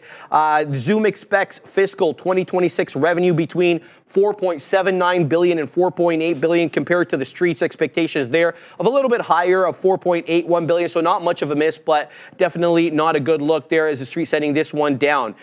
Tempest AI also reported that one came out right at 4 o'clock. We are down almost 10% here as we really take a bit of a hit. We're going on to that $60 area. Just to give you some context, we had a high today of $74.20. So this one decidedly in the red. Fang, Diamondback Energy, literally the only green stock right now on the watch list for these earnings plays. It's up 1.7%. Not much of a move there. This one also reported at 4 o'clock. Cleveland Cliffs. This one kind of flatted there, 0.09% in the negative. This one also reported. We'll give you an opportunity to talk a little bit about this one, but it was HIMS here that we had some color context. Did you want to add anything? Yeah, I think with HIMS, it is worth noting, apparently this is their 18th or 16th straight quarter of meeting or beating revenue estimates. So HIMS steady, I guess, growth in that way. They did report in-line earnings per share as sales beat, as evidenced by that last stat I just read for you guys. So 481.14 million versus 470.31 million. And their guidance also above estimates, 2.3 billion to 2.4 billion, well above estimates of 2.087 billion. As well. Yeah, so really great look there for HIMX. It's a color commentary I will add as of right now. We're still waiting here for Riot. Cleveland Cliffs, I think we did discuss a little bit as well, but CLF certainly on watch too in a larger time frame with regards to X. Because U.S. Steel, Cleveland Cliffs have been wanting to buy U.S. Steel. U.S. Steel has made it emphatically clear they want Nippon, but Cleveland Cliffs has been trying to get involved. So CLF, I think certainly one to watch every time you hear any catalyst with X. I think it's something to remind us all of as well. But Sharif, Yes. we are 8 minutes late with riot earnings. That's and there's ridiculous. something, at this point, we're going to riot about the lack of earnings. Like, we can't be upset about the report because we don't have it yet. What happened to no putting at the big desk? That It's went the out market window, recap. right? Yeah, it's a market recap show. Guys, no, seriously, we're keeping an eye out on Riot, still waiting for any movement there. It has been kind of stagnant since we started the show, down into that $10 area, down 4.2% on the day. Yeah, some of the other earnings names, we had Chegg as well. Now, this one is kind of, yeah, it's a small capper. I mean, it's a $125 million market cap. It's $1.20. Here's what we were expecting in terms of earnings for Chegg: a revenue of $143 million, which would be about a 23.5% year-over-year increase on adjusted EPS of about 18 pennies. The revenue decline is accelerating a little bit here, 8.4%. Sorry, that revenue was of $143 million. That was supposed to be a negative year-over-year look of a drop of 23.5%. So it looks as if the market really making them pay there.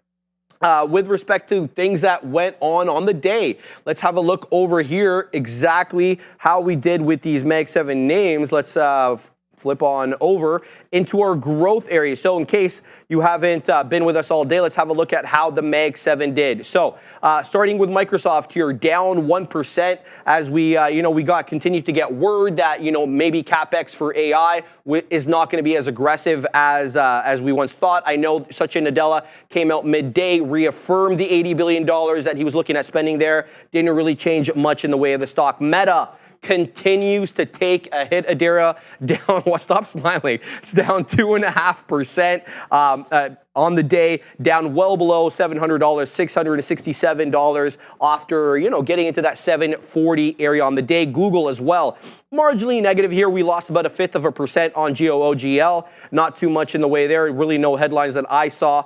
Amazon also got smacked today. Hey? I just said yikes to to that chart. Amazon down 1.75% today. I didn't see any headlines specific on Amazon either. And not last but not least, but the Cybertruck today also getting creamed, 2.25% negative. This one had multiple headlines. Looks like we will get FSD in China sooner rather than later. We didn't really get much in the way of details there. My understanding was that the regulator out in China had been preventing Tesla from launching FSD as they hadn't done enough mapping, et cetera, et cetera.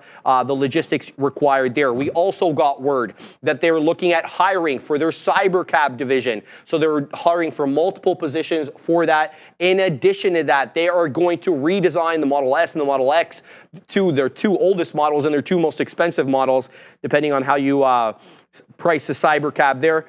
So those are the three headlines for Tesla. There could have been more. Apple was the only Mag 7 name that was positive on the day, believe it or not. This one actually moving up a little bit less than 1% there after we got word that they were going to spend $500 billion. Yes, and someone in the chat, I like the eyebrow raise there, Sharif, at that $500 billion. I mean, I think it's worth noting we had a little bit of context on this. We know that Trump, it was reported first that Trump and Tim Cook, CEO of Apple, or Tim Apple, that they had met there as of Friday. Then Donald Trump confirmed this meeting, said Apple will be producing in the U.S. And then Monday morning, today, we get this record $500 billion investment note. So I think that's of note. There was a lot of context for this. Some of the chat was asking, why is Apple going up as the market's going down? I mean, now it's had this Trump-related U.S. investment catalyst for 2 days straight. This is its second day of this catalyst, and technically a new catalyst because it got a new update. So I think that certainly helped it. Both days we have this market sell-off. Apple's like, oh, but wait here, I'm doing things in the U.S. with AI and with money. So I would maybe say that is what makes it distinctly different, to use an Obiism, from the rest of the Mag 7, because that investment is not small potatoes. And Oracle moved as well. I don't know if that's related because of their AI investment with Project Stargate, but I do think it's worth noting regardless. Yeah, and it's interesting because I was talking about this on the midday show, the How to Trade show during the midday with Joe, and there was an interesting article that said, this $500 billion, I should say, has already been earmarked by Apple for spend on AI. So it's not really novel spending. So a lot of questions had been asked whether or not that would put the kibosh on the share buyback program, as they'd have to reallocate money elsewhere. So if you are of the opinion, if you were of of the belief, and we still haven't got this from the company confirming yet, that this money had already been earmarked and it should not put the kibosh on the share buyback program. One of the things that we do like about the company, obviously, so we'll keep tabs on that. Still waiting, Adair, for Riot platforms to report. We're not getting anything. Yep. I'm not getting anything on my blotter, nor are we getting anything price action wise. But let's just review what the earnings plays have been so far. We're still waiting on Riot, as I mentioned. Zoomed to the downside there. Sorry, that was bad, but yeah, I set it myself there. We closed at about 81.75. The stock price took a bit of a hit there, dropping below 77, trying to recover right now above 80. Chegg, we already covered. HIMS, kind of an interesting one there. We'll have to digest this a little bit more. It looked like it was a beat on the top and bottom line, as well as a beat on the guide, yet the stock sold off anyway. We're looking like we're going to hit $41 awfully soon, despite the fact that we hit that $55 area there on the algo spike there. Cleveland Cliffs, as well, as we mentioned, reporting, not really doing much, kind of like FANG there. Cleveland Cliffs down 0.44. Diamondback Energy, FANG up about 0.5%. But it is Tempest AI with a big move down here, 10.5%. They're expecting revenue for full year of 2025 to come in around $1.24 billion. That's a decided beat. The street was looking for a little bit higher than $1 billion on EBITDA of around $5 million. That'd be $110 million over the 2024 number, as they printed a negative number there. Do we have to do the shout-outs, right? Yeah, I guess so. I mean, we're just waiting here for Riot. I don't know if there's... I don't know what's going on. I don't know what's happening there. And guys, I'm sorry, we still don't have this. I'm not seeing anything on social media. Ash Sharif mentions the stock's not reacting. But yeah, usually around now, we do the patented roll call, where we just yell at everybody and we do those shout-outs. But unfortunately, Riot, I guess, is not joining that party. Well, that's okay. I mean, there's just like, it's not an NVIDIA or anything like that. No, we're a Meta. So what we'll do is we'll hit that, and we're gonna do the roll call. All right, here we go. Who do we got? I can't see anything, Adair, so you're gonna have to do it. Yeah, we'll start. Signed out. We've got Bears versus Bulls. Thank you so much to everything you do. Huge, awesome community, and thank you so much for really just cultivating it and making it so awesome. Thank you to Sharif here. Thank you to, I'm just going to thank everybody. We got Sean, we had Neil, we had Obi step in, we had Joe, we had Fabian Ramin, Andre, we have Brendan, of course, and we've got Joseph Birch Music. We have Ryan Hamblin, we have Robert Liu, Walt Winchell, Mark Alborahout, Showtime 1, Bob Esther, Poopy Pants Hands, Poopy Paper Hands, right, so Joseph Brown. Oh, and we have Riot, so great. There we go. There we go. Thank you, Riot. Daryl Flynn Celery too, and we've also got RIOT. Apparently, total revenue $376.7 million. That is up from $280.7 million this quarter last year, and it's also above estimates that I'm seeing of $129.3 million, though I wonder if those estimates are accurate. Just want to make sure. Their average cost to mine Bitcoin apparently is much higher. So it's now going to be $32,000 versus $3,000 last year. That's quite significant, but apparently that was primarily driven by a 53% decrease in power credits for fiscal 2024. So, I mean, the revenue, like I said, it looks like a beat, but we do not have all the details yet. Like I said, sometimes the analyst estimates are a bit different. Also, apparently Goldman's reaffirming a buy here on Microsoft just coming out now. Sounds good. Okay, yeah, definitely getting that same number there. Here's what we were expecting for Riot, by the way. On the quarter, we were expecting revenue of $134 million. Previous quarter was about 78.81. We were looking for earnings per share, a positive earnings per share of 11 cents. I don't have the comp from the previous quarter there, but what I'm seeing vis-a-vis this article here coming in from the Dow Jones institutional news is that we are looking at revenue here, Dara. Riot reports revenue of $376.7 million in total revenue and deployed hash rate of 31.5. Is that exahash? Exahash per second? Yes, I believe that's correct. Yeah, that's to my knowledge. I took a shot there. Why not? All right, they had a remarkable 2024. This report goes on to say on revenue, as I mentioned, of $376.7 million and net income. So it looks like they took home money this time around of a little bit less than $110 million, $109.5 million. They are noteworthy because Bitcoin's networks halving event in April obviously had a big effect on their ability to generate new Bitcoin, which is obviously how they make money here, guys. All right, we did the roll call. We did. We did Riot. We did. We're going to see everybody bright and early tomorrow morning at 8:30. Everybody has a good night. See you soon.